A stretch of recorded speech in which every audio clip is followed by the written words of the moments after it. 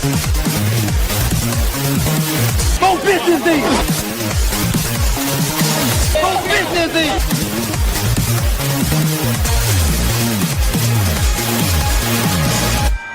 You know what you do, KJ? You be a nigga ass and he get upset and come after me. I've been being push-ups since Tekken 6, everybody. Damn. You ain't been beating me since 6. You ain't been beating me since 6.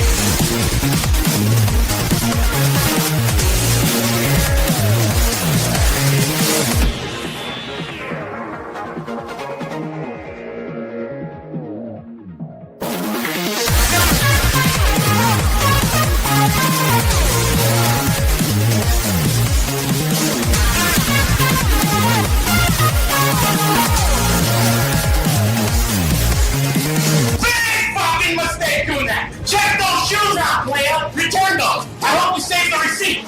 Save the receipt! It's so easy!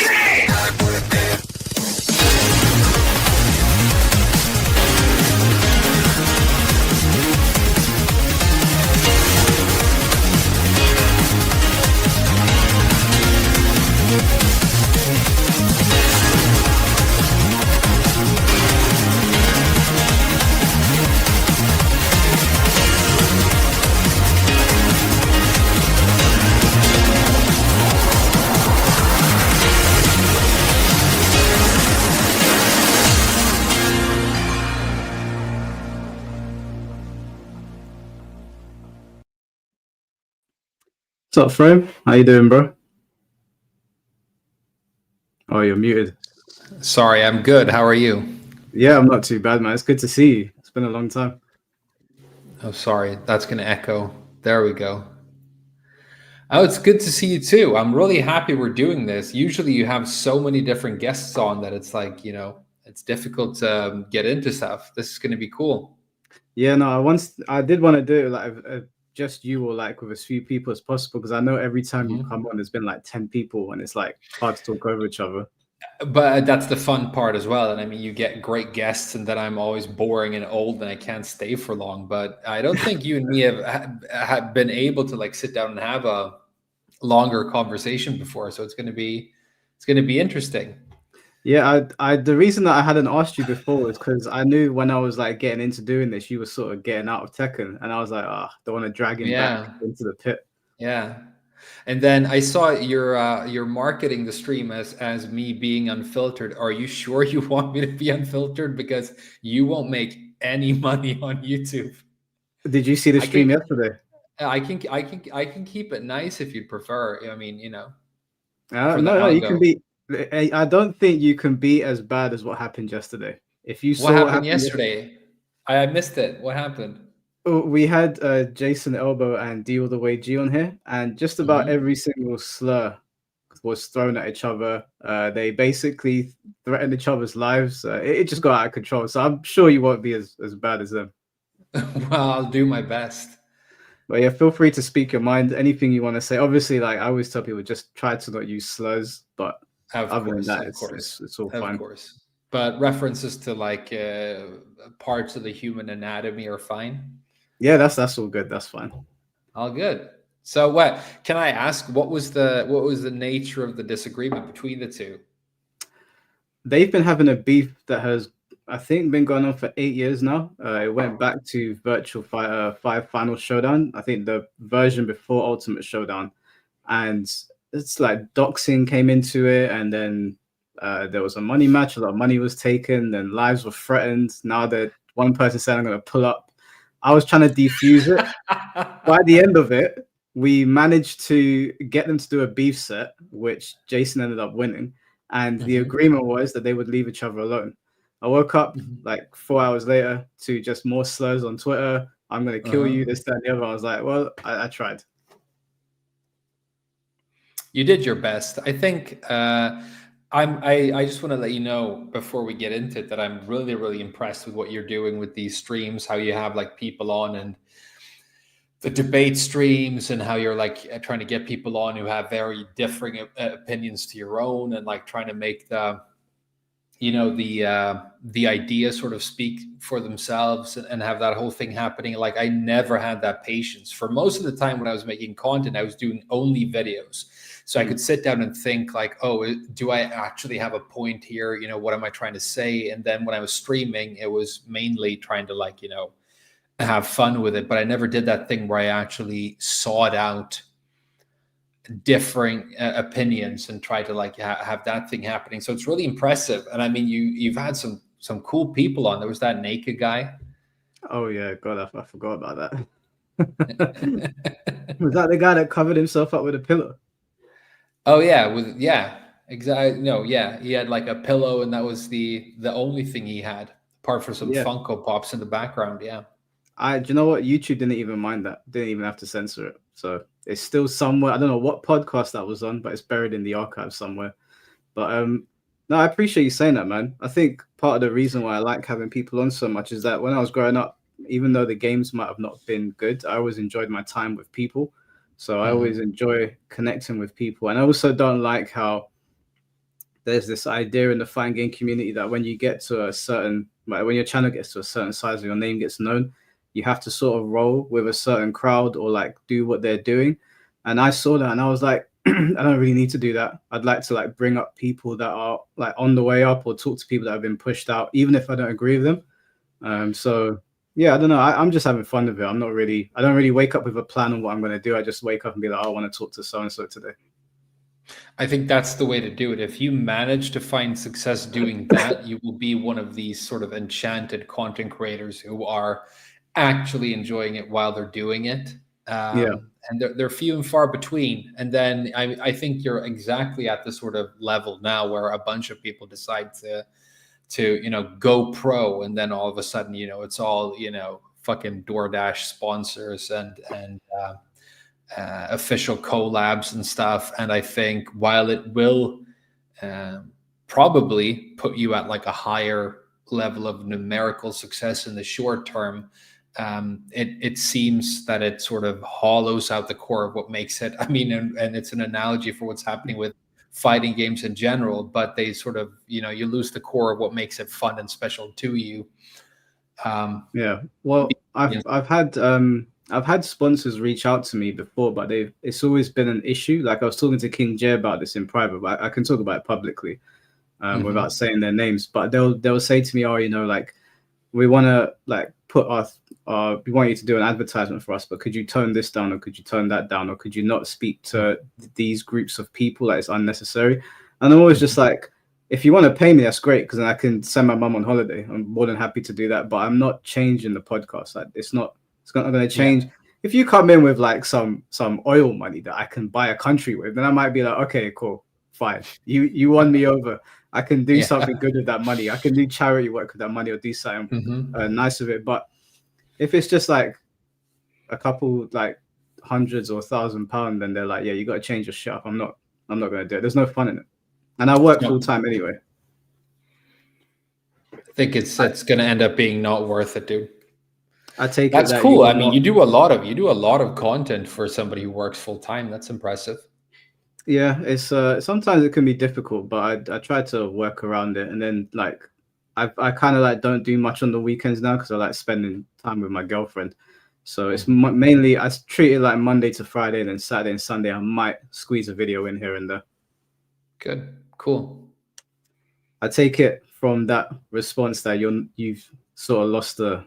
Have you lost the passion for content creating, or are you just enjoying games? No, not at all. I think I lost the passion for the specific game that I was known for making content on, or I mean, known to an extent. But the reason I was happy to be invited to like do a podcast with you is that doing this stuff and like interacting with chat and all the memes and the comments, that stuff is actually like it's so much fun. Like I love it.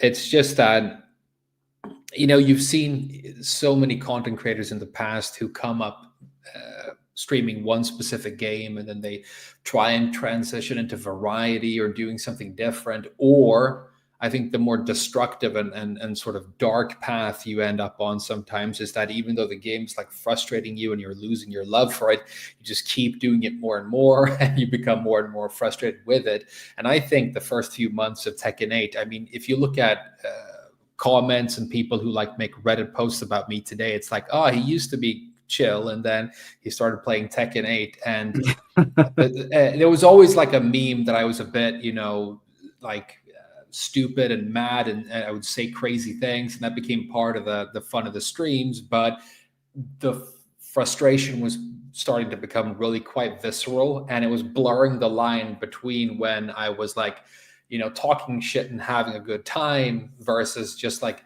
actually losing my mind with how frustrated I was. And so, everybody's going to give you the same advice. It's time to take a break. It's time to step away, all this stuff. So I was like, well, maybe that's what like I need to do. And I mean, the only real thing that I was very, very careful about the whole time was like, I never wanted to be a hypocrite. That's like the one thing I never wanted to be accused of. And so when I started doing all of these videos talking about how I think Namco were extremely greedy and doing all of these like, bad things to the game, I made sure that none of those videos were monetized in any way. Like from the get-go, because I can't sit there and talk about greed and then I'm talking about this like inflammatory subject that gets a lot of views, and then I make money like these fucking advertisers, and then like an ad comes on one of my videos. So I think it was just, I mean, obviously the right choice. And I'll say this, and we'll get into it as we talk about it, but like my perspective on the whole thing has, I hope, sort of grown and changed as I've spent time away from the franchise, not playing it. So while I still like sort of keep up with news and I'll watch, some streams or some people talking about it, it's more like, I mean, everybody has like that hobby or that game that they used to be really into, and they sort of keep up with it, but they're not like engaged with it directly anymore. And it actually lends perspective, and it's good for you to not spend hours and hours every day or week in, Tekken 8 ranked mode. Ranked in Tekken is I haven't played ranked for whenever I hit God of Destruction. Maybe it's like 2 or 3 months now. I just said, you know what, I'm gonna get the nice shiny PNG, and then I'm gonna just play it, because the way I see Tekken 8 is, I know some people don't like it when I say this because it's like their main Tekken game, but I see it as like the party variant of Tekken. Like if you go in there and you have a big lobby of friends, you can have a good time because it's goofy and there's loads of stupid shit. John's got a shotgun now. Devil Jin's flying all over the screen. There's a whole bunch of madness going on. So I look at it like a party game. And when I look at it through that lens, I don't get so annoyed, because I used to look at Tekken like, this is the fighting game. Like this is the hardest fighting game to play. This is one of the hardest games to be competent at. And when I looked at it through that lens and then seeing what they did to Tekken 8, I started to get really annoyed. Like I started to feel that gamer rage for the first time, and I thought, this isn't me. Let me just look at it in the same way that I look at Smash Brothers, and I'll be able to have fun with it. And so far, so good. Every now and then I see things which we'll get into, and it makes me feel sick. But it is what it is. We've moved on, I guess. I think you have a really good point. It's all like a question of what perspective you have on the game, and also like what are you trying to get out of it. And so that's the way I try to think about it now, from the perspective of the developers. What are they trying to extract from this project? What is like the average player trying to get out of this?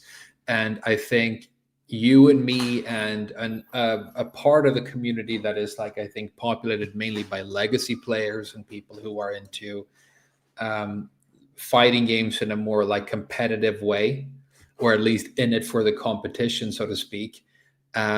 We have gradually become a more and more niche audience.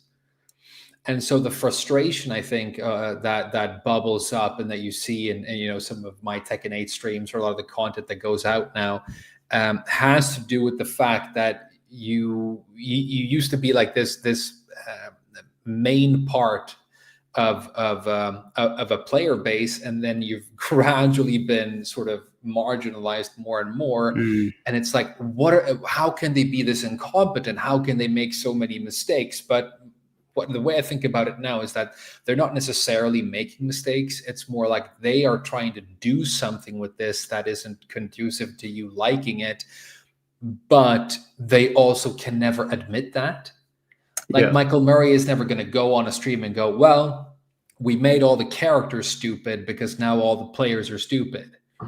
And a stupid person is more likely to spend, a bunch of money in the Tekken store and not mind the Tekken store in the first place. So it's a very lucrative demographic. So that's what we're doing. That's why everything is stupid. No, like the strategy has to be, we have to do that, because if we're not doing that, we're just leaving money on the table. But we also want to retain as many legacy players as possible, because they also make up, at least a small chunk of the player base, and they are the ones who tend to have YouTube channels and streams and have high profiles and play a part in all this free marketing that goes on for the game. So if you are working as a marketing executive at Bandai Namco and you have to sit in these awkward fucking panels where they're presenting the new character and they go, oh, we designed her specifically for beginners for like the 15th time, you can't admit what you're actually doing.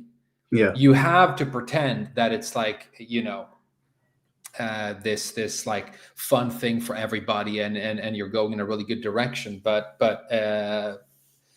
it's less than I think it's more than being too competent than being incompetent. They're very, very good at being like modern marketing executives, targeting a lucrative, young, less sophisticated, from my perspective, audience. But they also cannot admit that they're doing that. And so legacy players like us sit around going like, what's happening?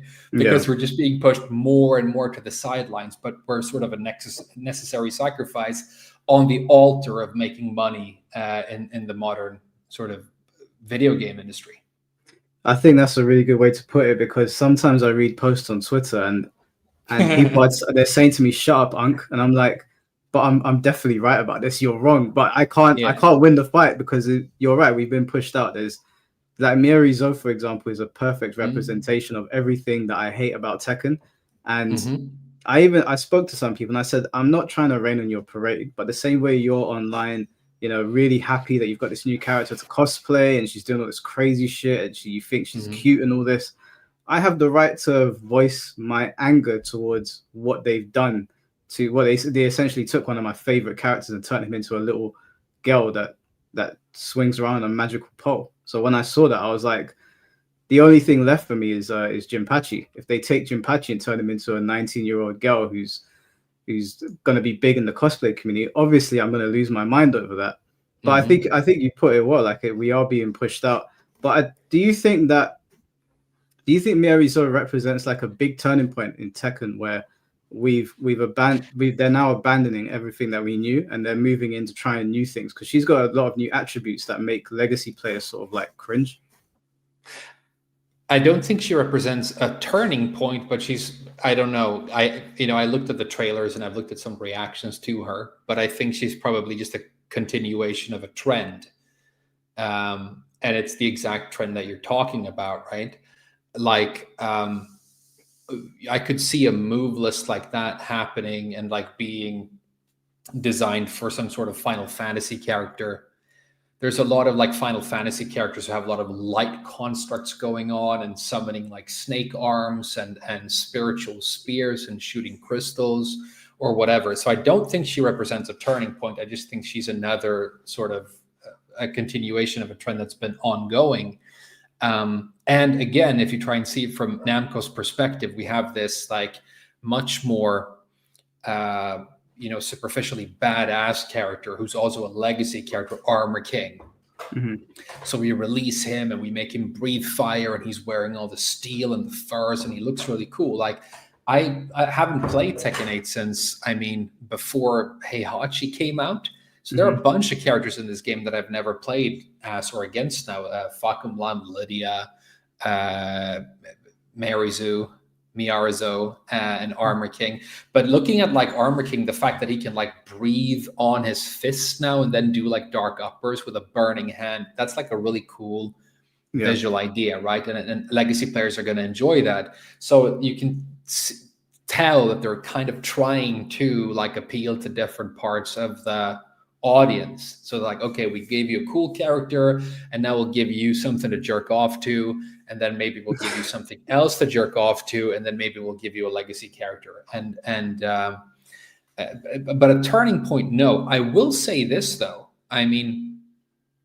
looking at her trailer and some breakdowns of what she can do, they're still coming up with pretty fun new ideas, like things that, and I'm not talking about her like, you know, having like a pole to dance on or whatever, but the idea of like her after a wall splat during the wall combo, this is the way I've interpreted it anyway. She can sacrifice optimal wall combo damage and use a move that has two versions, one that like swipes the opponent to the left and one to the right. And so you can sort of decide at the end of the wall combo which way you want to push the opponent for like Okia for the positioning. Yeah. And then in addition to that, she has the ability to actually mount the wall, and not with one of these like meme universal wall runs, but she has like an off the wall stance. That's like a really interesting novel idea that I think could mesh really well with traditional Tekken. Yeah. People react very dramatically and go like, this is crazy. I actually think it's like a pretty cool new idea that I wouldn't have thought of myself. The problem is that it's in this game where the characters tend to play in a pretty homogenous way, and the gameplay isn't fun, and it's generally very based in mix-ups and all this stuff that we've been talking about, right? So while there are some cool ideas going into it, and when I just saw like screenshots of Marizu, when I just saw like the first like concept art of her, I'm like, okay, she's got boxing gloves on, and you know, there's some, you know, she looks pretty cool. This could be cool, you know?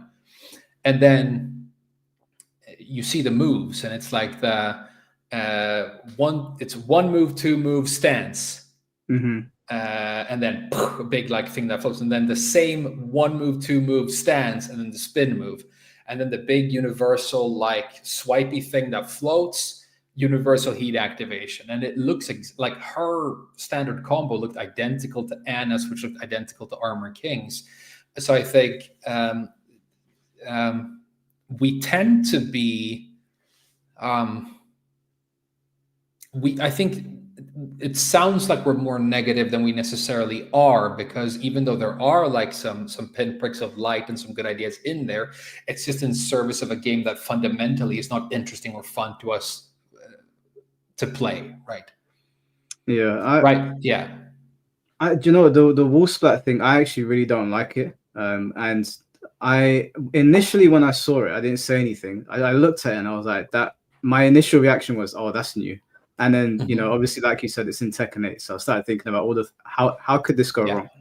Yeah. And then I watched I don't know if you know this YouTuber, it's called like M1 Can 7. He does like these combo videos. Like I think he's a Asian player, but he's got like a Mokujin avatar, and he started demonstrating how good it is and how powerful it is. And people were just flying from wall to wall to wall to wall, and I was like, and then the fact that you kind of stick to the wall in Tekken 8 and then you can re-wall splat, I was like, I don't think this is a good idea.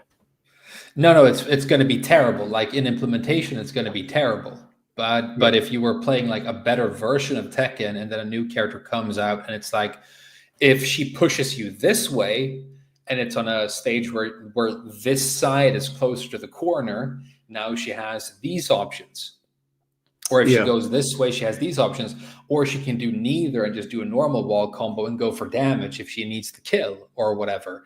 That like potentially can be really interesting. It's just that it doesn't really matter what you put in a game that is fundamentally flawed in the way that Tekken 8 is, because it's just going to end up being like heat 50-50 stance mix up in the end anyway.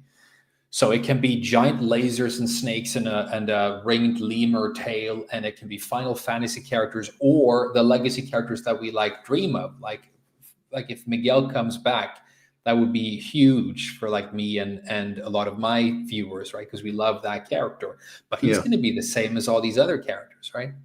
Yeah, it's going to be the same thing. He won't shoot lasers out his ass and like do Final Fantasy moves, but he's the same fundamental problems are going to be there. Yeah, I think that I used to like beg for. Sorry, my dogs are yapping. I used to beg for like Jinpachi and that, and I still kind of want Jinpachi, but I've kind of like given up. I'm slowly giving up on the idea, because I'm like, if they put him in this game, maybe he won't make it back for another game. And if he's in this game, he's just gonna be like everyone else. And he's also, they're gonna take the things that I hate about Tekken 8 and they're they're gonna stick it all into Jinpachi. Pause, Mhm. because he is like a supernatural force. But when he was playable before, he didn't go over the top. It wasn't too over the top. It was like a useless fireball that was kind of only there on for a wall ender.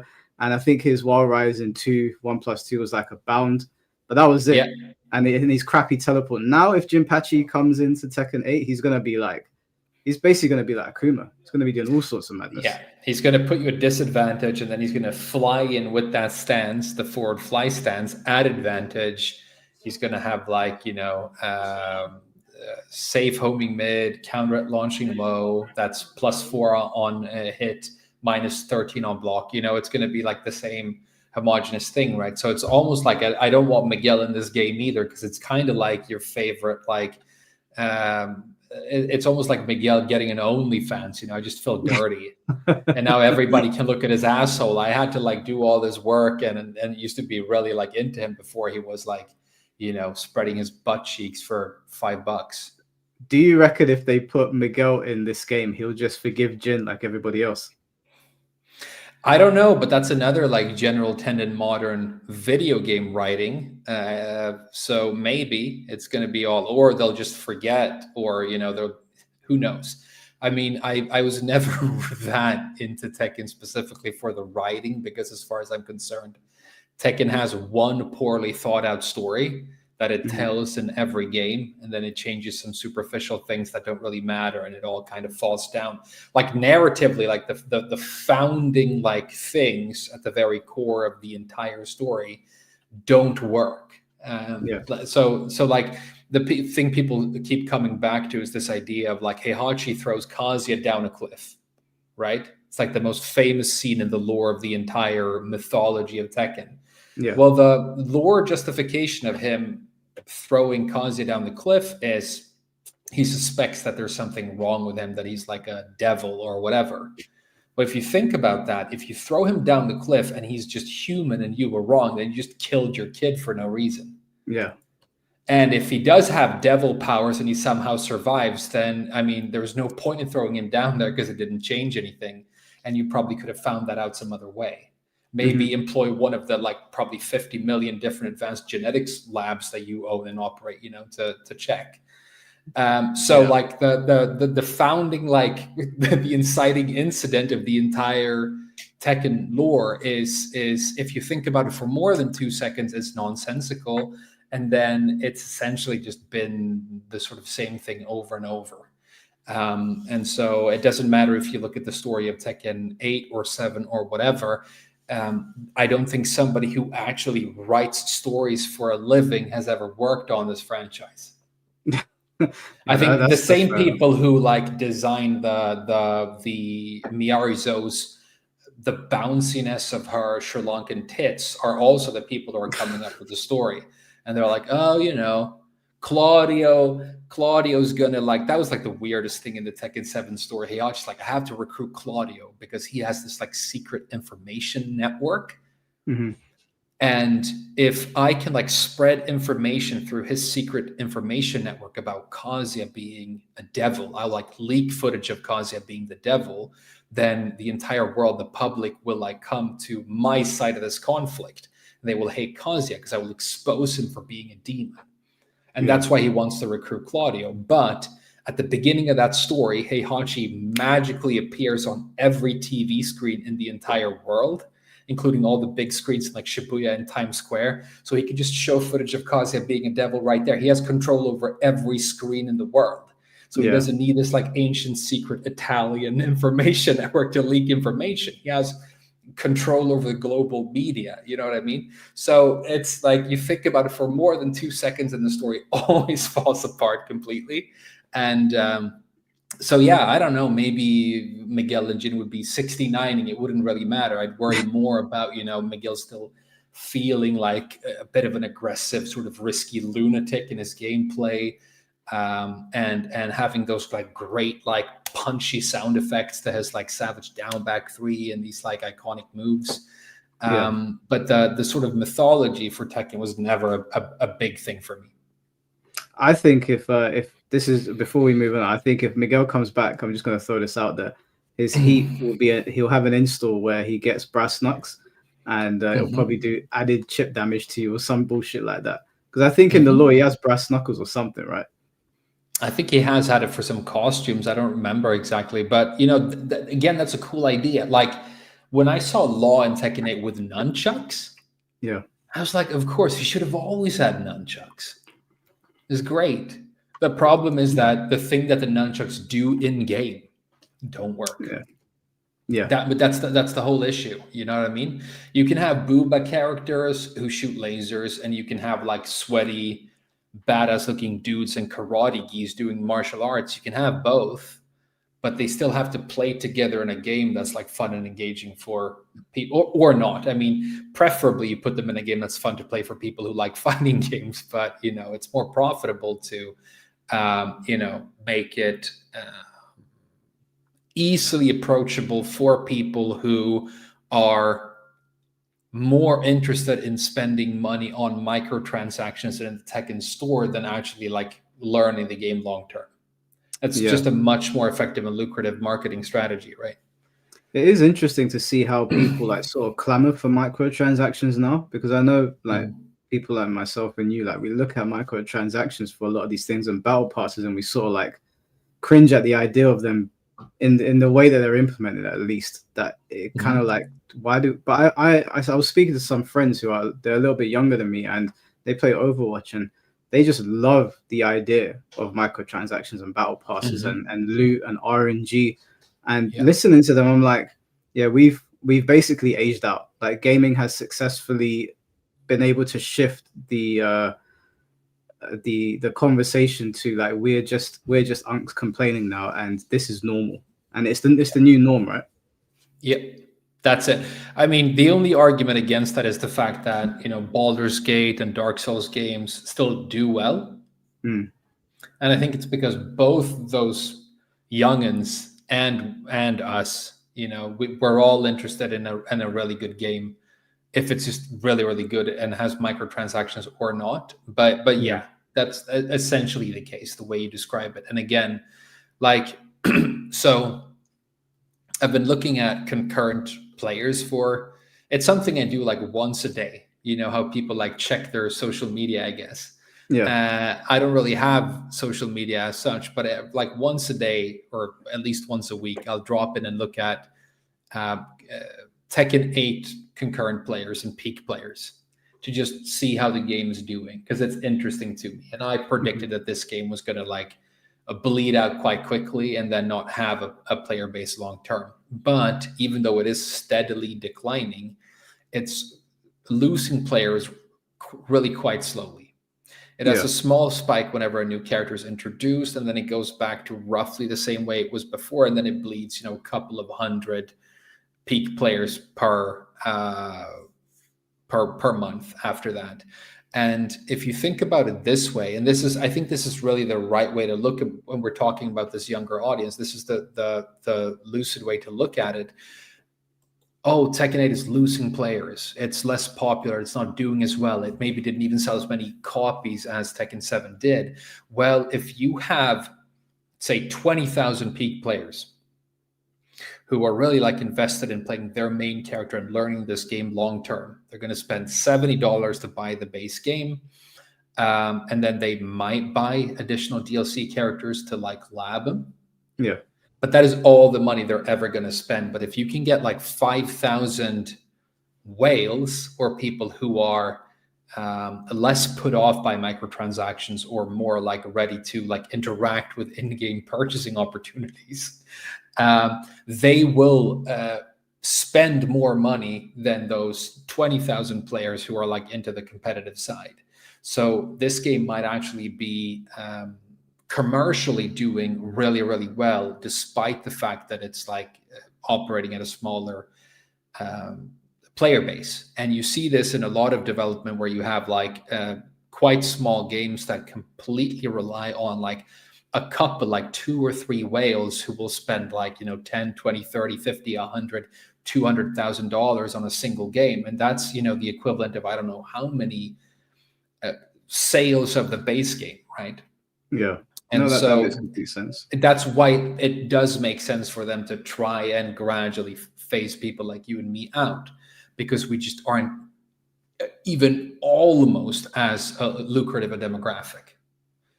No, that makes complete sense. Since I bought the game, I bought season one's pass because I got the collector's edition, so it came with it. But since then, I haven't spent a single penny on the game. So from a business side, yeah, you're right. Like I completely understand why they would try to push someone like me out, because after the debacle with the PlayStation, the Tekken store, 2 months in, I was just like, I'm just not spending money because you've done that. Like even if you put my favorite costume in there, it could be a Saiyan armor or whatever, I won't buy. But I know that, like, I've got friends, for example, who are like, "Oh, Mike, you're being a grouchy old man, whatever. We're gonna buy stuff in there, let it go." So no, you're completely right. I understand it. I'm not even mad at it if I look at it from that perspective, because if I was a business, I'd be looking to make as much money as possible, I guess. Yeah.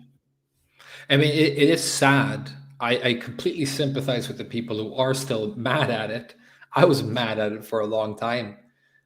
Because it's taking something like beautiful that's a big part of you. I mean, you said something at the beginning where it's like you enjoy the game around people and you do lobbies, and most people who are really into Tekken long term have some sort of story about how they got really into it, and that story usually involves other people, more than the fundamentals of the game itself.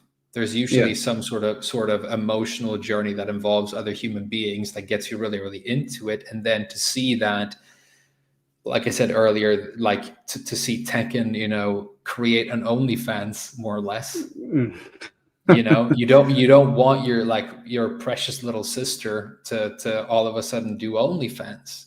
But at the end of the day, she's an adult, and maybe you just have to let her do her thing.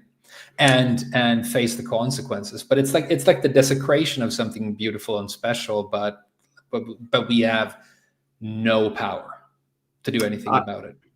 I'm even though I agree with you, I'm still stubborn about it. And when I see something that I don't like, I'm just like, I know that it feels like we are fighting a losing battle. But because I don't know what's going on in the back office, and I can't see the numbers, my mindset is always just, maybe at some point the conversation will start to sway back to the more like old way of thinking. It could happen.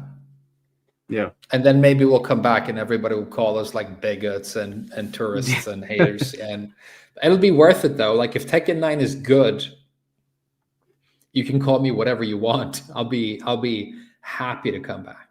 Yeah. Well, I do want to ask you, because last time you were on the podcast briefly, you mentioned the fact that you didn't think Tekken 8 would get a season 3, and you made a prediction that it could become like a gacha game or something like that. Do you still believe that? Do you think season 3 is not coming?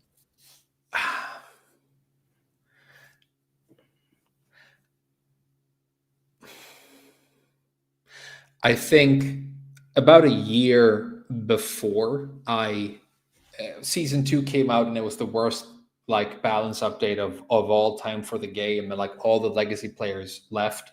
About I think 9 months or something before that happened, I was like, I think this game doesn't have a year left before it's gonna seriously hit the dirt.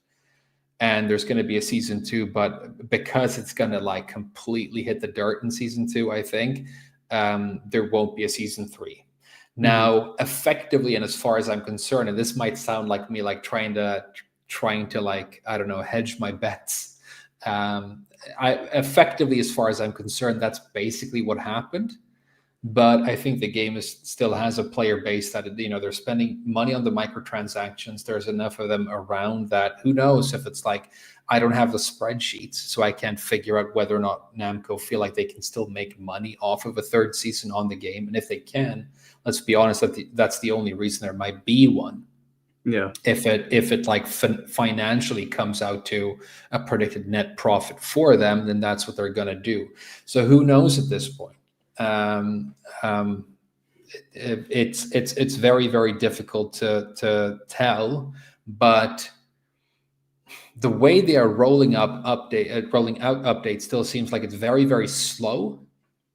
Yeah, very extremely slow. Extremely slow. So there's probably going to be a massive lull now at the end of season 2 before there's any other major update, and that is inevitably going to lead to the player base shrinking even more than it already has. And then I don't think Tekken 8 has this ability that 7 had of like being the phoenix that like constantly revives, you know, and comes back with new stuff and manages to reinvent itself and stay relevant and quite popular for like a decade. I find that very, very difficult to imagine. However, you might do something like no more seasons, but you keep out rolling out the battle pass and like costumes, and you focus in on like photo mode and this other stuff. You know, I think one conclusion that we should draw from the lack of balance updates in this last year is that like major balance updates that focus on nerfing all of the overpowered members in the cast is just not something that you should look out for. Yeah. I just don't think it's going to happen. I think the game is working as intended right now, pretty much. That is a scary thought. That is a very scary So thought. I'm honestly, I'm 50-50 at this point, but whether there's a season 3 or not, as far as I'm concerned, for all intents and purposes that I'm invested in, the game sort of died with season 2. And I abandoned it before then. But who knows? Before we move on to, because I want to get your comments on the main man's recent his recent crash out. Before we move on to that, is there anything that you would like to see them do going into season 3, balance wise, that could maybe draw you back into playing Tekken 8? It's difficult for me to have like an educated opinion on that because I've been away for a while now, and like the last 4 characters they introduced, I didn't even play. But based on what I hear, Tekken 8 is basically the same Tekken 8 that I left behind. So I'll say the same thing that I said back then. I think that there is, and this is, it's sort of a difficult concept to grapple with for some people apparently, but I think it's true that in fighting games, you have such a thing as relative power and you have such a thing as absolute power. So if all the characters are extremely, extremely overpowered to about the same extent, then you might say that you have a balanced roster because everybody's equally overpowered. But then you have all of these like absolute parameters, the length of a round, the size of a health bar, the size of a stage, the patience that a player has for how long they can be comboed in a row without getting frustrated, all these things, right? And if all the characters are extremely overpowered in an absolute sense, then the game will feel like like a kusoge, as they say in Japan. And so I would just like to see a general lowering of the power level of all characters. It seems they tried to do like a shortcut to that sort of a solution because they did like a health bar buff, didn't they? Yeah. In T8. They did the same thing in Tekken 7. And back then I was like, okay, I see what they're doing. So we need all combos to do less damage. But if we need to go into like every move list and look at every bread and butter and all these combos that we haven't even discovered yet that people will start using if we nerf the current bread and butters, that's like a lot of work. It takes testing, and it's honestly a sophisticated enough job that I don't think the development team at Bandai Namco are up to it competency-wise or like in terms of like resources and time, right? So we just increase the size of the health bar, and so we like artificially nerf the combo of or the damage of all combos, right? Yeah, I think that they missed the point, to be honest. It's the length of the combo that pisses me off more than the damage. Yes, and that's been you're absolutely right, because that's something I looked into. There are scientific papers published on like when gamers rage. Why does it happen? Like people have studied this, and it's a loss of control. Like if something is happening to your character for a long time and you're not able to impact it in any way, that's like the thing that sends people mad. And being comboed for a really long time is exactly that. The most frustrating character to get launched by in T7 was probably Geese. And it's still a completely true story. I've told this before, but I promise you that it did happen. I was in my apartment in Japan. I got launched by a Geese. I knew that I was on like the wall break stage. So I let go of my controller, went to the bathroom, pissed, wiped, washed my hands, came back and picked up the controller about the time that the combo was ending. That would have been so good to get on camera and send in. It would have been Tekken team. amazing. I wasn't streaming back then, but I mean, I bet you could do it with multiple characters now, especially if you implement one of these 15-minute raid charts that we have right now, right? Yeah. Well, to answer your question, so I would want like them to do like a rehaul of the overall power level of all characters and lower it down to where like some characters would be, or most characters would be, extremely flawed in some aspects. But pretty sort of unfairly good at some other stuff that other characters can't do. And then all of a sudden you have character niches, right? Mm-hmm. Yeah, that seems to have gone away. They patched a lot of them out. Yeah. So now it feels like everything plays in a very homogenous way. So that's the balance-wise, that's the main thing that I would want to happen. But I think it's just too costly and too massive of a job. It's going back to the drawing board, and it's not something Namco are going to be willing to do, especially not if they're making money with the way they're currently doing it. So it would have to be a new version of the game. It would have to be tag. It would have to be like tag 3. Right. Okay. Well, actually, do you know what? There was something else I wanted to ask you before we look at the main man's crash out. Me go over what he was saying. The other day, there was an article that was put out about Harada and monetizing Tekken streams. I don't know if I you saw that. it. Yeah. No, I heard about that. Yeah. Yeah, it went everywhere, and the headline was very like a sensationalist headline, and there was a video on it, and I made a video about it, and I was like, you guys are crazy. Why are you like? Why would you do this? It's going to backfire. You're not Street Fighter 6. I got a lot of flack for it because Harada came out saying, I never said this. This is all bullshit.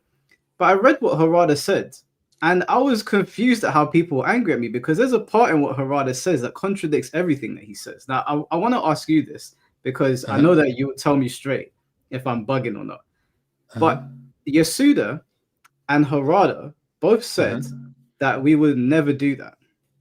Now, correct me if I'm wrong, but Harada's tweets are usually in perfect English. Like he's written entire like scriptures about things that's done. He did that whole post about Itagaki and it went on for ages and it was perfectly easy to read. So either he understands how to write in perfect English or type, or someone's doing it for him. So I continued reading what Harada said. And after him and Yasuda said we would never do it, it says it is unlikely to happen. So I read that and I was like, never and unlikely are two different words. Unlikely means that you've got your eyes on what Street Fighter are doing.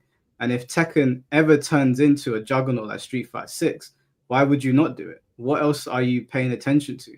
And people saying to me, oh, issue an apology video. And I said, no, I'm not issuing an apology video. Do you really think that the businessman, Harada, or the Tekken team or Bandai Namco is not looking at what Capcom's doing and thinking to themselves, if Tekken turns into this, we can also do that? Wouldn't that be the train of thought? That's at least what I took from it. Yeah. I'll say this. Harada has a history of doing interviews and issuing statements and spitballing and throwing shit around that he doesn't think about in the moment. Like what that would actually like mean or be like. He doesn't realize that there's an entire like world of social media out there where people will like try and turn his words into a story, but they will also like try and like I mean, they might, if he says he might do something, they will think, oh, this is happening, this is definitely in the pipeline, right? So I'll give you an example, and this is like my favorite example. When Harada said this, I made a video about it. You can go back and find it if you want, but I described it as the single most out of touch thing ever said by a video game developer that I'd heard. And it's just Harada in an interview many years ago. I think it's before the release of Tekken 8, like in the middle of T7. And he was in an interview, probably with some pretty girl interviewer who was distracting him. I mean, I can only speculate, who knows. Yeah. But he was asked the question, something about like, oh, AI is like becoming a thing. And do you think that might have implications for Tekken and fighting games? And he said, well, I can see a future where we would implement AI in this specific way. What if like you're trying to do like a complex move or a movement thing? Say you're trying to do electric wind god fist and you mess up the input, but the AI understands because of the way you the sequence of button presses that you did, that what you were trying to do was an electric and god fist, and so it does it for you. It corrects your input mistakes for you, and you get the electric because that was your intention, right? So the AI fills in the gap in your for your input mistakes. And like, if you're sort of not really playing fighting games and you're not thinking about what you're saying and you just throw that, you're like, oh, that makes sense. That's a way you could implement AI in a video game. But if you know Mishima players, if you ever, hung around with Mishima boys, the idea that an AI will do their electrics for them when they do it wrong, that's the equivalent of it's sacrilege at an unimaginable level. And this is, Tekken 7, where KBD was still a thing, and all of these, there were still some complex inputs that you wanted to practice and learn, and it was a big part of playing the games about. And Arata threw that out. It's not something that they've tried to implement since. So I think him saying that, I think it can be him just spitballing and talking shit and not really thinking about what he's saying. Yeah. But the idea that you would make money selling Tekken pay-per-view at this point, I hope they try it, because it's not going to make any money. Mm-hmm. And then maybe they learn a lesson and they refocus. I'll also say this: I don't know if it is a Japanese thing. Just speaking about Harada's English, it's very, very decent for a Japanese man in his mid-60s. But if you watch the weather in Japan, the weather person will there are no clouds anywhere in Asia. It's been sweltering heat for weeks. We're in the middle of a historic heat wave, and there's no way it's going to change. And they will still go, "Ashita wa hareru desho." They don't go, "Ashita wa haremasu." Tomorrow will be sunny. They go, "Tomorrow will probably be sunny." They hedge everything they say with a little, it might happen. Who knows? It might happen. So if Harada at the end of his statement said we probably won't do this, that might be a Japanese version of him saying we definitely won't do this. But then again, Harada used to say that he definitely would never charge for additional content and characters. And that is the main way they make their money now. So basically, this is a whole thing, a whole rant. But my point is, what he says in interviews literally has no implication on what he will actually do in the future or what he actually thinks. It's word salad. And then fucking online articles and content creators make secondary word salad out of his word salad, and they try and add dressing and make it a little bit more interesting. But it's I wouldn't put too much weight on it. Yeah, I think my main thing was that obviously I took it literally just to clarify for people. This is where he said in any case it is unlikely that it will be monetized, and I read that, and I understand because he's Japanese, maybe in Japan they do that like you said, but he communicates with a lot of English readers, and he knows this, and Murray knows this. So when I read that, I was like, well, it says unlikely, and so I'm taking what he's saying. You said, you and Yasuda said one thing. Now you're saying something else in this post. And then I went on to, Button Check, Ernesto Lopez. He does the fighting game roundup news. He was covering the story. And I was listening to it. And I was just and I've got loads of love for Ernesto. But I was he didn't cover it properly. And the comment section was oh, that Mike Hollow guy, there he goes again attacking Harada. And I was I'm not attacking him. This is what he said. And if we go off the fact that he once upon a time told us he would never charge for characters, they kind of made out there'd be there's no Tekken shop. You got these Tekken coins. Suddenly we got a Tekken shop. Then we got a battle pass. It's every single time they say they're not going to do something or shy away from the question for a long time, it suddenly pops up. So when people were getting angry at me, I was like, are you new to Tekken? We've seen this happen 10 times now. How are you angry at me for reading something he said? Reading this tweet on the screen right here, this was definitely, if not written by, then edited by a publicist, for sure. Harada speaks half decent English, but he doesn't like, you don't use commas this way in Japanese, and it's a pretty sophisticated like way of writing English. So if it hasn't been written by somebody else, it's been looked at and advised on by somebody else. Some other like really long, very coherent English tweets that we've seen on from Harada have been in response to massive controversy, right? Yeah. I think that he should so probably... this is just he said something, he was just fucking around talking, and then there was backlash and a dramatic reaction that he didn't count on, and then he had somebody help him write this statement to sort of mitigate. But I mean, based on this, I never said a single word about wanting to turn it into paid content. I only said, I wonder, or interest, how that could be achieved. Okay, that's bad syntax, but it's like, I wonder if we were to put a pay-per-view into Tekken tournaments, how will we go about that? I mean, that is, we're not thinking about doing it. I'm just thinking about how we would do it if we're going to do it. I mean, what are you talking about, man? Of course, that's an indication that he is considering it. You know, of course it is. It's not a disingenuous interpretation by you at all. Yeah, so I know a couple of people will issue an apology. I have nothing to apologize for. I've issued apologies before just to clear that up. But this isn't an attack on Harada. I respect the man. Like, I don't like some of the decisions the Tekken team makes, but I don't hate him. It's just I read what he wrote, or what his publicist wrote, whoever this is that wrote that, and I responded accordingly. So it is what. And he also says it is unlikely that it will be monetized. Yeah. Okay, that's not saying, you know, he's not committing to it not being monetized. No, it's fine. Yeah. Don't apologize. I'm not apologizing. Never and unlikely are two different words. So Yasuda and him using that language, that's on them. I agree. I completely agree. And if they think that people are going to spend money watching fucking these dog water ass tournaments in their shitty game, like, is Knee or Arslan going to win this time? Who knows? Might as well flip a coin. Yeah. Who fucking gives a shit? I mean, it's not, you know, I mean, it's transparently, they don't even like it, you know?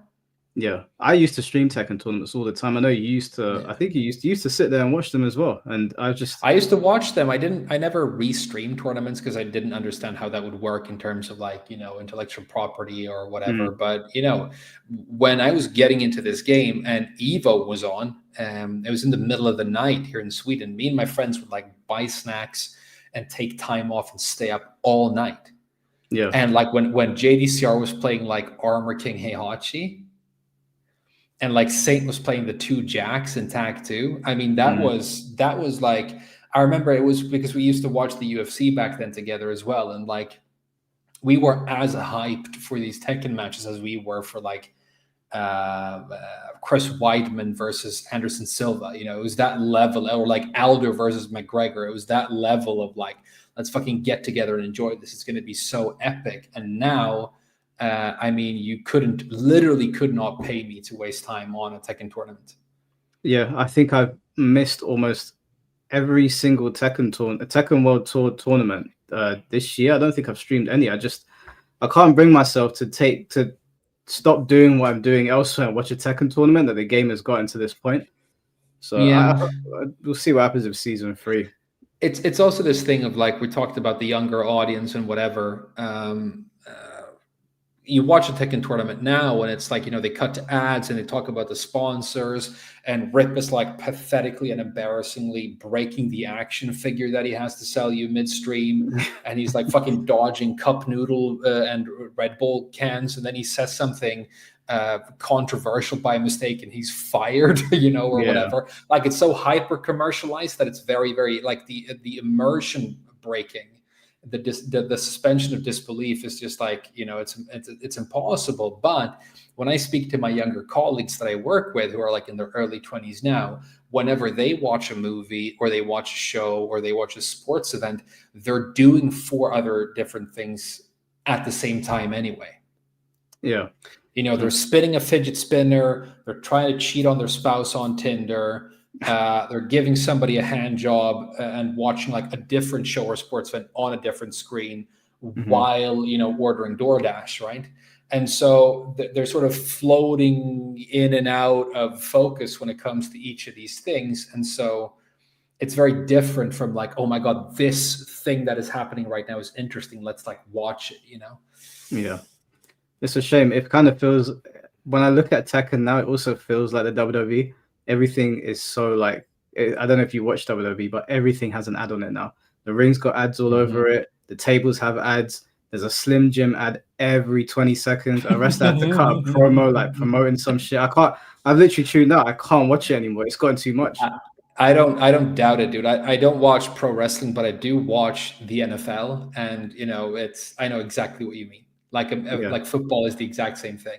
Like everything, like this specific kick, like it's almost like this yellow card brought to you by Domino's. You know, it's ridiculous. It's too much. Yeah. All right. Well, let's review what happened with the main man, and then get your thoughts on it. I can't wait. So if any of you haven't seen this, now I do want to say that before I play this for people in chat, if you're playing Tekken 8 10 hours a day, of course your brain is going to rot. So this isn't so much an attack on main man. It's not an attack on him. This is more, I'm showing this and I'm getting Frame Whisperer's take on it because so many people agreed with him. Now, in my estimation, this is like someone that is really pissed off in the moment and they're just speaking on live stream. But so many people agreed with him that I was like, okay, this is worth talking about because people actually think this way, which I find ludicrous. So I'll play it. It's 50 seconds long, and then I'm not going to say anything. You just give your take on it. Isn't this the developer's fault more than his? No. You can take that excuse and shove it up your fucking asshole. Fuck you. Get ready for the next battle. So tired of hearing that. When I play this game in ranked and everyone's abusing cheese, and when I play Dead by Daylight, everyone's abusing cheese. You are the problem.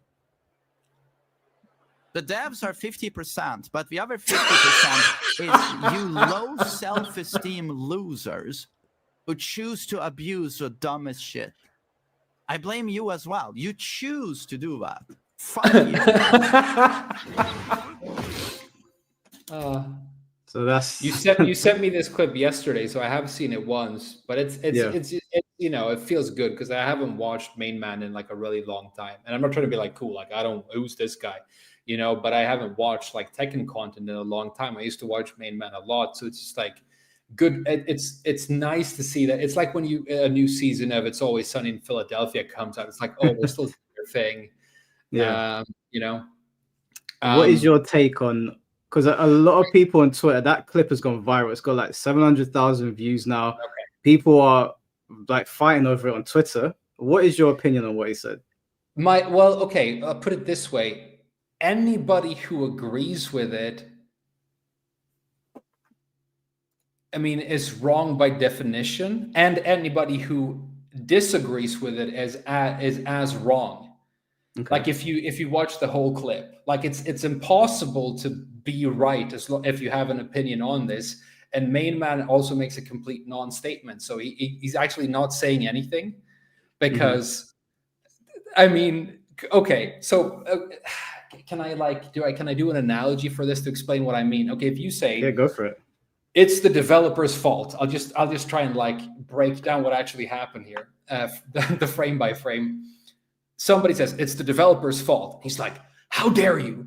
That's fucking stupid. Fuck you.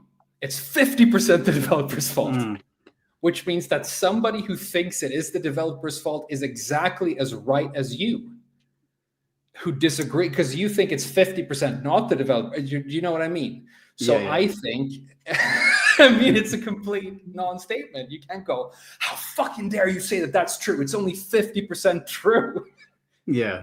No, which when means you break it down, it's exactly as true as it isn't, you know? If he was like, it's only 49% the developer's fault, it's 51%, you know, the players, then I'd be like, okay, then at least you're like, you know, but yeah, it's the it's the perfect 50-50 split, which I thought was really, really funny. And I think it's kind of like what you said, you stream. She streamed fucking ranked Tekken 8 for 8 hours a day.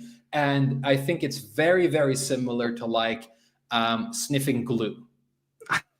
Because sniffing glue is this thing where like, you get hungry and you sniff glue because then you don't feel as hungry if you're starving. But the fumes gradually start to actually liquidize your brain. Yeah. So if somebody like sniffs glue for a really long time and you look at the inside of their brain case, it's actually sort of liquid and gooey, kind of like when in Egypt, when they try to mummify people by liquidizing the brain and pulling it out of their nose. Yeah. I think if you play enough ranked Tekken, you could probably extract the brain through the nose because it's turning into mashed potatoes, right? So even though the main man definitely isn't a stupid person, he had, for some reason, and he also won. Was he playing Armor King? He won that match, right? He won that match. I was watching that stream. He's basically trying to get to God 2 with Armor King, and he was just encountering the most obnoxious players, and I think he finally just snapped. Yeah, and probably the most obnoxious takes in the chat as well. But he like wins the match and everything, and I want to see like more context. But then somebody says something, and he like goes off. He's like, "No, fuck you." That's and then he realized, "Oh, I'm like overcommitting to a point that I don't have." So he backpedals, but he can't go. Never mind what I said right now. That's all fucking stupid bullshit. I just overreacted. So he's like, "Well, I'm only 50% saying this," Yeah, but, which Sorry, happens, I mean, look at my fucking streams. I'm fucking hormonal and emotional and pathetic like the whole time, which is part of the appeal. It's like part of why it's fun to like stream and talk shit about Tekken. But the fact that people are then like debating whether or not you like agree with this take online is so fucking funny. That's like the stupidest thing ever because like he didn't say anything, Thank you. Like do you know what I mean? He didn't say anything, and then people are like, "Well, I agree with him," and then somebody disagrees with them, and it turns into comment sections that are like fucking miles long, and it's just fucking word salad because he backtracked on his own point in the same sentence. I'm glad that you're pointing out because I was trying to explain this to people on Twitter all day that like it does what he said. It doesn't make any sense. Like you said, like you're either in or you're out. You can't be 50-50 on that regard. Otherwise you're not disagreeing with me. You're just being annoying. And I would, in my opinion, if I were to take his argument, it's 100% on the devs. It always has been. Exactly. Also, yes. Yeah, it always has been. It always will be. I think that on a casual level, like friends can make up their own rules for like, oh, we won't use this really powerful strat, or like in Smash Bros, or like we won't use items. But when you're in ranked, people are going to use the most powerful things possible, and it's up to the people that created those things to fix them. And people like, no, don't use it. And I was like, are you stupid or something? Yeah, but that's also really funny. You actually made me realize that the point he was almost making before he pulled it back is also a point that he himself argued against in the same clip. Yeah. So he tried to make one point, he made the opposite point by mistake, and then he cut the point in half because he made the reference to Dead by Daylight. Yeah. And it's a counter argument, in my opinion, to what he was trying to say, the thing that the people are agreeing to. Because if you say, oh, I play Tekken and everybody's abusing the cheese, and then I play the different game and everybody's abusing the cheese, the lesson to draw from that is that if there's cheese, then people will always find it and abuse it. So the only solution is for there not to be cheese. And the only people who can remove or control the amount of cheese are the devs. Mm-hmm. With the exception of community like bans and what you said, like you can have like a community ban on a fighting game character, but that basically doesn't happen in like Street Fighter or Tekken anyway. So he kind of argued against himself as well. So like agreeing with somebody who's failing to make a point and then decides, never mind, like, scratch that. And then like being upset and going like, oh, I really agree with this thing he was almost trying to say, but didn't really say. I mean, it's okay. Yeah. Yeah. It was baffling. It was baffling to me to sit there and read people's comments about this and how vehemently they disagree with people that were against him. Because I was trying to explain to people that like the government sets up systems that people can abuse. What do you think they're going to do? They're going to abuse those systems until the government Always. fixes it. So you Always. can waste your time pointing your finger at the people abusing it, or you can look at the people that created it and say, fix it, because no one's going to listen to you if they're trying to get their bread, right? If I'm trying to get paid, if I'm trying to make money, I'm not going to listen Always. to you. You got We're to go trying to to the get man at ranks. the We're top. trying to get ranks. Yeah, I'm trying to get God of Destruction. You don't want me to use back 1+2 now because it's too strong. Yeah. Whose fault is that? That's the developer's fault. And I the don't argument, understand the somebody mindset. who's abusing, like even if it's like a bug or an exploit, the argument that they will always use is, well, it's in the game. You know, I can just do it. So if you know you don't want me to do it, then it has to not be there. That's the argument they will always use. I mean, if you're trying to play fucking modern online Tekken and trying to be all honorable when you think that everybody should only do the, you know, fucking the cool, difficult to do moves, which there aren't any anymore, then you know, you're gonna have a bad time and you might, you know, accidentally say some dumb shit on Twitch. But you know, I want to read out. I like the fact that you said you just spent the whole day trying to like convince people on Twitter. Dude, That's a day well spent for you, Mike. The other day I was watching this show called Welcome to Derry. I've been telling these guys about it. It's like based on Pennywise. It's a fantastic show. And Cool. I opened my phone just to check my messages, and I saw the string of people like saying why my take was wrong and why it's not the developer's fault. I want to read out to you some of the comments just to get your reaction to some. Please. I'm not going to put their names on screen because I don't really want to shame people. I know people saw the thumbnail and they saw their comments and they were like, "Oh no," because they saw your name and then they saw that you're on my podcast. And they're like, I'm in my old man arc now. I'm not going to be nasty about it. Let's just look at it at face value. Okay. If you pull that up, I'm going to go get some more water. Okay. Yeah, no problem. You know, some people, guys, they really just say the damnedest things. Really perplexes me, and they're so rude about it as well. We're going to talk about Mary Zoe after this, for anyone that was wondering. That's going to be it, because we only got framed for like 3 hours. So, Twitter people, tell us how the devs aren't to blame. Do you know what? Bro? Do you know what I've found, guys? People will make any excuse possible for the developers these days. It never used to be like that. We used to hold the developers' feet to the fire. Now it's our fault, apparently. All right. So what I said, this is all I said. No disrespect to the main man, but this has got to be one of the dumbest takes I've ever heard in gaming, let alone Tekken. It's a competitive game. People are going to do whatever they can to win. It's up to the developers to give us tools that are fit for purpose, not litter the game with copious amounts of cheese, and then the expectation be that we don't use said cheese. It is 100% on the developers, and every single character, yes, every single character in this game is cheesy. Even your main, he might have less cheese than others, but it's cheese all the same. It's Tekken 8. You can't avoid it, and you're going to use it if you want to win.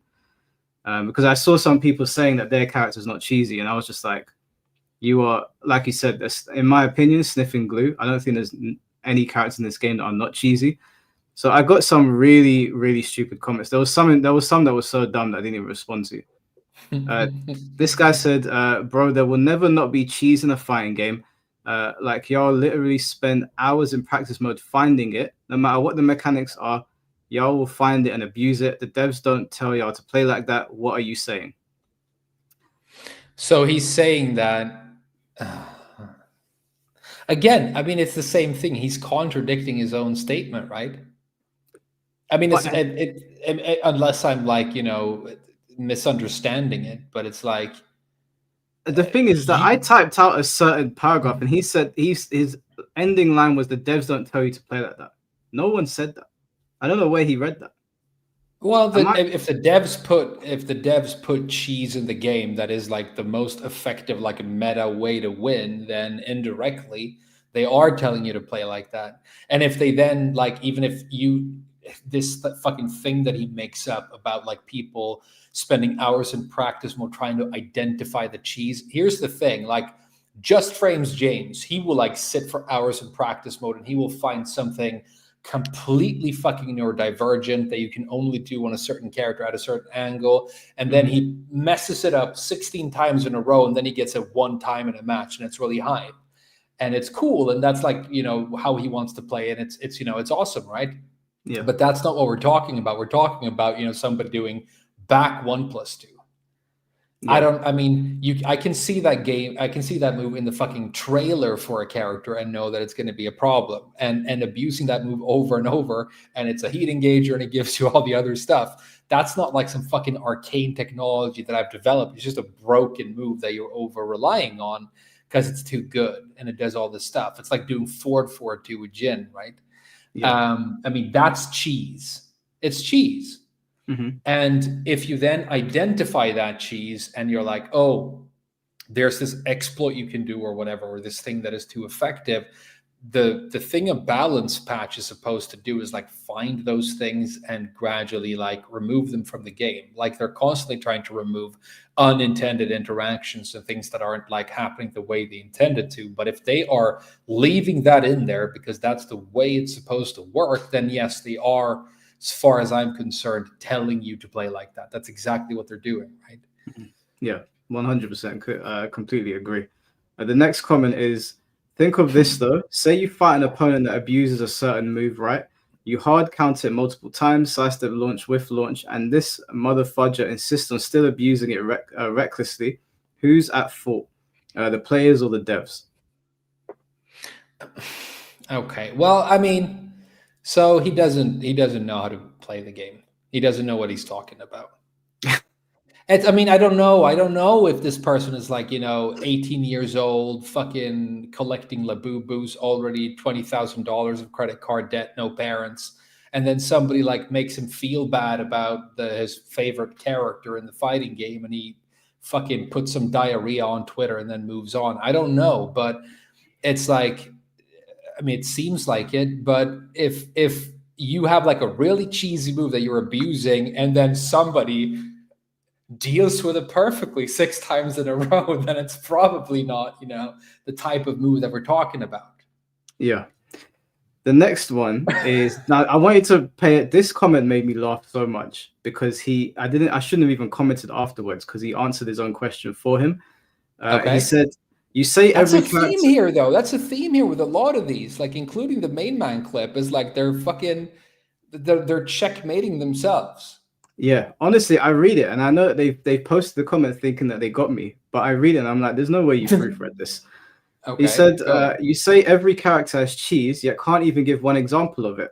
If the devs don't regard it as cheating, then it's fair game. For example, you got your way into God of Destruction by cheesing your way through with Feng, who you openly admitted is OP. So he said that I can't give one example of cheesing, and then said that I openly admitted that I cheesed my way with Feng way to God of Destruction. Is he okay? Again, like the point was, right, that only the devs can control the amount of cheese, right? Yeah. So only they can like remove all the really, really cheesy stuff. And if it's in there, then people are going to abuse it to like get their ranks. And then he says, well, if the developers are leaving it in there, then it's fair game. In other words, like use as much cheese as you want. If everything is cheese and nothing is cheese, they sort of cancel each other out. The thing that kills me about this argument is that he said that I didn't give one example of cheese existing. And then he referred to you giving an example of a specific example. Yeah. I literally told people that I cheesed my way to God of Destruction with Feng. I used sidestep 4 and down forward 3, his launcher. And that basically got me to GOD. Yeah. So he's said to me, I don't give examples, and then told me of the example that I gave. And I just wanted to show this comment because this is he's actually playing 3-dimensional chess and owning you because he's saying that he doesn't agree with your definition of cheese. You failed to give any examples because he doesn't think there's any cheese in the game.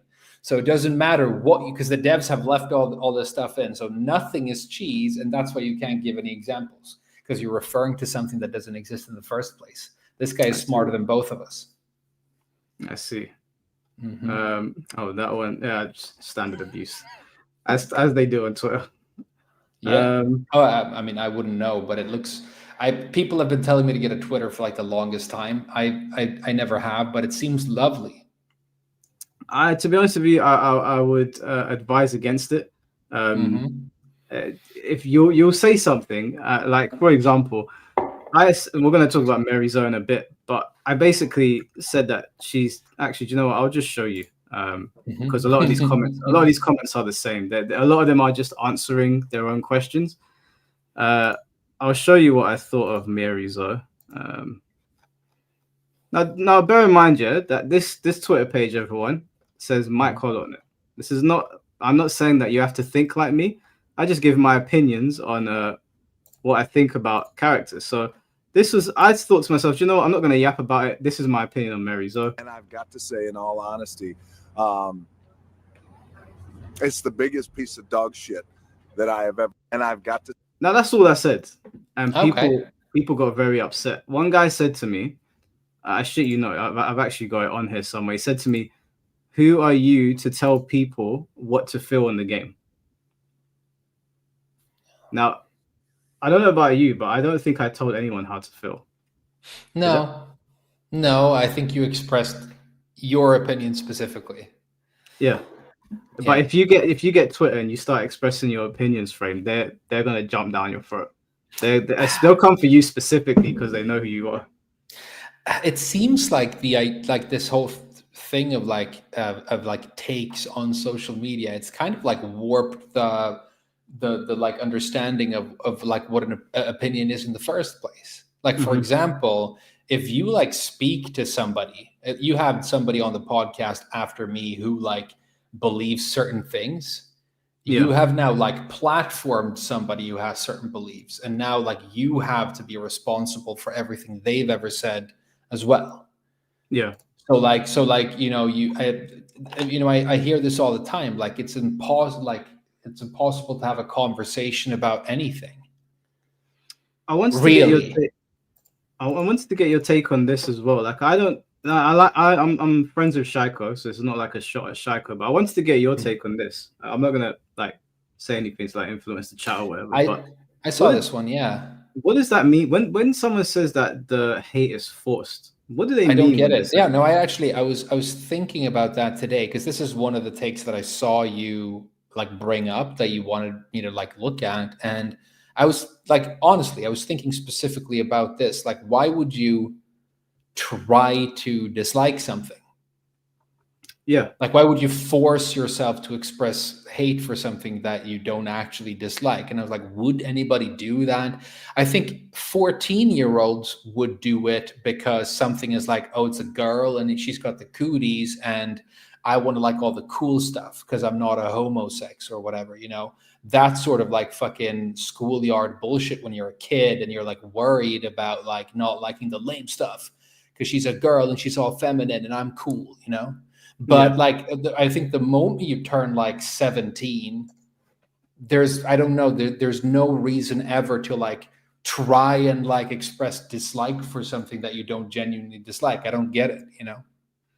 Yeah, I don't get what it means. Like, I don't get what it means. I would love for this person to like clarify what he means by this. Does he genuinely mean that people who do not dislike Mary Zo actually are like expressing hatred towards her because that they think that's the right thing to do? Maybe it's because like, okay, so people like you who are influential in the community are like, oh, this is a piece of dog shit, and they want to jump on that bandwagon and be part of like that wave and like have the correct opinion according to the people that they look up to in the community. Maybe that could be like one way that would work, but yeah, I don't know.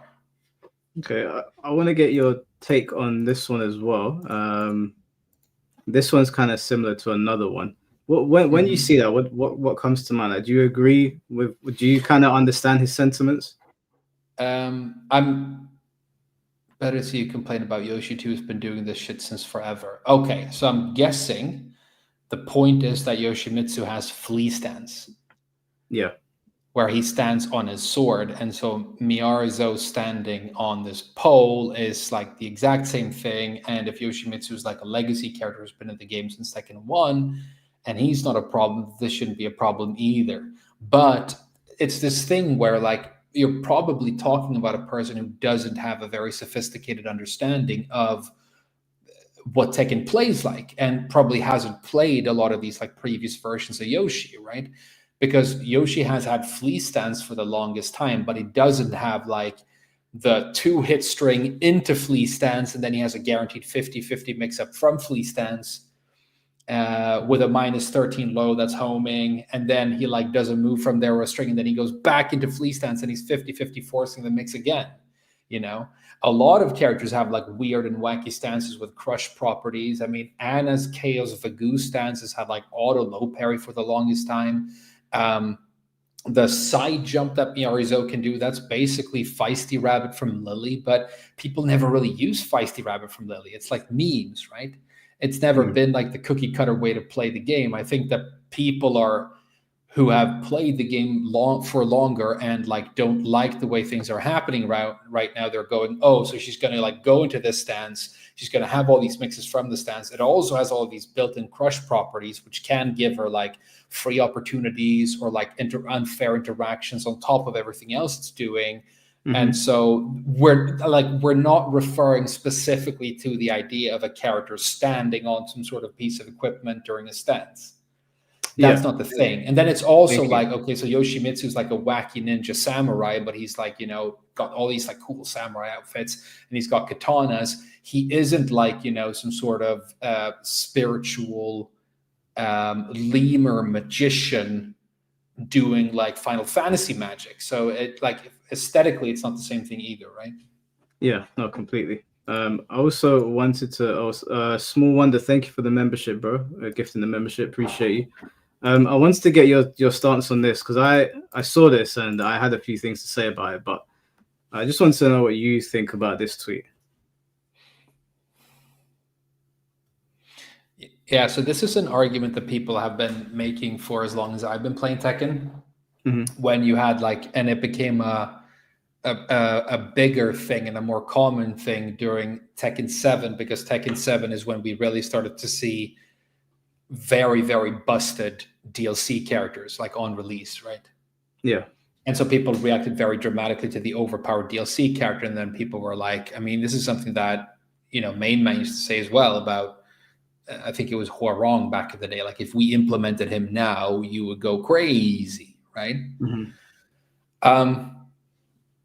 You all throw fits about them too in the same way with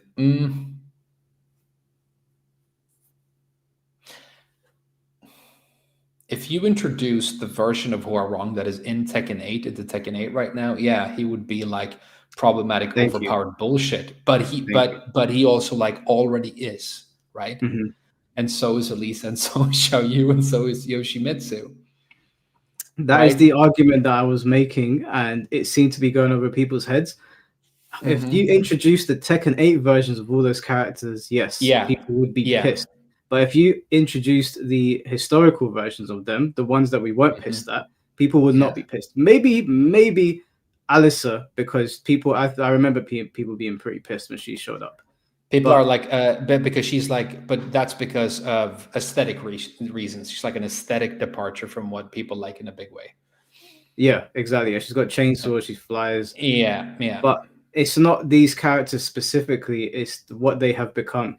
Horang does not play in Tekken 8 the way he used to at all. I mean, I'm not saying anything that if you disagree at all, you can let me know. But as far as I remember, Horang, Yoshimitsu, they have drastically changed over time. I mean, I remember when people were complaining with the updates. Oh yeah, no, they've changed. They've all changed, and so like you get a new like crazy character like Miarizo, and our reaction is something like, "Oh, great, more cancer." You know what I mean? And yeah, I mean, Huarong, I think there were issues with the way he played at 7 as well, but it's just like, you know. Here's the thing, right? The little tag under my name on camera right now is like Elisa main equals opinion irrelevant, right? Yeah. And the reason I chose that as like my meme title when I went on your podcast the first time was like, for the longest time when I was making like videos on like, oh, I think this is overpowered, or this is problematic, or this is an issue, or whatever, or I talked shit about some character, all the comment sections would be like, oh, Elisa main, you know, opinion discarded. And then if you go on Reddit and look right now, when people, you know, remember me for some reason, they'd be like, oh, you know, he was pretty funny, I liked his videos. And it's like, no, fucking Elisa main, you know, bitch, whatever, It's like the most common argument against me. But if you look at, if I could go into, if I had the game installed, I could go and look at like my statistics for the game. And I played Elisa for like first couple of weeks of Tekken 8 being out, and I got Tekken God rank, I think, really quite quickly because the chainsaws were really good, right? And I was like, okay, I don't think I think I want to pivot to a different character. And I was like one of those players where I was kind of obsessed with legitimacy. I didn't want to get things for free. I wanted to play more niche characters. And Zafina was, I think, pretty much universally considered like the number one worst character in vanilla T8. Yeah. I don't know what she's like right now, but she was a character that I had played in the past and really enjoyed. So I like knew how to use her, and she was trash. Like her combos didn't do any damage. The hand stuff didn't make sense. She didn't have any punishment. So I'm like, okay, if I can make it happen with her, then maybe, you know, that would make me more legit. And I have 5 times the playtime or the amount of matches on Zafina than I do Elisa, right? Mm-hmm. Way more. Like if I had a main character in T8, it was definitely not Elisa. It was Zafina. But it's something that you can like attach to me and like use to not have to engage with anything I have to say when you don't like it, you know. So it was like, you know, it's just another example of this whole thing of word salad and comment sections and people disagreeing with opinions that aren't even opinions in the first place. It's also like sometimes you watch somebody on a podcast talking about Tekken and it's like, okay, what do you think about like, has execution gotten simpler in this version of the game? And then somebody goes, fuck your character, bitch. And then it's like a 30-minute tangent on people attacking each other's characters and memes. And it's fun, right? But like very little ultimately gets said. So I just want to say this to everybody in the chat and everybody around the world who's playing Tekken right now. If you want to know who really is playing the fucking no brain required, completely mash the controller, completely no skill required, I mean, God ranks for free, most brain dead character in the entire franchise, it's all of you. It's every single one of you without exceptions. The electrics come out for free without execution. Everybody plays in the exact same way. Heat is universal. Everybody is playing the most brain-dead piece of shit newbie character in history right now, especially the Brian players. They're going to come for you. They're going to say Kazu. So I mean, honestly, that's why it's like cool to be like chilling on the outskirts of the community right now, because I can for the rest of my life just fucking come in these guys' faces and go, yeah, I played Tekken when it was hard. I played it when it actually required some skill. I was pretty good at it, and you can never go back and beat me in those games. But you can buy your fucking bikinis and sit around in photo mode, you know, and you can upload your fucking cosplay to Reddit. Original content by me, Miyaruzo by me. Please don't steal by me. And it's just you. It's you in a bikini in some fucking awkward fucking convention center. Yeah, sure. That's what it is now. Good for you. I mean, you're killing it, but don't compare it to what me and the real players used to do. That thing is gone now, and you can never go back to it. You can never be a Tekken player anymore. It's not a thing anymore. It's impossible to be unless Tekken 9 comes back and is fucking amazing and it becomes a thing again, and the old guard fucking comes back and we shitting on all these fucking pussies who think they're fucking good getting god ranks in Tekken 8 by pressing the heat button and holding forward.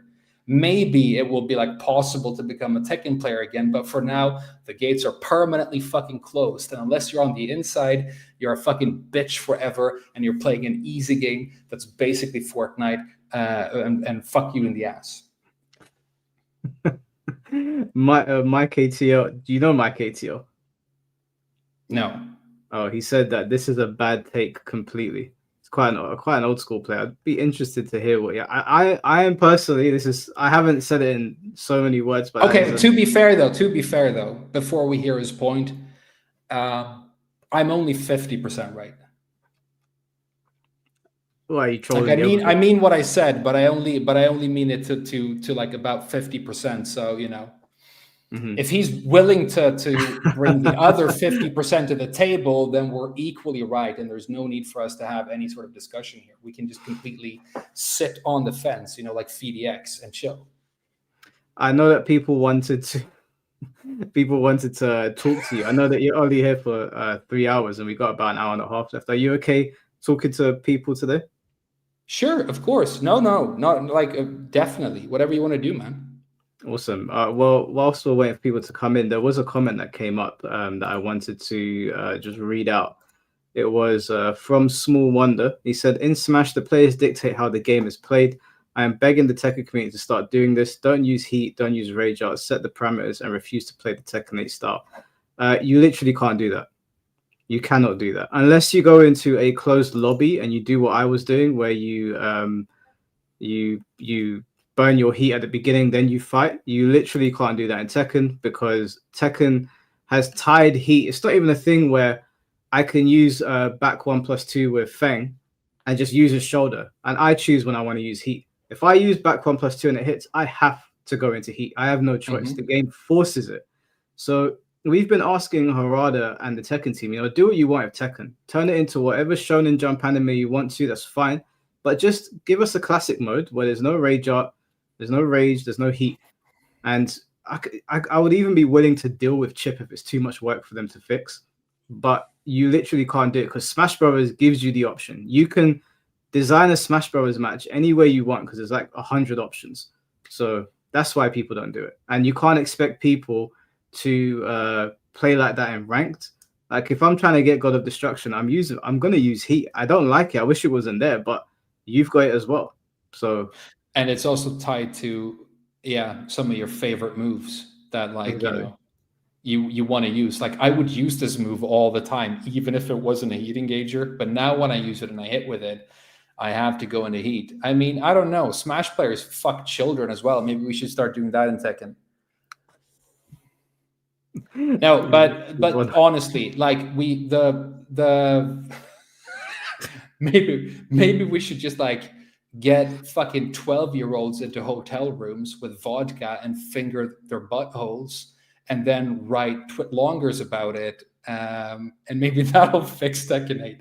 No, but the point that Main Man was like attempting to make earlier, or that what we were saying after we watched that clip, where like only the devs have the power of like removing the cheese. And both you and me said there's one exception to that. There's one thing we can do, which is like community rules and community bans.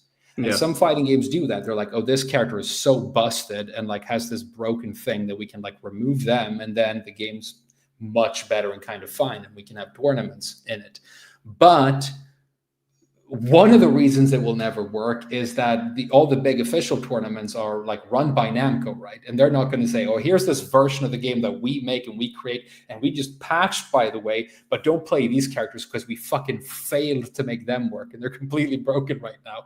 And by the way, 2 of them are DLC, so no point in spending money on buying them. Please don't buy these 2 characters. We're working on it. That's never going to happen, right? Yeah.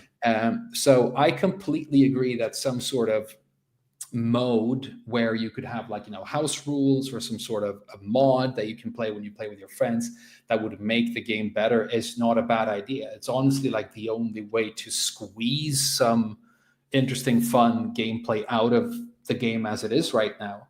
I just don't see like a realistic path where that would be like a common thing, because like Smash players in their tournaments, they've been walking around with their actual CRT TV sets and fucking GameCube controllers to these fucking,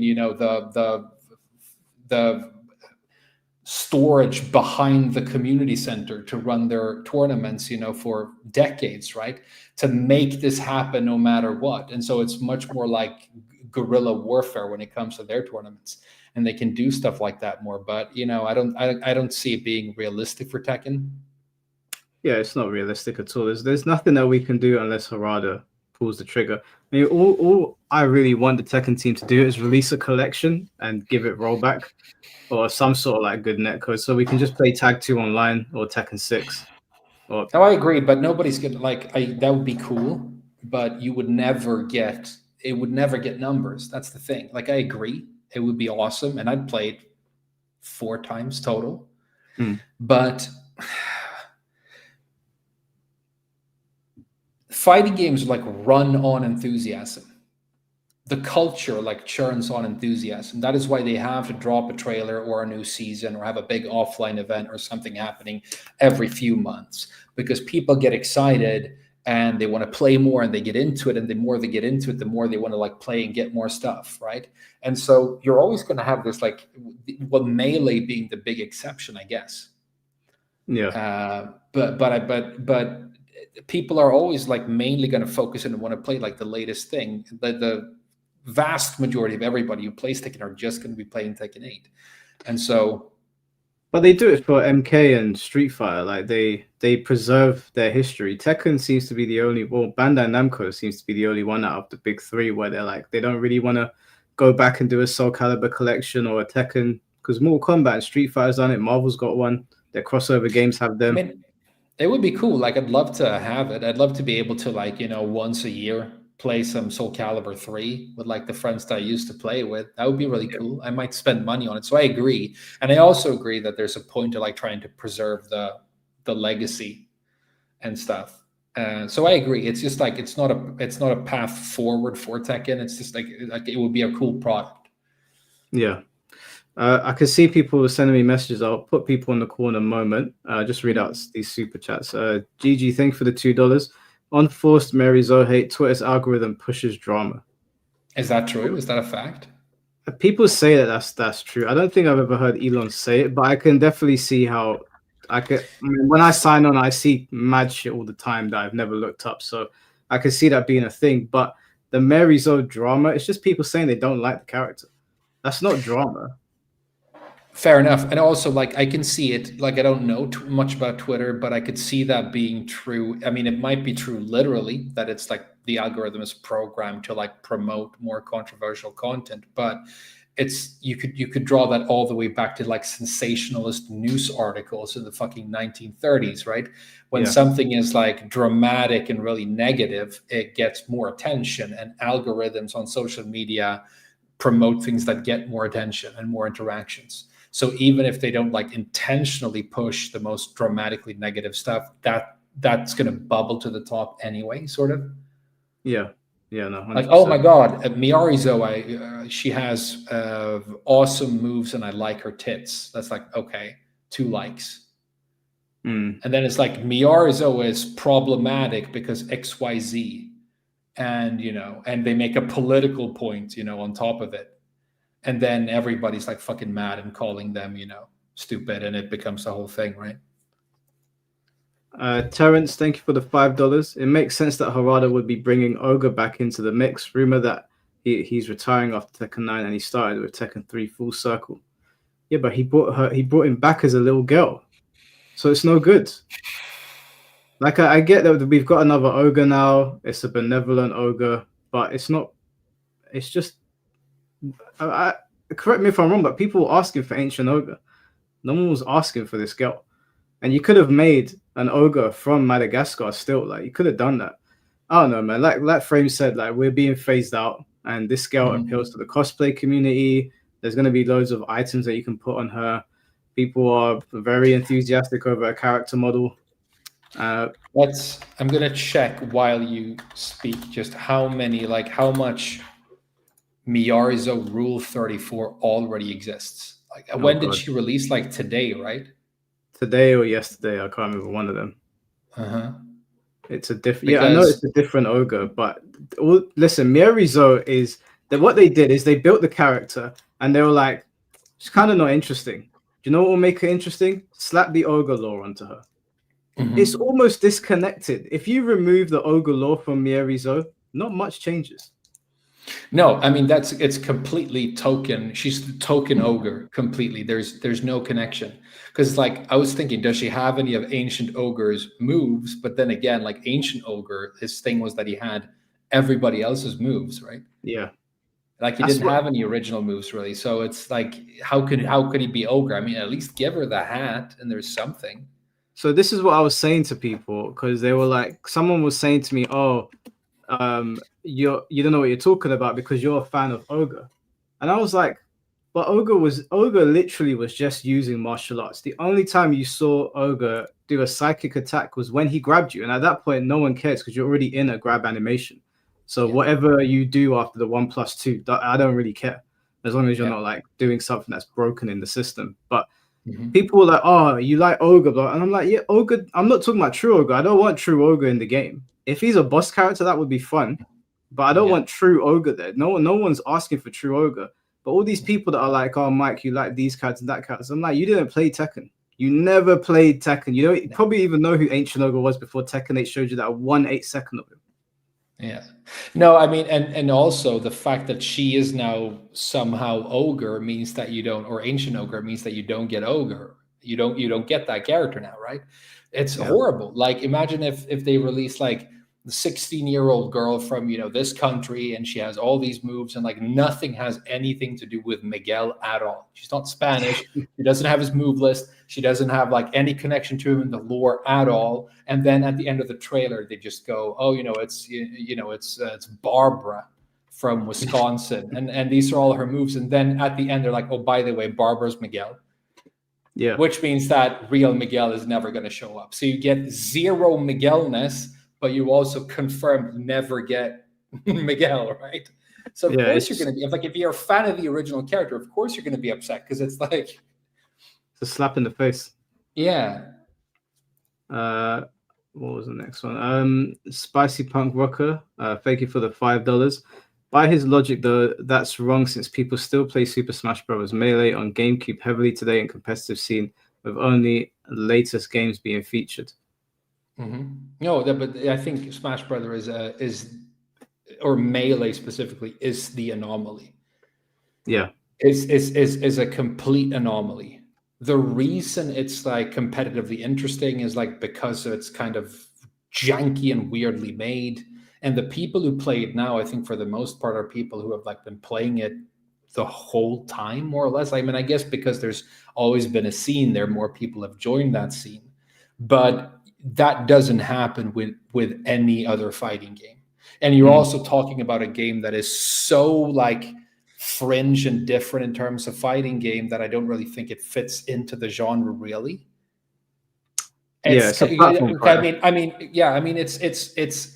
I would say Smash Brothers has a lot of similarities to Tekken. It also has a lot of similarities to Mario Kart. It's somewhere in between the two. It's Mario Kart without the cars, right? I mean, it doesn't have a health bar. It doesn't have knockouts. You don't play rounds. I mean, there's all this stuff, right? So it's a different beast. But yeah, it's an anomaly. And last one I'm going to read for now is Terrence. Thank you for the $4.99. True, but she's pretty much just being used as a plot device to introduce the multiple ogres around the world into the story. Yeah, that's fine. I mean, again, you could create so many. This is my opinion, obviously. If you like Miyamoto, that's fine. But in my opinion, you could have had a very cool Madagascar warrior who was already like, I don't know, like a seasoned fighter. It doesn't even have to be male. It can be a woman. Yeah. The one that came to mind was like Ivy in Soul Calibur. Like she's not a dude, but she looks very cool. Like she looks Huh? No, she's not. She's not. She's like the definition of not a dude.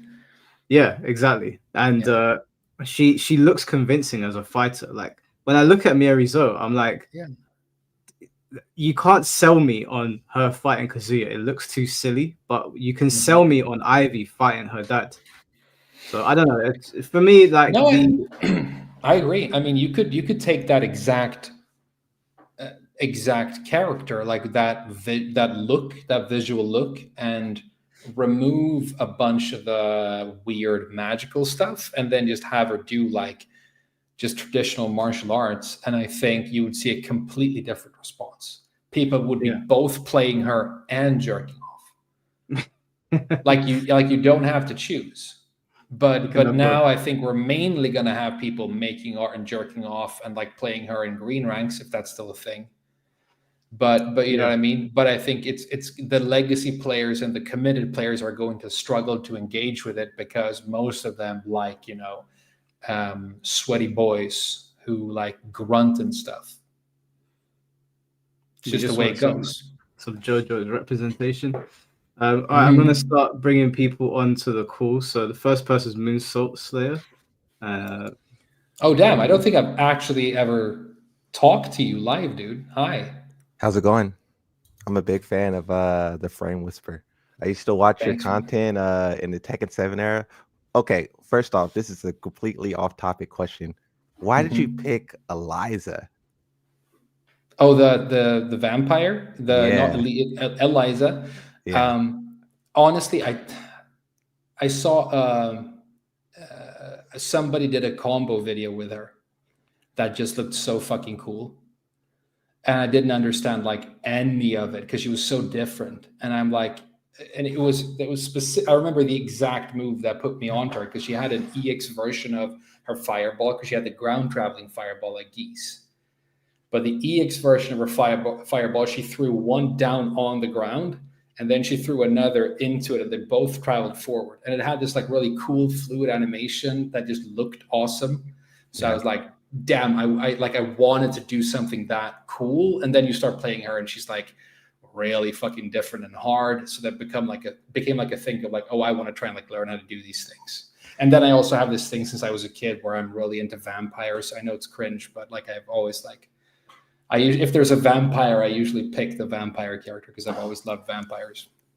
This isn't a direction that I was like expecting to go, but it's like, okay, so Eliza was like this kind of awakening moment for you, right? You saw how cool she was, but like, do you see like any similarities with like Eliza, you know, EX dive kicks flying around versus like Marizu? Like, so why does Marizu jumping around on the pole and then Eliza like EX dive kicks is different? Well, first of all, good point.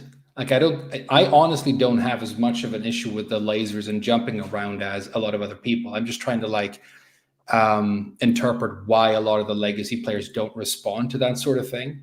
Okay. I played Alisa, who has the chainsaws. I didn't have an issue with, and I just, I said that at the beginning, like you put Armor King in, and some people like that, and then you put Booba in, and some people like that, and then you put something really cute and pink in, or Chloe, and people really like that. I'm more worried about like the actual properties of the moves, but I will agree with like Eris's point, which is that when the characters are exploding with fireballs and magical effects and the stage is doing the same thing everywhere, it does like it looks different, and it becomes like there's like a lot of visual noise, and I can see why that is really unappealing.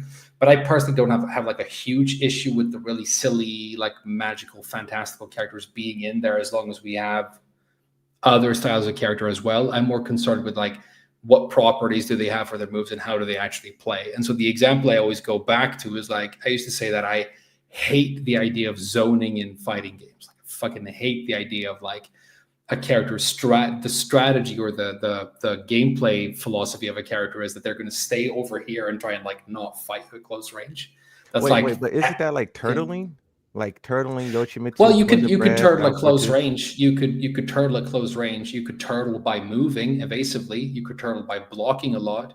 But you could also like, you could also turtle by like zoning somebody out and just throwing projectiles. But then Noctis came into the game and fucking looked really cringe, and I didn't really, like the way he looked at all, but he had a projectile that I really enjoyed the design of. His forward 2 is like really clever. Yeah. Because you can throw it from full screen, and if it gets blocked, then he has to teleport into close range, and he's at disadvantage. So it's like you get a projectile, but then if you fuck it up, especially, you're then forced to play Tekken. You know what I mean? So I'm like, okay, I can kind of see how that would work, but then like that's different to me from like somebody staying over there and throwing projectiles all the time. But then again, I played Elisa and I'm a fucking hypocrite and I threw fireballs all the time. So yeah, fuck me basically. All right, fair enough. So what I wanted to, it's not really a question that I had to ask you guys, but I just wanted to show you guys the basically the player numbers. Mike, are you familiar with the website ewgf.gg?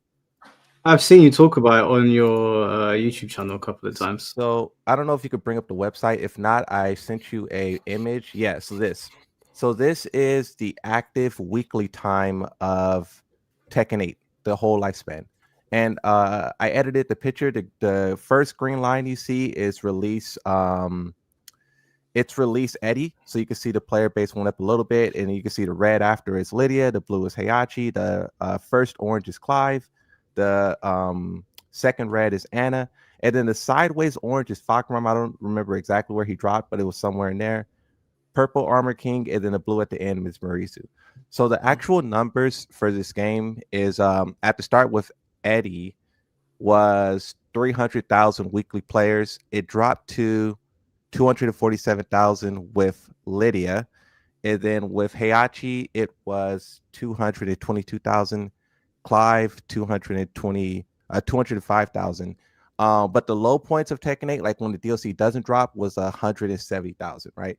But then the thing with season 2 is, like we all say, season 2 is it's doing worse. But you can see with Anna, the red of the first tick, that's the season 2, and then it dips a little bit, but then it comes back up, and it hovers at like 200,000 for about a month and a half, and then it drops a little bit. I don't know why it drops, but it drops to like the season 1 standard of 173,000, and then Armor King brings it back up to 231,000, and it's basically been riding there. So I guess the question that I basically have for you guys is, like, we see that the backlash that season 2 received doesn't really mean anything in terms of like actual player count, because the weekly player count for Tekken 8 season 2 is higher than season 1. So I just kind of wanted you guys' opinion on that. I think it makes sense to me. Go ahead, Mike. Sorry. I'll just say briefly. I think I mentioned it the other day. I don't know who I was speaking with. I think it was Chad. A lot of people that play Tekken, in my opinion, it's not that different from what we see with Call of Duty, where Call of Duty gets flamed online. But then if you look at the sales of Call of Duty, it's still outselling Battlefield. And you wonder why, because Battlefield is clearly a superior game. And I think it's because people have invested so much into the franchise that even if they complain, they're so attached to it, they can't walk away from it. And I was telling my friend that, like, or I think it was Chad, that it's like One Piece. If One Piece was to be shit now, but they said we've still got 500 episodes to go, I would still watch, because I'm 1,200 in. I'm already in too deep. So I don't have that. I don't share that affinity for Tekken. I don't share that affinity for any game other than maybe Yakuza. But I think that's what it is. I think that the people that are staying on this are like loyal to Tekken, and they're going to ride the wave and hope that things get better. I think everyone has their breaking points, but don't forget that for a long time, Tekken was kind of riding a high. Even though some games didn't sell as well as others, Tekken always had a pretty good reputation. This is the first time since Tekken 4, at least from what I've observed, that people have been so harsh towards it. So I think that these numbers will look drastically different if Tekken 9 comes out and disappoints again, because there's only so many times that you could piss people off. But this makes complete sense to me. Tekken's, over 30 years old now. Brand loyalty is a real thing, so I'm not surprised. Me neither. I think it does make sense. We talked about earlier how like I decided to leave the game, and then I talked to like my friends who play the game, and they're leaving the game, and you talk to all these other content creators and legacy players, and they're like, yeah, I don't want to play this anymore. But we are not only are we not the target audience, we probably don't even make up that sizable a chunk of the audience anymore. So it's probably true, like what Mike says, that you have a bunch of people who are going to be loyal. And I mean, if you're like the main man and you've played since Tekken 1, so you've played 2 and 3 and 4 and all of them, some of them were probably worse than others. There were highs and there were lows, but you keep doing it, and then it gets better again. Yeah. So they're like riding that wave long term, right? And it is. I mean, I'll be honest. Like, quitting Tekken was difficult. It was, because I had like well over a decade, and I mean thousands, way over 10,000 hours, probably more in T7, right? And if I don't play it anymore, then it feels like like wasted effort, which it isn't, because the real friends are along the way or whatever. But you know what I mean? Yeah. But So there's that, but I also think that like most of the people who make up these stable 200,000, not only are they not like watching a bunch of like discussion oriented content on YouTube or like learning frame data. I mean, they're in photo mode right now trying to look at nipples, right? or like working on their cosplay for the next convention, or maybe writing some fucking room temperature IQ take in response to a Mike Hollow tweet, maybe. But you know what I mean? So I think like I felt like for a long time, like, oh, damn, everybody's leaving and everybody hates this game now. But it's like, no, we're just like, a couple of fucking disenfranchised unks. And I think Tekken will probably continue to percolate around this level, especially if many of these people who are still playing the game are buying those microtransactions, because then there's literally no incentive for Namco to ever do anything else with the franchise again, right? Yeah. I also think that it's important to note that although I think brand loyalty is a good thing, I think the way Tekken 8 is designed, it will bring in new players that don't, like Frame was saying. I know it's like a elitist way to frame it, but it is true that this is a much more easy Tekken game to get into. And I think that they have captured the attention of some new players. You also have to consider the fact that there is zero competition. There are no 3D fighters to turn to. So if you are a 3D fighting game enthusiast like myself, my alternative is arena fighters. I have to, if I want to get my 3D fix, Demon Slayer, Rebirth of Souls, Sparking Zero. There's no 3D fighting games for me to play unless I want to go back and play a game that has 2 people playing it. So there's no DOA. Do you guys think that's a real thing though? Like, I feel like 100%. Because when I think of like fighting games, I don't really think of Tekken as like the 3D fighting game. I think of look, my take on fighting games is going to be very, like a hot take. Like I think Smash is a fighting game, right?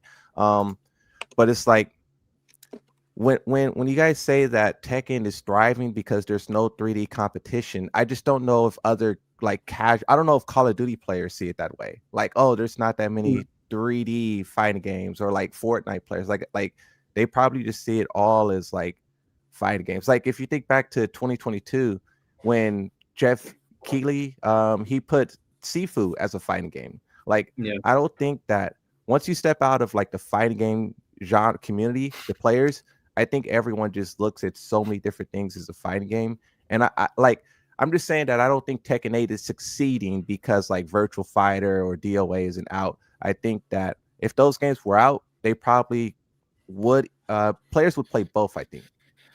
So I think players would go back and forth. Maybe, but I think Mike does have a point, just speaking from my own experience, because when I played Tekken, or I stopped playing Tekken, I'd been doing it like almost every day for a really, really long time.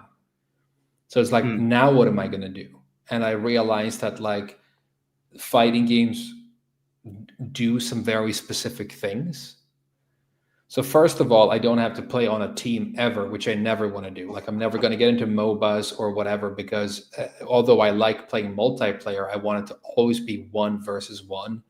And I never want to play on a team, because as soon as you do that, to be able to play at any decent level, you have to organize yourself and build a team with real people, and you have to have chat and stuff. Because if people do that, if you gather like 5 good players and you're in a chat together, you're going to stomp all the pugs right away. Yeah. So it's like, I don't want to do that, because I hate the idea of having to like organize myself around talking to and like socializing with other people to play the game, other than at like a shit level. So all like multiplayer games that aren't 1v1 are out. And then, okay, so I used to play a lot of MMOs, but if you want to be not trash at World of Warcraft or some other MMO, the time investment it requires is ridiculous, because it's built around grinds and spending real world money to skip grinds. But it's like, if you want to have the gear to even get into high-end content, you have to spend like hours and hours and hours. But with a fighting game, you can like jump in and play a couple of matches, and then like, or if you just want, you can just sit in practice mode and chill and do your thing and then drop out. You don't have to like, you can play for 10 hours, you can play for 10 minutes. but it's still like complex and difficult because you have that versus experience with other people who are constantly improving as well, and you get a higher rank, they get a higher rank. So it's actually a kind of unique amalgamation of things that it does, like itches that it scratches. So I was like, so what am I going to do right now? And I thought for a while that I'll have to get into Street Fighter because it's the only other thing that like does that, still has a community, is still thriving, still seems to be reasonably good or whatever. Since then, I've played a bunch of different video games. I play video games like I did before now when I was a kid. Like I find something new that looks fun, play for a while, and then move on. But you do have a point where like if you like specifically what you get to do when you play Tekken, and you like look for alternatives, there's not really like any other video game that does the exact same thing that isn't like a different fighting game. Yeah. And the 2D fighting games are very similar. Like if you look at, you know, what I don't know what all these anime games are called, but the melty stuff and the the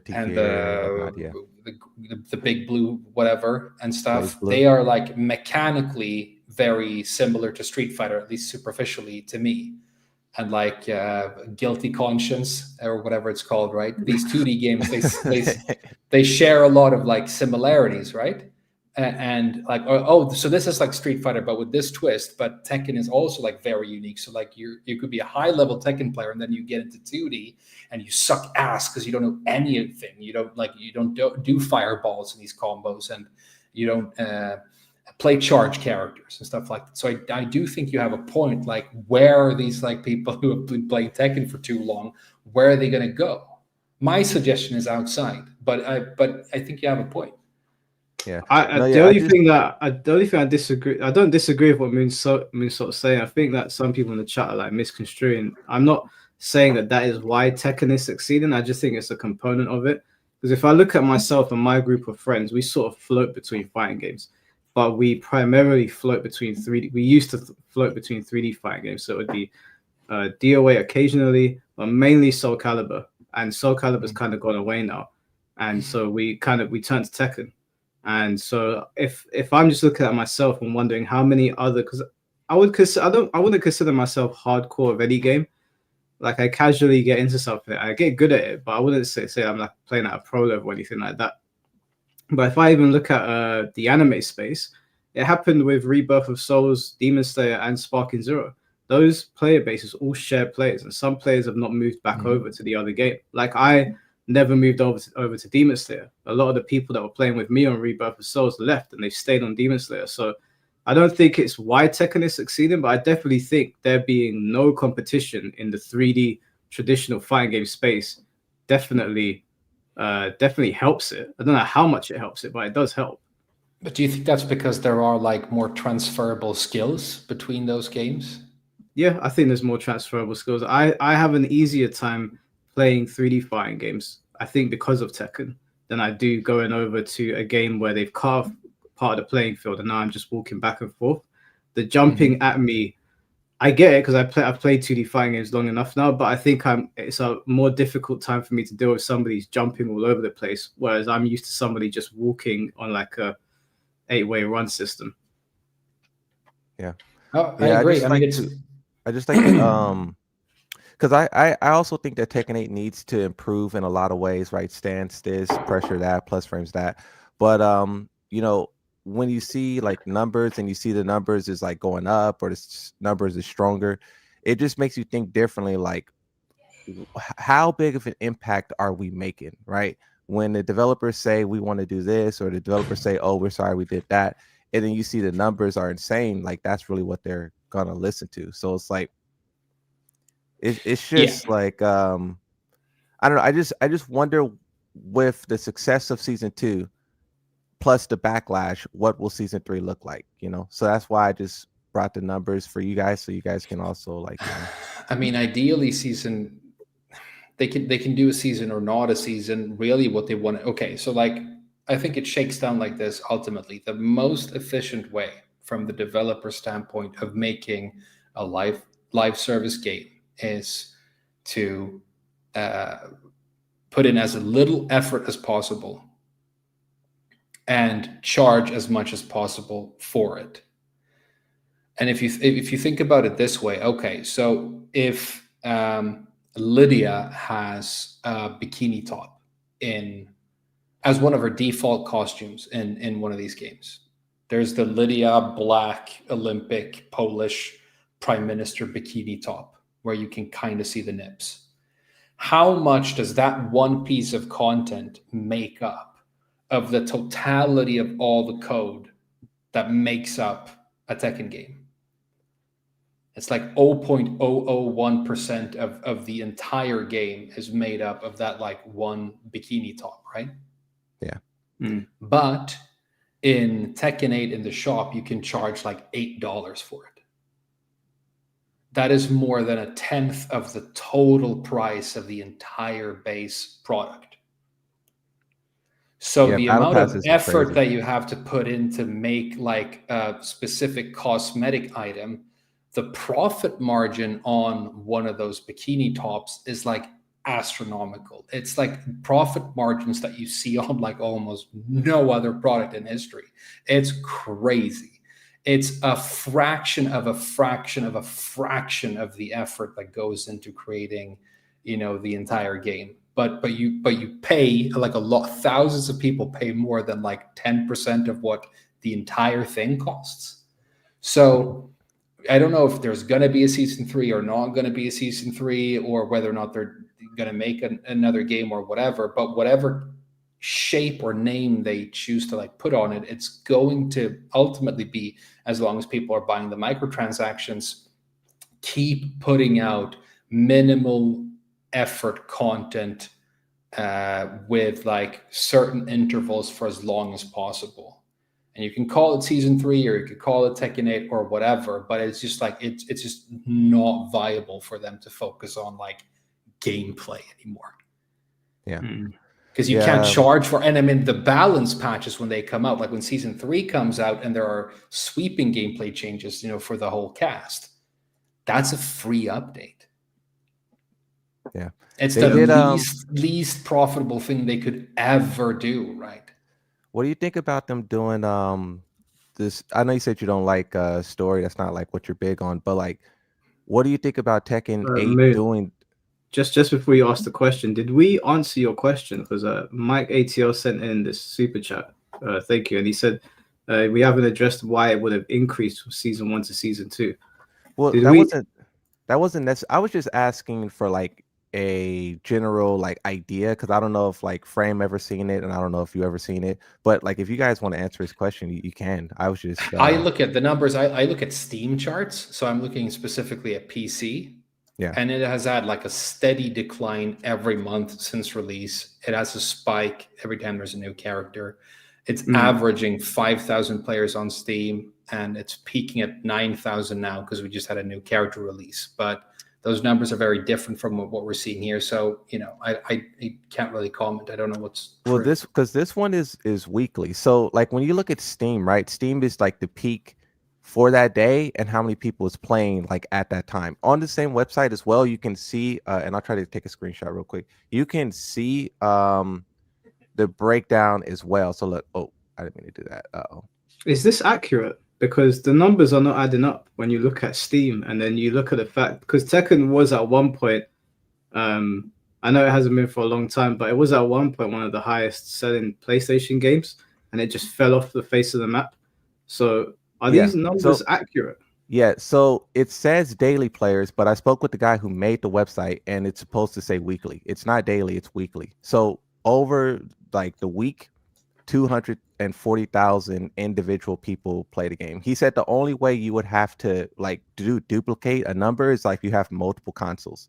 And like if you're doing that, like you're an anomaly, But this is another screenshot from the website as well, where it shows like the same thing from Steam, where you can see how many people are playing the game like right now. And the yellow is Europe, the green is America. And if you go to this website throughout the day, you can see the numbers shifting. You will see, like, check this in like 3 hours, and you will see the yellow shrink and you will see the green open. About the time, like, I don't know if you guys know who Joe Budden is. When Joe Budden streams, that blue is the biggest. So when you look at Steam, you can see how many people are playing the game at the peak of that day and how many people are playing the game at that time. But this website allows you to see how the player base, the like which regions is coming online. Europe, they leave, and then NA shows up, and then Asia. So you can see with that website, like it says like 8,000 throughout the day, but you can see that 8,000 players is being made up from different parts of the world. And we combine that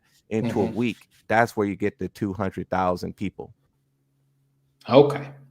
Well, I mean, I don't know what would be the reason for the increase other than, I don't know, maybe people got characters back they really wanted. The characters are more interesting. I don't know. I couldn't tell you because I think the season 2 patch was worse. So I don't have a answer. Universally like agreed upon as being the most catastrophic like fighting game patch, well, at least in like Tekken's history, right? But again, Yeah. like I think we have no idea how many care about that sort of thing. Yeah. But yeah, I just wanted to bring you guys well, just ask you guys that question. I don't really have anything else to offer.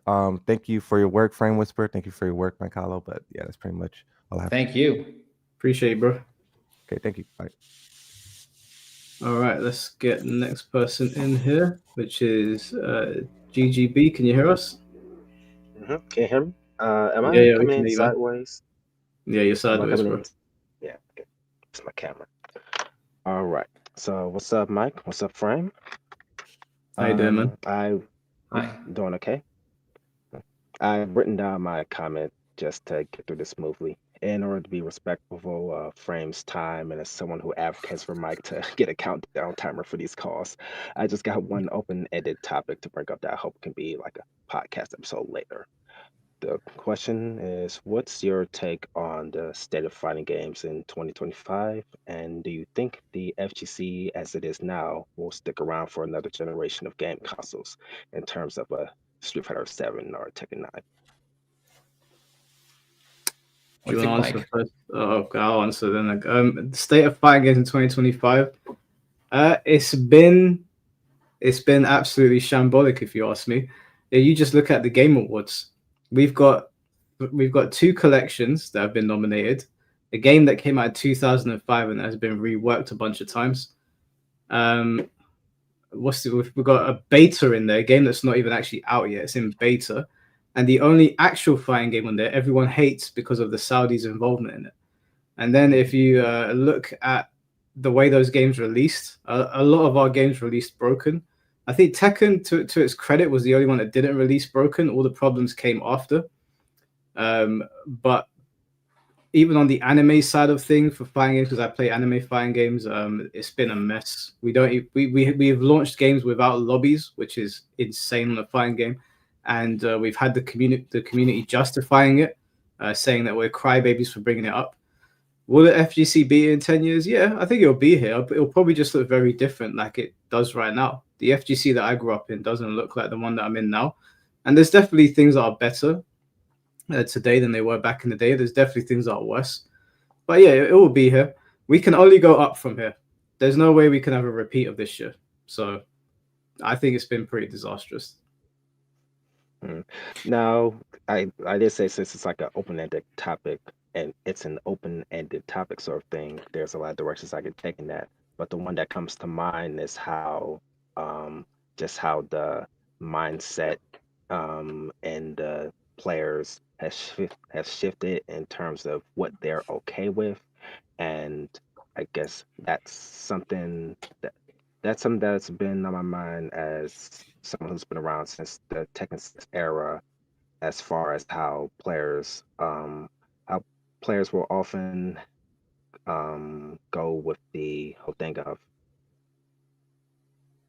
as you guys said earlier, just use what's in the game because that's what's in the game. That's how you have to play it, and then you'll have the Tekken 7 version come around where you'll still have that same complaint.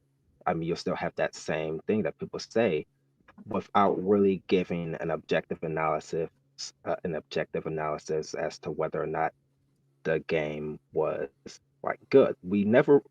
I would say that we don't really get to have a review of how the game was in its entire lifespan. It's just the arguments that people will bring up nowadays are just in relation to, okay, how was the game at the end of its life cycle, and Mhm. was it positive or negative? Not really like a holistic look at the not just a review of um was the meta of it good? That could be taken in any aspect when it comes to the gameplay, but just, an actual review instead of just taking one aspect of it and just sticking with that. I just kind of hate Mhm. how it's like, okay, how do we get a good game? How do we get a good fighting game if we don't even know what a good fighting game is? When we just look at one piece of the situation. I see what you mean. I think for a lot of people, when we talk about like older versions of the game, you will hear people say, "Oh, well, I really enjoyed it during like this season. I thought this season was really good, and the addition that they made here was really good." And I think updating and bringing out these seasons for fighting games, it's not something that has been around for that many generations, right? One of the reasons, like Soul Calibur 3 that ended up becoming a bit of a competitive failure because there was like a GI bug in it that they couldn't patch. Yeah, that So was there was the like a fundamentally broken cheese in it. And so fantastic game in a bunch of ways, but like didn't end up being viable competitively because of that GI thing, and so I don't know. It is interesting though, the whole thing of like retrospection, looking back at all these old games. How are they remembered? And are we making valid comparisons when we say, oh, this character is really broken, but Steve was crazy in T5DR? Is that relevant now? And that we're in such a different environment. So it's interesting, but it's definitely the case that people tend to. I think that you can actually look at numbers for this, but like 20% of like enjoyment that humans derive from an activity come from doing the actual thing. And then the other 80% come from either looking forward to it and imagining what it's going to be like before it happens, or remembering it, and remembering it very favorably, usually after it's over, right? So we have rose-tinted colored goggles when we look to the past, and then we're hype and excited about all the things that might change in the future. And I think there is such a thing as like distorted perspectives when we try and look back and look forward. And the fact that we're so excited about the next thing the whole time, it's like, okay, the game is trash right now, but there's this hype trailer and we get really excited. So we forget about the fact that the game is trash. And then that character comes out and the game becomes even more trash, right? But then there's yeah, another trailer. yeah. And I feel like it's just I guess I have a sticking point in that as far as the push and pull with competitive and casual fighting games, in terms of like just getting people to understand that that fighting games are a hobby worth committing to. I mean, even though that is ultimately subjective, when just getting people to the step of this is a video game that has depth that's worth learning, at least getting people to, Mhm. whether that is considered the first step or whatever, at least getting people to that point so that then you could have people interested in watching them competitively in the same way that you would want to with like the speed running community, where it's like, okay, they don't make up like a majority of the either they don't the mindset of a speed runner is not what makes up the majority of the mindset of casual video game players, but No. that sort of scene still has a lot of eyes on it. And I can basically just say that, if people can make videos about the process of speedrunning the game, and that gets like 3-5 million views, I Yeah. would want that to be the same for fighting games. I mean, That's summoning basically salt it. videos are summoning salt videos are great. Like they're so enjoyable, where they give you the whole history of like the speedrunning history of like this retro game. Speedruns are like an anomaly because they're usually like really old games, and you have like people who are so ridiculously good at this one thing that they're doing like superhuman stuff. And of course that like And just gets people ridiculously interested. documented. Yeah, but but it's sad, I think, because maybe we're in like a cultural lull for fighting games right now, where they're in a really bad spot, kind of like how music was really good in the 70s and in the 80s, and then music was fucking, for the most part, trash in the 90s and early 2000s, but then like it got better again, but it was different, So maybe like in 2035, we're like, oh, fighting games are kind of cool again. But I tend to have this more cynical perspective where like, so a big video that I'm working on right now, and I was talking to Mike about this because I haven't made a video on Tekken for a long time, but since the way I look at fighting games Tekken has changed, I kind of want to bring this like new perspective that I have to it. So I started looking into like, okay, so is the age of the average video game player going down? No, that's not true. Video game players on average are actually getting older in the world in general, across genres. But if you look at who is spending the most money on video games and specifically in-app Fortnite. purchases, but it's overwhelmingly younger people. And it's people who struggle with specifically this idea of like there's a part of your brain called the prefrontal cortex. It's the last part of the brain that like fully forms in a human. It's like not fully baked until you're like in your mid-20s. And it's the part of the brain that deals with things like delayed gratification. So like I'm not going to like get everything I want right now, but I'm going to get better stuff in the future. So it's like I'm going to work hard towards a goal. And that whole thing is like one of the main things about fighting game culture that used to be like really special. It's like, yeah, you suck right now, but if you work really hard on this, look how good you can get. Look how cool it looks when you're really good. That's kind of like looking at speedrunning. You're like, oh my God, there's this like extreme level, and it's really inspiring, right?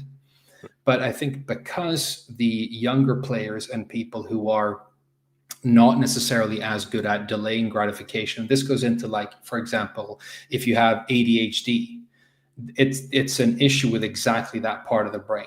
So thinking in terms of like long-term consequences becomes really hard.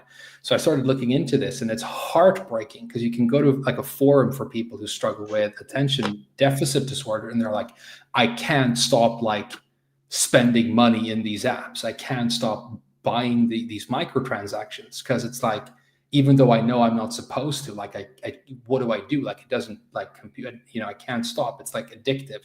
And then it's like, if you're young, if you have like some sort of neurological issue, if you have some sort of developmental difficulty, if you have like, if you're prone don't know any better. Gambling addiction or whatever it is, you're much, much more profitable in terms of like a demographic when it comes to these games, right? And so it's difficult for me to see like a future for fighting games where the product is conducive to people wanting to spend all that time and all that effort getting to that really high level and inspiring the next generation and creating this mythology and this legacy and this culture. It feels like we are being shed and like forced to the periphery or forced out now, the legacy players. And Mike seems to believe, I think, that there will be a way for us to find our way back one day. I feel like that the world is sort of moving on and leaving us permanently behind, probably. I think life a history has a way of repeating itself, and I think it's possible for. I know it's just a game, obviously first world problem, but I think it's possible for Tekken to go back to what it was, or at least there'd be a healthy middle ground. I felt like Tekken 7 was kind of walking that line, where there was some things in there where you could look at and be like, this might piss off legacy players, but they were like gate kept behind execution, like with Akuma, and there were some things in there that like Noctis, like you said, he would throw his sword at you, and initially when I saw that, I was like, oh, but then if it whiffs, then you have to play Tekken. So I felt like Tekken 7 walked that healthy middle ground, and it's the most successful Tekken game. So if that's the most successful Tekken game on sales alone, then even though this one might be more profitable because of microtransactions, if they want to recapture that same sales number, they might look to Tekken 7 and be like, maybe we need to dial it back a little bit because this was working. I don't know. Ideally, you can do both. I mean, if you could do both, that's the best case scenario because then they get our money and the MTX money. Yeah, and since Tekken 7 sold that well the way it was, I would I just want to argue more for the case that Tekken 7 sold on its characters over its gameplay, and even though Tekken 8 is in this state where it's like, okay, it's very mass friendly, or however you want to put it, it's very easy for a different generation of players that have a different mindset and don't want to be as committal as players who would have been in the past. I would more so argue for the point that that tipping point for fighting games happened either that happened earlier than we're saying it did, as far as like it happened with Tekken 8 as opposed to like whether it happened with Tekken 7. You know, I would blame Tekken 6 as I have down there, as I have down there. So yeah, and technically maybe you could go further back, but I guess I would just be more so on the side there of saying that, well, how much have fighting games ever really sold on their gameplay in the first place, as I said before, and just that, okay, you could still, what can we at least get?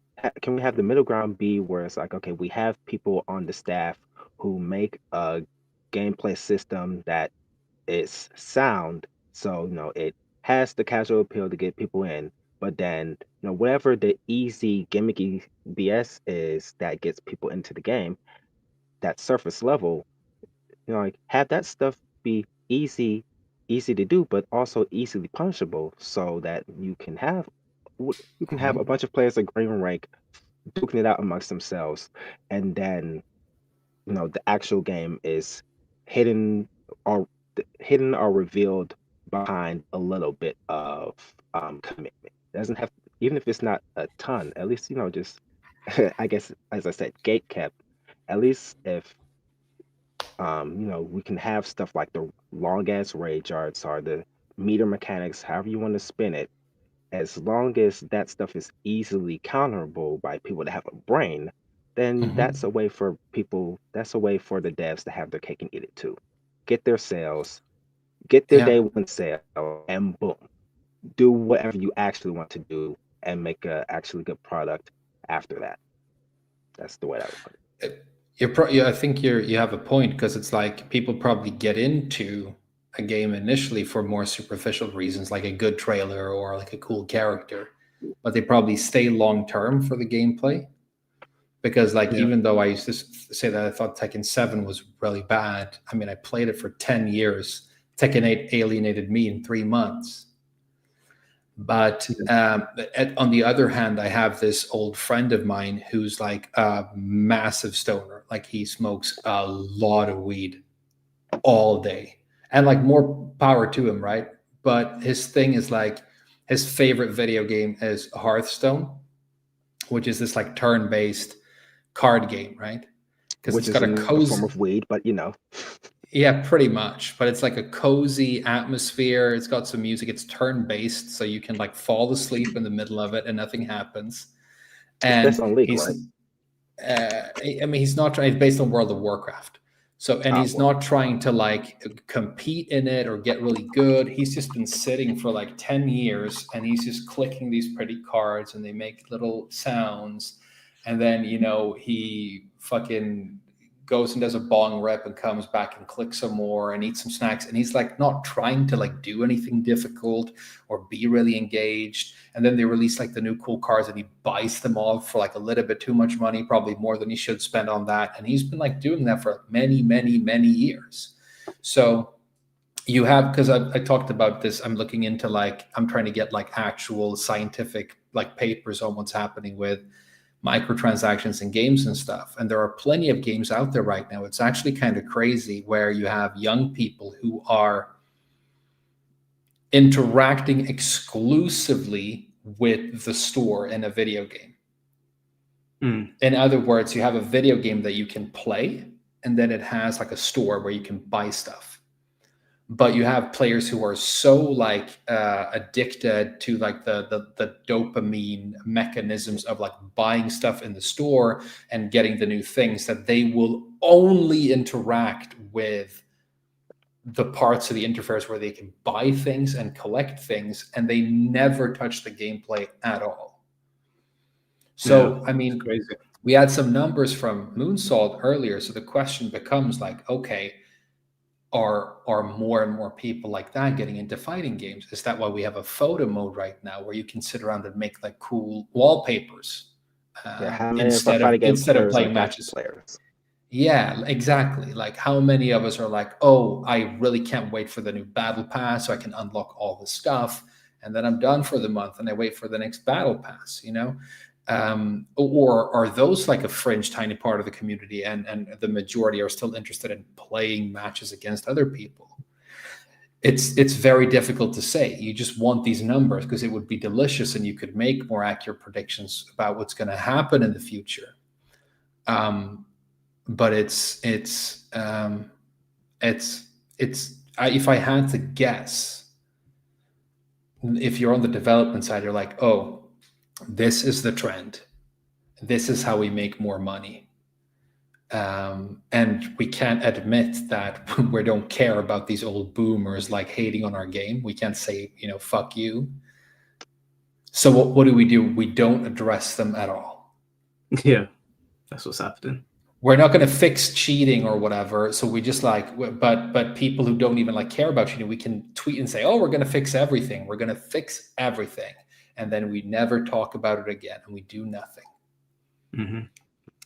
Right, GGB, I do have to cut you off, bro, because there are a lot of people in the queue. So I'm going to bring on the next person. Mike, I'd love to do one more guest, but then I really have to call it a night. Maybe you want to keep going with your other guests. I'm really sorry. I wanted to stay longer, but that's all right. That's all right. Yeah, we'll do one more guest, and I'll have people on, and I'll just chat to them. Yeah, like I said, this was an open-ended topic, which could be easily its own episode. So, just keep that in mind, Mike. That's all. No worries, man. Take care. I'll see you soon. You guys have a good one. Nice talking to you. We'll get the next person in. Finn, how you doing, bro? I am doing well. Frame Whisperer, the operation is still undergoing. The resistance goes strong. The underground is still strong. We are there. And, at some day it might turn into something. But, let me ask you, I always come back to this. I come back to Wave Dash, I think, episode 5, Nerf Launch Leroy. And once again, because it just doesn't leave my head. It doesn't leave my head what you said. Because you said, obviously, to remind people, first of all, Frame Whisperer said he already saw it coming. Last time we talked, and I mentioned this, you said, hey, looking back at it, it kind of was obvious in what direction this shit goes, especially considering that after that we also got Launch Fakumram, Launch Lydia, which also people forget. The day she came out, she was also extremely busted, but got nerfed quite fast and multiple times. And also looking back, I think the tech will change because people said, do you remember this when people said they nerfed this because Akuma? And actually thinking about it, well, they could have just applied it to Akuma. Why did they do it for everyone? Like, to me, looking back at it, it also was very obvious that they wanted to change and simplify the game as a whole. But do you think... I just keep it at that one thing because I wanted to do 2 topics, but let's just do one.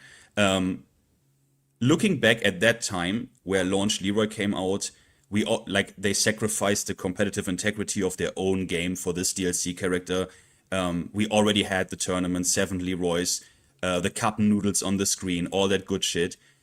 Could the back then the more hardcore community, could they have done anything about this? Like, should we have called this out more and harder? Because when I look back at it, it kind of seems that we were all so reasonably happy with the core gameplay loop still that we all kind of said, well, it's one OP character, like it's one busted character, but the game still is like kind of fine. You know what I mean? Like, could we have like called this out a bit more, or like, I don't know, made it more obvious that this is like not welcomed, or is it unavoidable because the company, as you also said, is like they're interested in profit. So if they have to make their product more, well, like they say, accessible, they will do it anyways. It doesn't matter what anyone says. So what do you think? Could we have done anything, or was it unavoidable? Like, could we have called it out harder, or was it unavoidable anyways?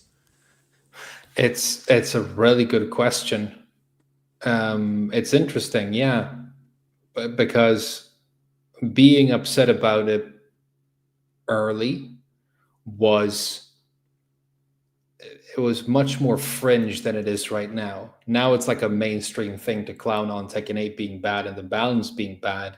Back then it was like, you know, you could get quite a lot of hate for saying that you didn't like a new character or the way things were happening.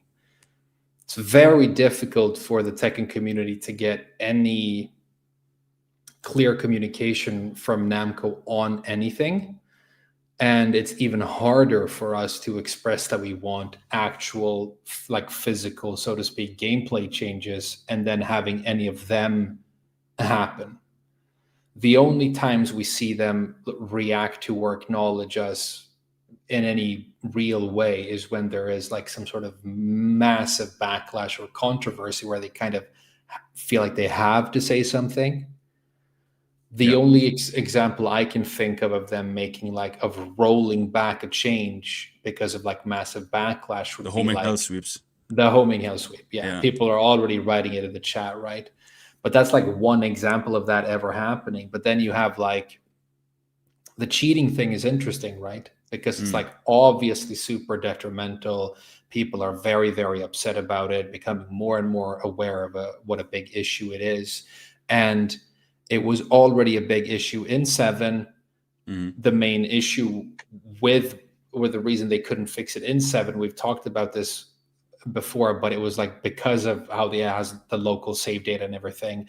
And then they do the same thing in 8 again, right? So I honestly think that we have a very, very limited influence on them. Very limited influence on them. And I think especially now where like my guess is that those of us complaining or playing at a high level or being legacy players, we make up such a non-profitable minority or demographic for them. Okay, think about it this way, right? Either Namco are so comically incompetent that they will make like the game super beginner friendly and super mega easy and everybody hates it. So they make it even easier and everybody hates it. And they make like beginner friendly, super brain-dead characters and everybody hates it. And then they make it worse and they make it worse and they make it worse. And then Nakatsu was on the Miarizo stream thing. And he's like, well, we made Miarizo great for beginners. Like either they are like so incompetent and delusional that they don't realize that this is the wrong thing to do, or they know exactly what they're doing, but they can't say it out loud. Yeah. And that's why we feel stonewalled, because we're like, address the issue. But they're like, no, we can't. I can't, as a marketing executive for this company, sit here and go, well, we're making the game shitty because we make more money making the game shitty, right? And it makes much more sense to me for it to be like, oh, it's like, comes from the top that one of the talking points that we have to stick in this panel on Miarizo is that she is easy to play and pick up for new people. True. Yeah. We have statistically proven that is something that will cause this character to sell more. World of Warcraft, another pathetic MTX game, they're about to launch a new expansion. And there are sweeping balance changes to all classes. And there are tier lists, bunch of tier lists all over YouTube. Top 5 easiest classes. Top 10 most overpowered win for free classes. Least complex classes to get into, right? Yeah. And those videos get more views than like, this is the most complex and interesting thing. You know what I mean? So I think that we feel like we're going crazy because we're like, Namco, you have to talk about the thing, but they're like, we know exactly what we're doing, but we can't say it. And so look at this fucking skateboard and the new like easy to play character or whatever, you know? And I think that is something that like started to happen with 7. Yeah. And the numbers prove that was a very like lucrative direction to go. And then, you know, the industry at large, we know for a fact that Namco look a lot at what's happening with Street Fighter and other games. They straight up steal gameplay concepts and like tournament formats and all these other things from other franchises, because like Street Fighter sells way more copies than we do, and here's what they're doing. So so I don't know, but my guess is that we could probably have maybe made a little bit more of a splash if we were more united back then. But it's also like you can't expect people to like Yeah. Maybe it's a fluke that we got it right. Yeah, maybe it's a fluke. Yeah. Who knows? So I don't know. I honestly think there's very, very little anybody could have done. So let me for the last thing that I have, let me connect also a sentence you said back then to a very recent kind of hot issue for the community. So Main Man had a big crash out. We watched it earlier. So it was a bit cut. I want to say this first of all. It was a bit cut out of context. Mayman gave Bobo, the Leo player in this instance, also mad credit and said good blogs, because I went back and watched the VODs, guys. I went back and watched the full VODs. Okay, so I was like, this could have been a bit cut out of context and sounds a bit more harsh than it was. But okay, basically, he had a bit of a crash out when it comes to certain, overpowered game mechanics. For example, Leo now, forward 4 was always good, right? Plus on block.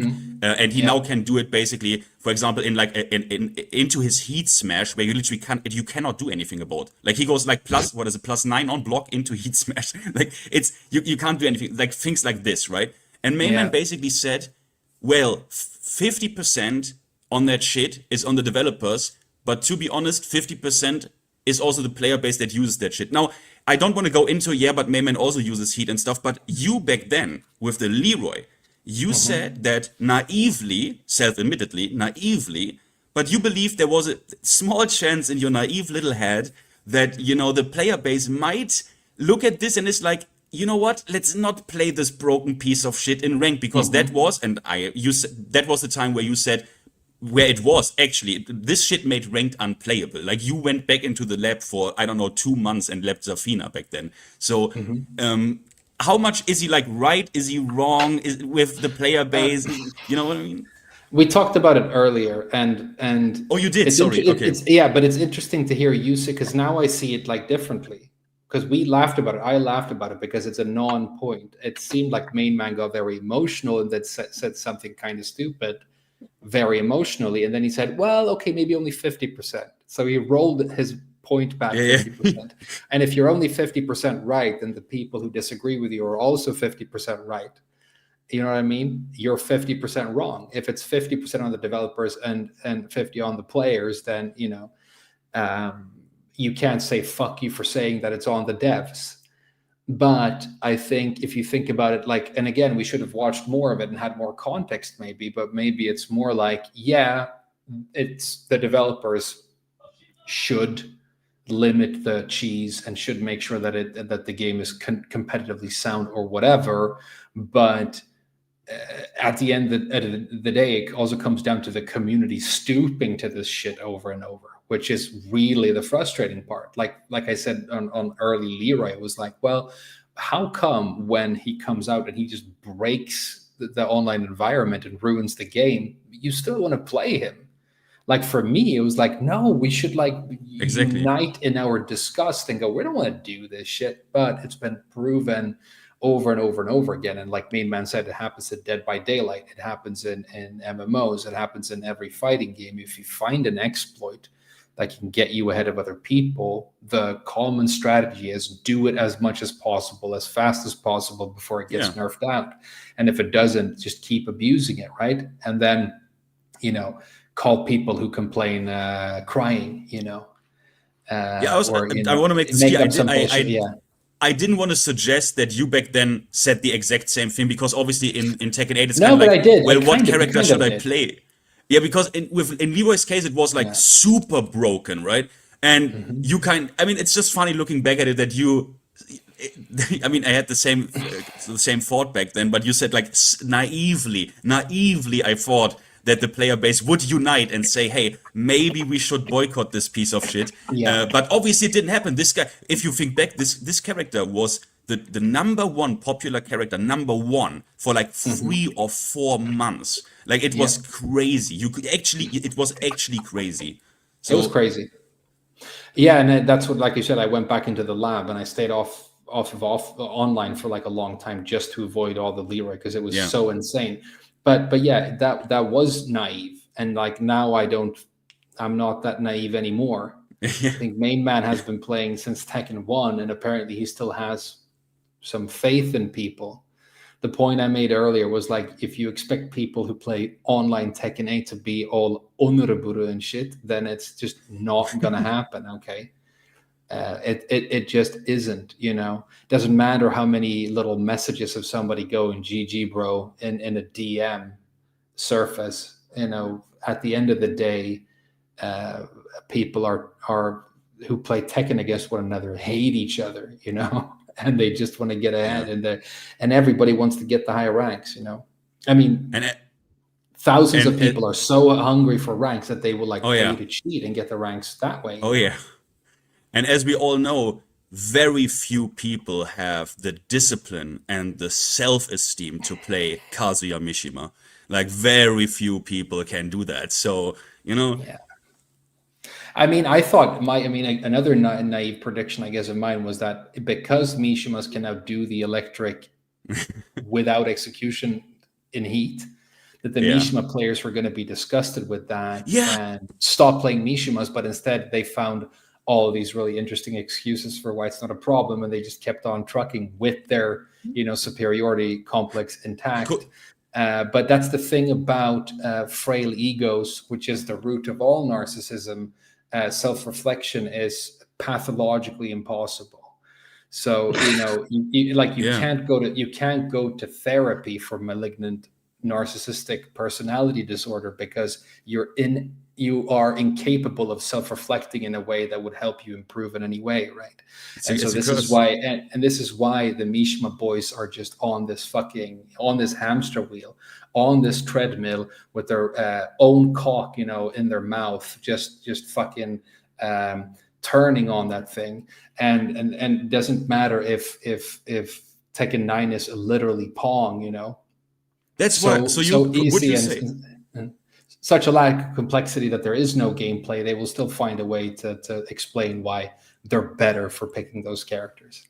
Would you say this could be one of those moments right now because of the electric property? Because I'm one of those Mishima boys actually, but would you be? And I already warned about this. Would you say there is a chance that this moment right now, where you say already, in certain stances, like Jin threw out of Zen Dash can get the electric like that, or the electric in heat.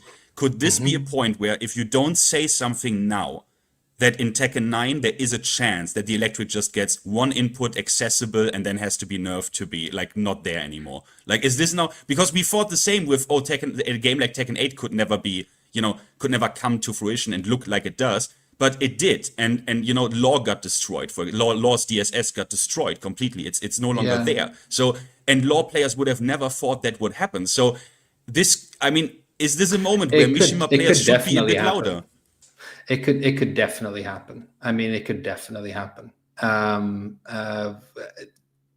Like Mishima's literally getting the electric for free with no execution, don't even need heat in the next game. Maybe. Why not? Why not? One thing that people say, it's like an argument that you see on Reddit all the time, is like, oh, you guys, because it's always like about why are you guys always crying and complaining? Why are you so negative, the whole time? And then one thing that you always used to say, well, you just complain and bitch about this, but then you're going to keep on playing anyway.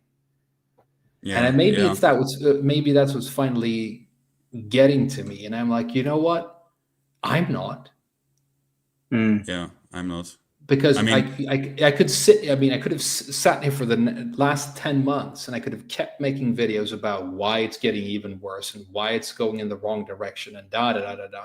It was interesting to see around the time that I decided to quit making content, people were finally coming around to my point of view. So maybe I would have gotten, maybe I would have had a better time making videos about it now. But I'm like. It's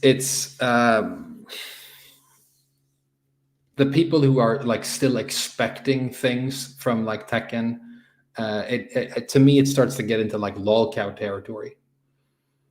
Yeah. And it's and that's like just like a dark fuck. Like I don't want to sit here and become like the next low tier god or DSP, you know. Low tier garden. So that's or whatever, you know. But like one of those very very unfortunate people who clearly for their own benefit definitely should have stopped playing this game a long time ago. But it's hard, you know. It is really hard. I don't know. Like I don't know. Is the game going to keep getting stupider? Probably, because it's making them a lot of money. But I don't know. Tekken 9, maybe it's good. Maybe, isn't it going to be Tag 3 next? I think they're not gonna do that, because the tag IP right now with Tag 2 is so burned, you know, because of, for whatever reason, the reasons are multiple why it didn't sell that great. I think they're not gonna touch that again. They make it a mode, you know, if they bring it in as a mode for like $10 you can buy, and then you can play tag mode in your Tekken 9. Yeah, wouldn't be surprised. But I have to move. I committed to doing 3 hours. We've almost done it, Mike. I'm sorry that I can't stay for long, but I love doing this. There's a lot of fun, and I'm more than happy to do it again sometime and bring on more people and talk. Because like, even though I don't play the game anymore, like this, like just interacting with the community and like memes in the chat and stuff is like the best. Yeah, no, it's always a pleasure having you here, man. I know that you gotta shoot off. I mean, everyone that's waiting I know they're waiting to speak to you, but if you guys still want to be put on the stream, then Finn, if you want to stick around, you can. Keep talking. I'll say this: I will definitely watch the rest of the stream tomorrow. Yeah, and enjoy listening to you guys discuss these things. And you know, I'll be happy to come on again, and you can always I could always write answers to questions or whatever. Wait. Super small question. If you still stand by that, because then I can bring you closer to my also overlord, Main Daddy Sui. Back then with Leroy as well. I go back to that because it's the greatest podcast. Everyone should go back and watch it. Wave-5, Launch Leroy Smith. You said the existence of Launch Leroy Smith and how easy and strong this character was brought you back more to the principle of, there is something about a character can be very, very strong, but execution requirements are a thing. Because you saw Leroy because how easy he was and how strong he was. And that's also a talking point of mainment. So you would still say, that might also be a thing that plagues Tekken 8, because law, DSS, right? No execution, you just hold forward, you are a bunch of plus frames in your ass. Like, would you also say I remember that was that? A big I definitely stand by that. That was like a paradigm. Leroy was like the biggest paradigm shift for me. But I think like those who used to consume Tekken content, I think you should really look for content creators and people who are willing to sort of shift their perspective on things, because they could be right or they could be wrong, but at least you can sort of expect them to attempt to be honest, right? And this is like one of the moments where because you can look at my earlier videos and I would be like, I do not believe that a character should get to be more powerful because they are difficult to play. That didn't make sense to me, because I said okay, so you've been playing Mishimas for 20 years. Doing an electric isn't hard for you anymore. And so now you just have perpetually access to a move that's overpowered. That was my thinking back then. But then we had Leroy, and I looked at Akuma, and I was like, okay, Leroy is like the best character, and he's extremely easy to play. But Akuma is also completely broken, but very, very difficult to min-max. And the fact that Akuma was so difficult to min-max meant that very few, and he was also very unorthodox and very Street Fighter and all this stuff, but it sort of meant that he wasn't all that popular. I mean, you could play Tekken online for weeks and not see a good Akuma. It was kind of rare. So I played Akuma, I know exactly what you mean. But you know what I mean. So the fact that he had all that really high level execution actually did mitigate how much of a problem his overpoweredness ended up being. So I was like, okay, I think if we're going to have really, really powerful characters in the game, I would prefer that they're more difficult to play, because that just shakes out as like a better and balanced environment overall. So I started, yeah. And then of course difficulty is like a sliding scale. The electric is still, can't believe I'm saying this, but even for like veteran players, it's not guaranteed that you're going to get it every time. It's difficult enough that even good players are going to mess it up. And then you have the taunt jet upper that is difficult enough to do that you probably shouldn't even attempt it unless you're trying to make a YouTube short or you're trying to get a clip. Yeah, now we have taunt heat smash. That already begins, right? It already begins. Taunt into heat smash. Super easy. Anyone can do it. What is it? 50 damage and a ground break. So, yeah, if this continues, we are getting to the worst examples of like how easy and strong that it just destroys. I don't know. I don't even know how to describe where the major problem is. Because at the end of the day, you still have mind games and stuff, but it's like if something like, I don't even know how to describe it, if something like Law's plus frames are so accessible to anyone day one without any thinking, I don't even know what my problem with it is exactly. Don't even know how to describe it. It's just, it feels inflated, you know? It all feels inflated if you suddenly have all those plus frames, this insane damage through like something like taunt heat smash. It feels inflated. I think it's this. I think you could put it this way, if I'm understanding your point correctly. The fun and like deep part of the gameplay is, or used to be, predicated on plus frames like that not being readily accessible all the time. So the fact that they are, it feels so extremely weird because it makes the enjoyable parts of the gameplay so severely diminished. Right? Exactly. Yeah, I think it's more like that. You make something like getting plus frames like that off of a move back in the day was like something that you really had to work for or take a big risk to be able to get, or some characters just couldn't get it at all. I mean, a bunch of characters used to like not be able really to get plus frames unless they hit with something, unless it was like on block. I mean, right? It was something that some characters just weren't good at. And now you have universal mechanics that not only like it can give you advantage, they also like pause the action and do all this stuff. So it's almost like the playability of the game is like being really, really congested to like only a few things. And as long as you still have to guess, you can still call it gameplay, right? Yeah, you can still call it gameplay as long as there's like some form of mind game and we eliminate the things where you can... As long as there's 50-50, the semblance of a video game is still there. If you remove that, then you're literally watching cutscenes. But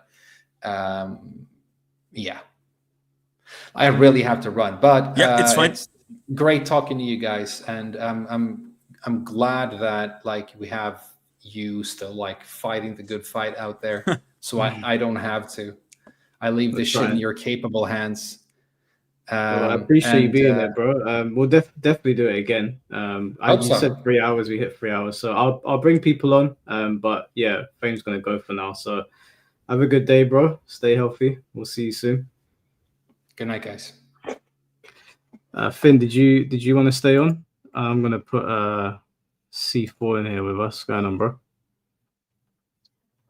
Yo. Right. Hey, man. Our resident Tekken hater. Yeah, I can stay on. I just quickly need to go to the toilet and shit. You can put me in this if you want. You can put me in the waiting room or whatever for that time. That's all right. I'll just mute you. Right. 1 sec, Mike. I'm gonna jump on my computer real quick. All right, no problem. Next person I'm gonna have on is Mystic on one. Mystic on one, I think. I'm just gonna read out these super chats. So yeah, there's a bunch of people in the queue, so I'm gonna get through everyone. Just to be fair, but thank you, Mr. Mask, for the $9.99. I haven't played Tekken 8 in a month. I've become a sailor, a submarine, Olympian, and now a farmer. Would highly recommend the people on Twitter to go outside. Listen, if Tekken 8 is hurting your mental and you're not making money from it, or you don't see Yang got aspirations of becoming pro, then yes, I agree with Mr. Mask. Maybe step outside. Tom, thank you for the $20. Basically, the Tekken team is telling everyone that we are too dumb to learn a real complex game. So let's give you Tekken 8 trash for money. It's like a hillbilly putting PB on their eggplants and expect us to lick it up like a dumb dog. I don't know how you come up with this stuff, Tonton, but I appreciate it. But yeah, I think the dumbing down of the game is. Well, I mean, Frame said it himself, man. We're being pushed out. But I still think we should push for having difficult characters in the game, personally. Right. Let me bring Mystic on. Mystic, can you hear us? Yo, y'all can hear me, bro? Yeah, we can hear you. Yo. I just want to start off by saying I really appreciate y'all for even putting me on. You know, I'm a fan of all you guys, and I've just been sitting and thinking, how many questions do I get? Well, there's a bunch of people in there, so let's stick to 2 questions if they're not long. 2? That's fine. I've been writing notes while I've been sitting here thinking about some stuff, and I just wanted to talk about like I had saw a T video and he was talking about, is that interesting? Is the gameplay interesting? Like, sure, there's counterplay to this move or what have you, but is that interesting? It's so binary. And I was thinking about like I remember a lot of Tekken 7 because I played a lot of Tekken 7 during COVID, and I really wanted to get great with that game. I watched shit ton of tournaments, all that.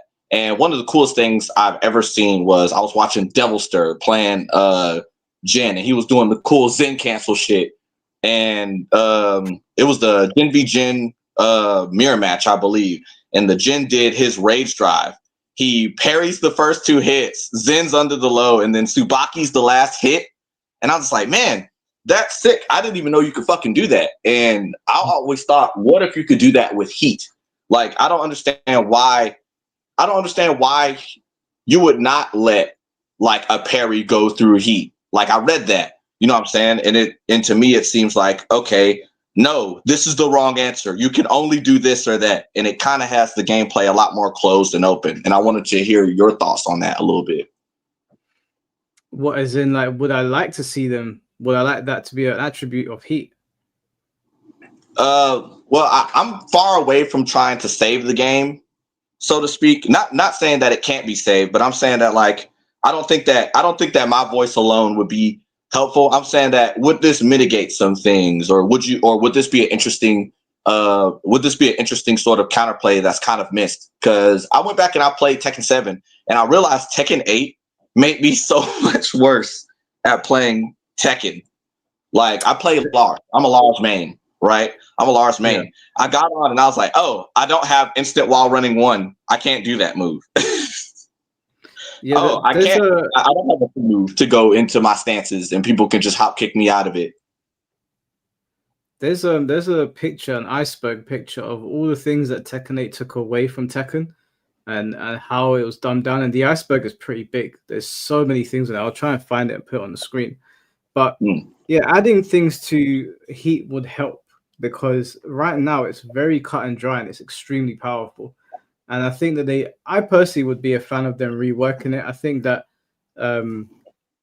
if you like, parrying it is fine, but I don't think that's going to solve the whole problem. I think heat is too much of a problem for you to not rework it completely, which I don't think they're going to do, because we're going to be going on 2 to 3 years now of people playing like this. The player base has been conditioned to use it in this way. If you start making it more complex, you're probably just going to piss off a bunch of new players and the people that like it. But I would make it a system that you earn. If you had to earn heat by filling in the criteria, yeah, like meter, or like the moves that activate heat should be the moves that are needed to build heat. So like Feng's forward 2 is back 1+2. That would build your heat meter, whereas like just doing jabs wouldn't, because Feng doesn't go into heat from jabs. I think if you did that, you would incentivize people more to use the heat-based attacks and make it so they have to work their way up. But right now, you start every round with full meter, and you also don't give the player the choice to use the meter. It's a thing where if I want to use my shoulder, I have to burn my heat. There's no 2 ways about it. Maybe I want to use heat a little bit later in the match to overwhelm my opponent in the corner. But if I use my shoulder in neutral, if I use one of my best buttons, I'm fucked basically, because you put me in this situation. I agree. the second part to that, and then I'll get to my second question. The second part to that is that I know that I'm not like the highest rank or anything like that. So maybe this is my skill level talking. I was at Tekken King, and then one day I couldn't get off the game and just knock right back down to Bushin or Kishin, then work my way back up to Bushin. But one of the things that always bothers me about Tekken 8 is like, well, really about fighting games currently. I felt like I used to hate them, but like I felt like for a while I used to hate gaming, and then I realized I didn't hate gaming. I just hate some of the newer things. Because to me, in my head, like talking about if fighting games are more hard or more difficult or less accessible than other games, I've played fighting games all my life. I feel like fighting games are the most accessible games ever, because you put a person who's never played a game on a fighting game versus a shooting game, they can't even walk off of a corner in a shooting game. And then you have to put aiming and going behind cover using your grenades. In a fighting game, I can give my niece who's 6 years old a controller, and she mashes buttons and it does shit. You know what I'm saying? Where like it's jumping in versus applied, right? And I always say that if they don't know, they don't know. The only reason why you would want to make something work a specific way is to help people who don't know. You know what I'm saying? Like there should be no way that when someone activates heat, the whole screen freezes and it zooms in on the character face. And I know he's going to activate heat, so I preemptively sidestep, but it still catches me. Like, yeah, come on, man. You know what I'm saying? But my second question is Go ahead.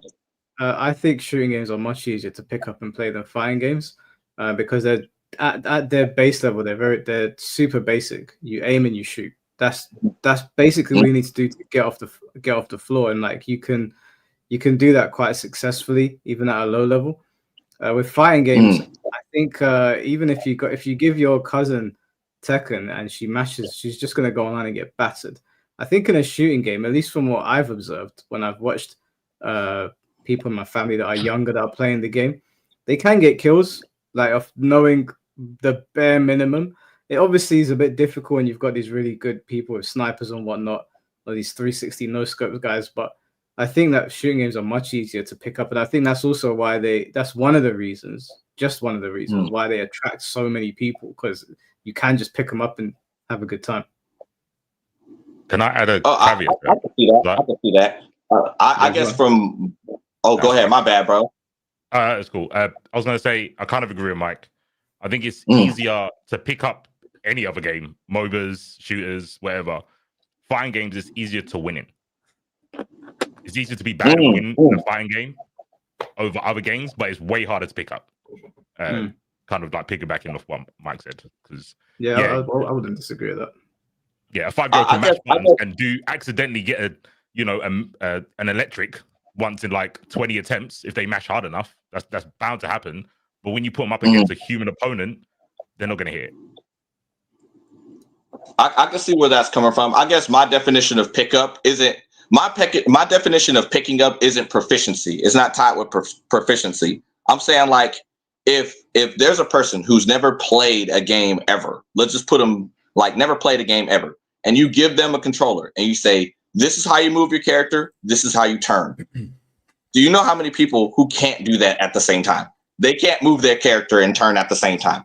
They can't shoot, move their character, turn at the same time, go into cover so that they don't get killed. You know what I'm saying? And that's the proficiency level, where in fighting games, I can put my niece into arcade mode and she'll mash buttons against the robot and beat the robot. Of course, when you add real people who, have a semblance of mind of their own, they can figure each other out. Oh, she likes to mash this button, so I'll just back up and hit her. You know what I'm saying? Can I add on to that I real kind of quick? agree with y'all there. I kind of agree with y'all there. That's called dexterity. So I agree. Yes. It's hard to walk, strafe, and shoot. That's like 3 things you've got to do simultaneously. But there are fighting games where you have to press a button plus meter burn on reaction to something, like a DP. So the dexterity is still there. There's still 3 things that you have to align for the thing to work. It's just a lot simpler to explain in shooters games. But yeah, that's like dexterity, and in any game, it's always gonna be like hard to do multiple things at the same time. But yeah, I see what you're saying. No, that's a fair go back. That's a fair go back. I think that's a good argument. Yeah.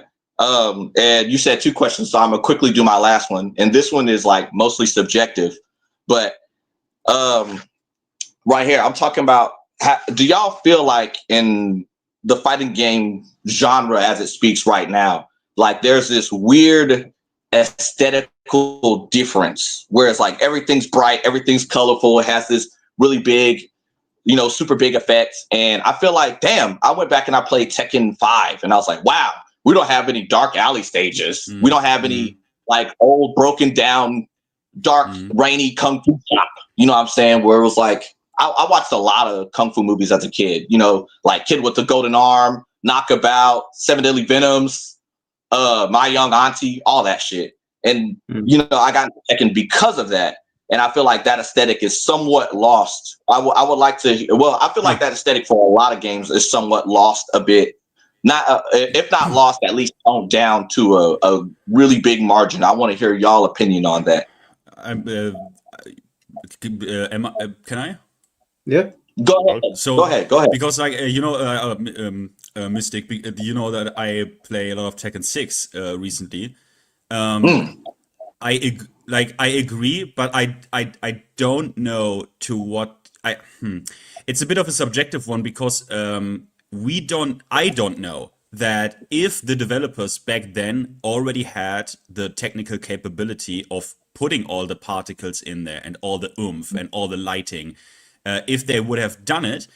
And then as well, certain 2D games, because it's sprite-based architecture, you can go back as far as like 20 plus years and you find shit that basically looks insanely flashy and outrageous.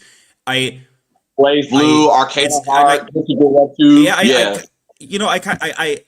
I think it's a bit of a matter of taste at the end of the day, because for example, I like the Raid, right? The movie The Raid, which is pretty dry, like not it is elegant, but I also like what's it called? The Man with the Iron Fist. Like it's like do you remember that movie? It's That's like from 2000. It's a good movie, right? But that's Russell Crowe in there. Yeah. It is more Man with the Iron Fist or Man with the Golden Fist. It's more flashy. It's more like a almost like a rap movie plus martial arts, right? But it's way more flashy. I like both, but for me it's like I grew up with this, and I can't.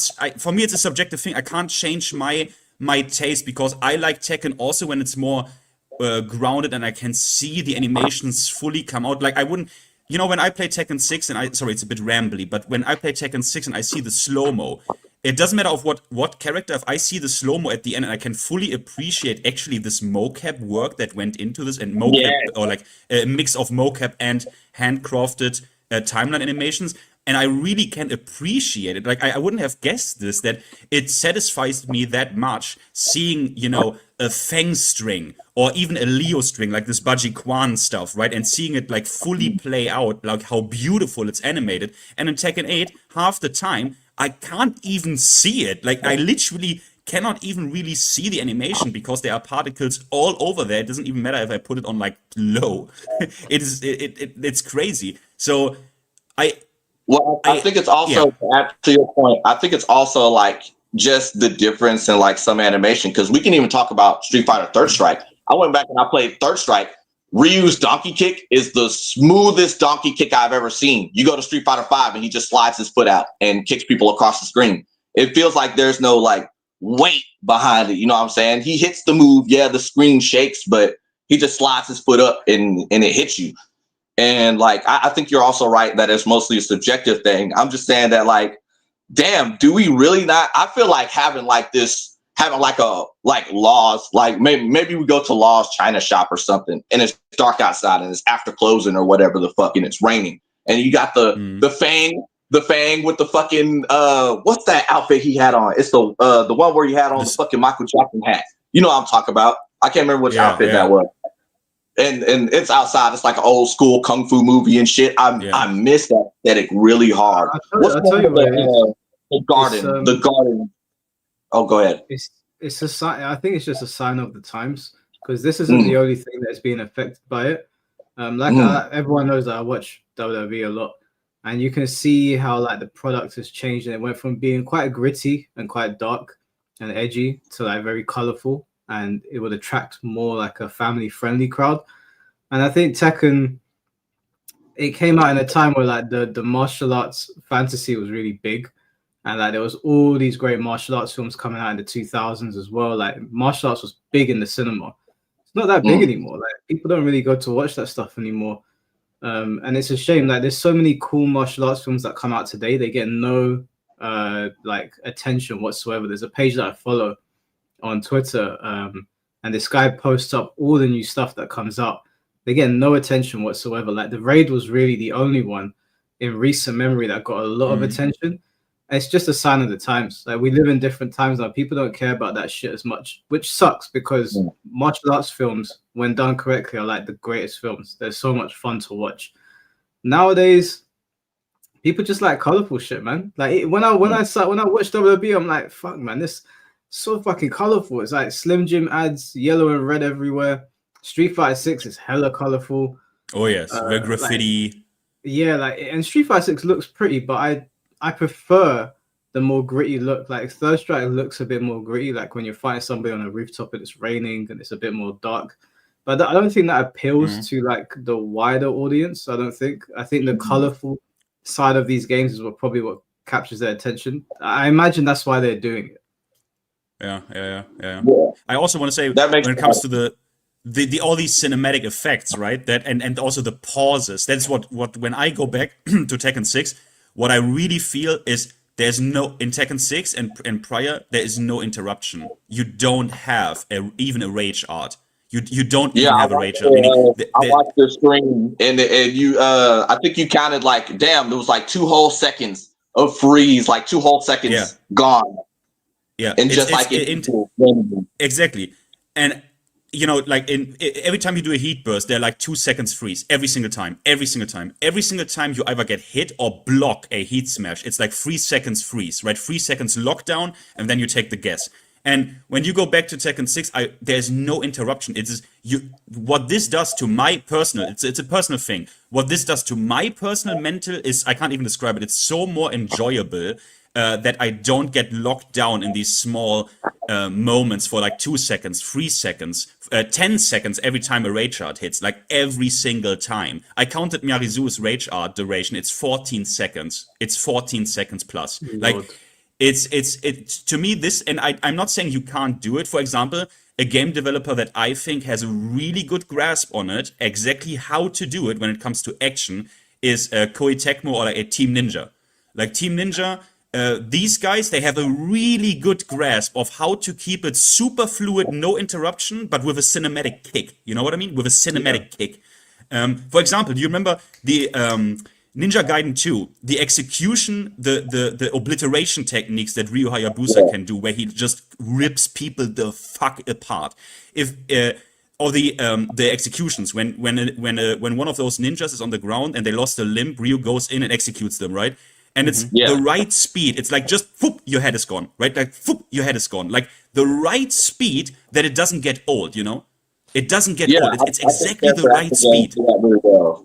I think character action games do that really well, and I think you're on point with that. I was talking with Mike earlier when you had left about I'm much more on your side when it comes to certain conversations about, is this interesting? Is the gameplay interesting? Yeah, there's an answer for this, but is it interesting?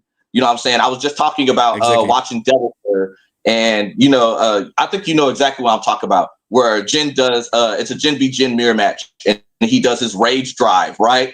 And you parry the first 2 hits, Zen under the low, and then Tsubaki the last hit.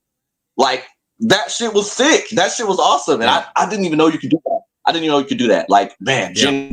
I'm so sad. Jin was awesome in Tekken 7, bro. Jin was awesome in Tekken 7. Also, before that, he was he was a very, very cool character. Like, yeah, I agree. Yeah, exactly. The word that people should use more is not focus on the competitive integrity of it, because there is counterplay, right? The question is it exactly, that is the question. Is it interesting? Is it interesting to do that? Is that interesting? Because, for example, as much as Street Fighter, the biggest Street Fighter 6 glazer that you will find will still tell you for example, Broski, right? Broski plays the game since, I think, Street Fighter 4. He basically is considered an unk now. And it doesn't matter how much he enjoys Street Fighter 6, at some day he will still tell you throw loops are the most interesting piece of dog shit ever invented, possibly by Satan himself, and put into a fighting game. You know, because it's so uninteresting to do it. It's so uninteresting to do it and to play against it. And I think that even though there is counterplay, right? I can EXDP out. I can try to, you know, there are options for me, right? I am interacting with my opponent. There are options for me to get out of it. There is a mind game to be played here. But is it interesting? Yeah, I'm rambling, but you're that's right. Okay, bro. Interesting is the right word. I do need to get the next person here now, because we've got a long queue. So we'll wrap it up for here. But Mystic, I appreciate you being on, bro. No worries, man. It was good playing against you, fan. I'm sorry that my Wi-Fi sucked. No, we do it again. No problem, mate. We're doing it again. All right, I'll try and jump on next time. See y'all guys later. Y'all have a great stream. I'll be watching the rest. No worries, bro. Take care, man. In a bit. All right. So we just fucking cut me off if I just go, just cut me off, bro. Yeah. If I. No, it's fine. It's fine. It's all good. We'll get it through everyone. All right. Let's see who's next on here. Sorry, this thing jumbles up the order, so I'm trying to remember. I think it was Season 3 will suck is the next person. Season 3 will suck. Can you hear us? You're muted. Season 3 will suck. Maybe if you can hear me right now, okay. Yes, I can hear you guys. Sorry about that. How's everybody doing? Yeah, all good, man. All good. Thank you for hosting this space, Mike. And Frame will come back and watch this, so just wanted to say thank you to him for all his work, even though he's kind of just in the shadows of the Tekken scene. I wanted to talk about, and it's funny, Moon was mentioning this. I actually wanted to talk when he was still in here, but he's not. I wanted to talk about the player count, because Moon brought up an interesting point. He was kind of questioning, the player count is still stable. I mean, yes. Frame was talking about, you can see on Steam, like the player count is slightly declining, but it's still more or less stable. And Moon has stated he personally believes that the Tekken team believes when they look at this player count that it's a success. I disagree, but he was kind of questioning why is it still this high after such an extreme negative reaction. And I wanted to hear what you guys think about this, because personally I believe that there's still some shock value based on how much Tekken has changed. It's almost like a large portion of OGs that are still playing the game. And I'm not talking about those tournament players, but there's still a decent portion of people who are old Tekken players still playing the game. I think they're still holding on for Season 3, and I think Season 3 will be a very, very big change for either better or worse. And if Season 3 doesn't change anything, which I don't believe it will change much, I truly believe this is their vision for the game. Yeah. More or less. I think the player count is going to decrease a lot. And Mike, you were also mentioning how you believe kind of history has a tendency to repeat itself, right? Mm-hmm. And I think you also mentioned that personally for you believe that the player count is still at this level because there's not much competition for Tekken, right? Especially in the 3D. One of the reasons. But I don't know if it's I don't know how big that reason is, but I do think that there is crossover with 3D fighting game players. I think when I say that some people in the FGC, it doesn't compute because they're diehard this and someone's diehard that, but they need to remember that we're only 1% of the player base. The player base is much, much bigger. And because I interact with other fighting games on a casual level, I see how players move around. So I can only imagine that probably does happen with the 3D fighting game space as well. Yeah. Well, I mean, it is obviously it's not something we can accurately measure, but I do believe it is a somewhat significant factor because you hear people all the time. You can even just hear people in, social media spaces all the time talking about how, they're just kind of holding on and they don't feel like there's any other option, essentially. And I personally believe that's going to change. We're seeing, I believe that you talking about how history is going to repeat itself, we're seeing that. We're seeing almost like a fighting game revitalization. We've got Virtua Fighter coming back. Who knows how that's going to be? But we're seeing other fighting games kind of be developed. There's an Avatar: The Last Airbender fighting game being developed. We've got the new Bleach game. And I think that Tekken is catering too much to the new players and trying to, well, they think they're catering to the new players. But at some point, those players are going to kind of feel what it's like to be on our side. They're going to be veterans, and then they're going to sit here thinking, wait a sec, all the things that I thought I was learning, it doesn't really matter anymore, right? They're going to realize how the game is being reduced and how it they're going to kind of feel our side, basically. And I think that I want your opinion on whether you think that at some point there is going to be a game that scratches that old itch, kind of like how Battlefield is trying to do for veteran players who are kind of sick of COD, right? And if that's potentially where Tekken is going to run into trouble. One thing, the first question you asked is why the player count is obviously very high, higher than it was in Tekken 7 and stable. That's because the answer is very, very simple, and funny enough, I can go back to that movie. It's the same reason that when I entered the cinema in 2014, 2015, it's the same reason why I was sitting in the cinema with 4 people watching The Raid 2, while what was it at that time? Transformers: Age of Extinction. That shit was sold out. Why? I think all of us would agree that The Raid 2 probably objectively is a better movie, but the whatever Transformers slop had the tickets were sold out. That's the same reason why people play Tekken 8 so much, because the game is convenient. The game has the most common, the lowest denominator of satisfaction. Oh, I get a guess, I get big plus frames, shit feels satisfying, I land a heat smash, boom, boom, boom, boom, boom. It's popcorn. It's popcorn. It's popcorn. It's the same reason Drive wasn't as successful as the first Transformers. It's the same reason. But isn't it interesting how, you're bringing up Transformers, and that's a franchise that kind of started to get away from its roots and just started going off the walls. And then now, even with them, you kind of see that they're trying to do a return to form with the little animation thing they've got going on and stuff like that. So I think eventually everything just kind of repeats itself, like Mike was saying, and there's some sort of return to form. I'm not sure if it's going to be the Tekken franchise. I truly think that right now, there's going to be another game in development that is seeing what Tekken is lacking, just kind of like how Battlefield had tried to target that audience with COD. And the difference is that Tekken is not as big as COD, of course. I think that can get them into a lot of trouble. Yeah, I think that game is Virtua Fighter. I don't think Virtua Fighter is going to be able to combat Tekken, if I'm being completely honest. I think that the way things are right now, people do. I think just looking at the numbers, it looks like people are really enjoying this anime version of Tekken. So I don't know how much of a dent Virtua Fighter will make, but I do think that there is a hunger for a game that does go back to more grounded martial arts. I saw a comment in the chat just now where it said, I think you guys don't like change, and I see people say this all the time. I don't mind change, but not all change is created equal. I don't think just because something changes and I dislike it, I hate change. I might just hate that particular change. I don't like the way that Tekken has changed because it's gone down an anime route, and I do think that other 3D fighting game developers, I would say probably DOA and Virtua Fighter, looking at that, they probably know that they can't eclipse Tekken because it's too big, but they could probably take some players away from it. And sorry, not to cut myself up, but someone's mic is feeding back.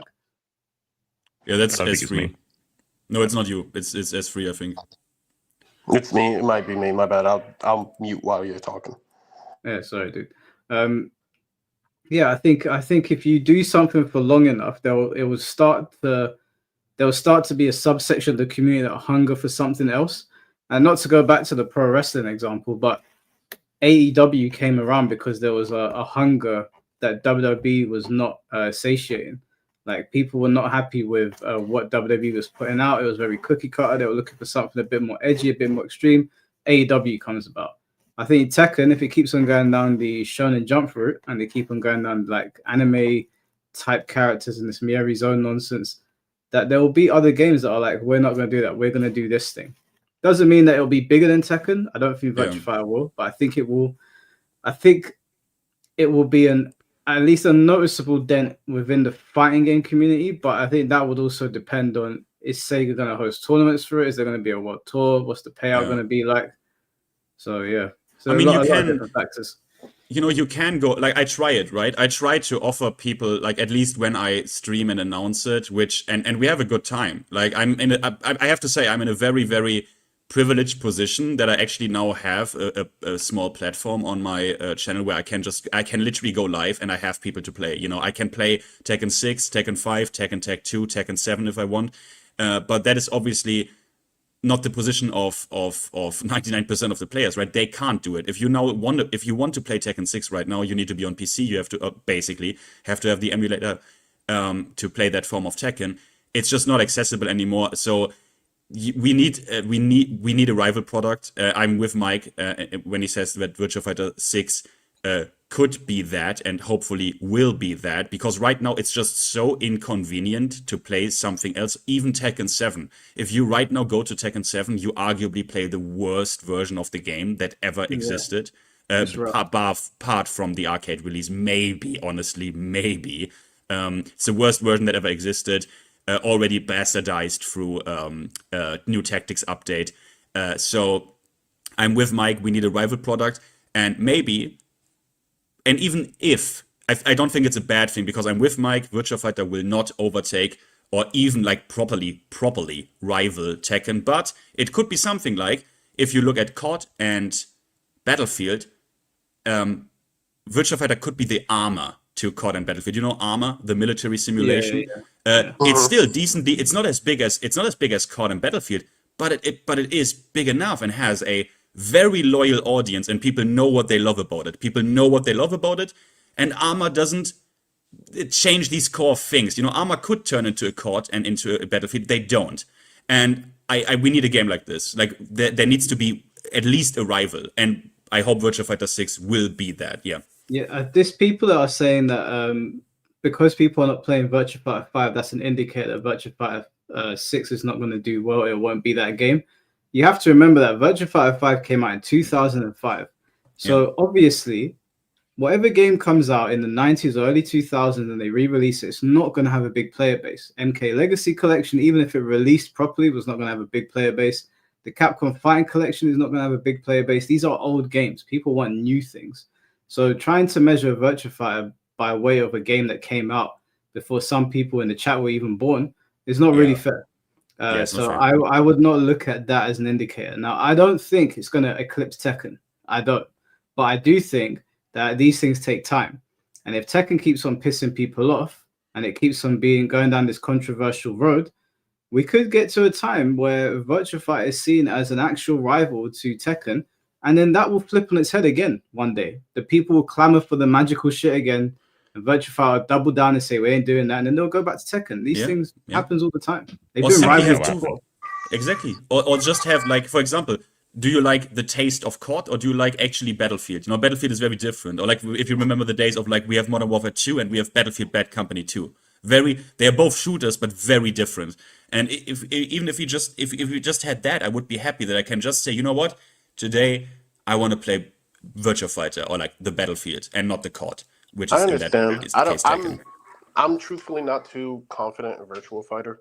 I think I look at, I was there when you did the last stream of their showcase, which was just a nothing burger. And I think when I see things like that, it kind of points to incompetency from the devs. And that starts to make me a little hesitant. Just like, it just reminded me a lot about the Tekken streams we've seen where we start to be skeptical and they just keep telling us, oh no, hold on, wait. And then it's worse than we even imagined, right?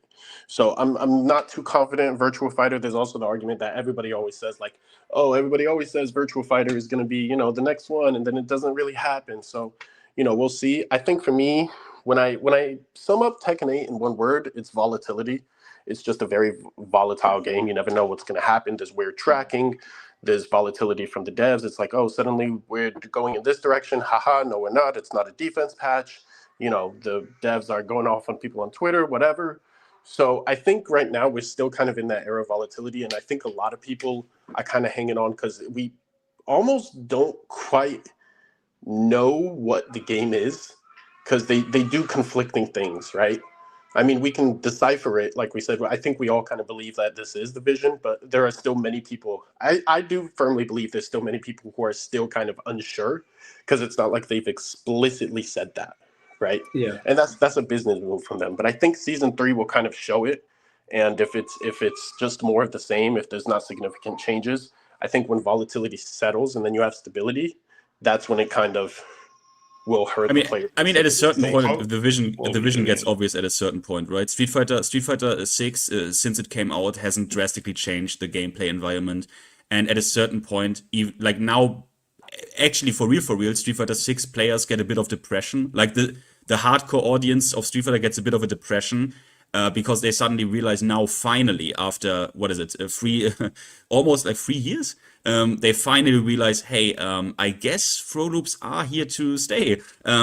Because in Street Fighter 5 they removed them at some point, and I think for Tekken players, it's also it has to finally come to an understanding that if we play a game after 2 years that still has plus on block mid wall splitting 14 frame heat smashes, yeah, that is the vision. Like, they want the game to be this way, and that's not going to change. So, C4, did you want to say something? I give up. This is just cope. Wait, hold on. Everything is on. cope. Cope from me or from Finn? Everyone. This whole conversation is cope. How am I coping? You guys literally paid for frame data. They can make any product they want. You're going to consume it. I don't know why you're talking about, if it doesn't do this, we're going to go Virtual Fighter.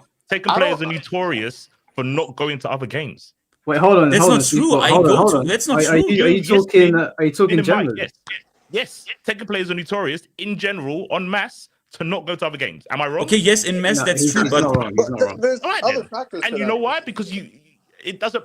Tekken can make any game they want. It doesn't matter about the direction you're following. They could be going off a cliff like a lemon. You're consuming the game. You paid for frame data. You guys are mentally cooked. I'm sorry. Hey, hold on. Don't put me in that, but I did not pay for frame data. Okay, Mike is not cooked. Finn, did you pay for frame data? Well, yes, but okay, wait.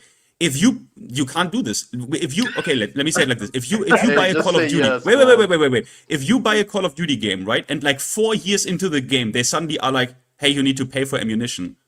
Okay, that's a stupid comparison, but if you still want to play the game, you need to pay for ammunition. Like, at this point, I don't know, man. What am I?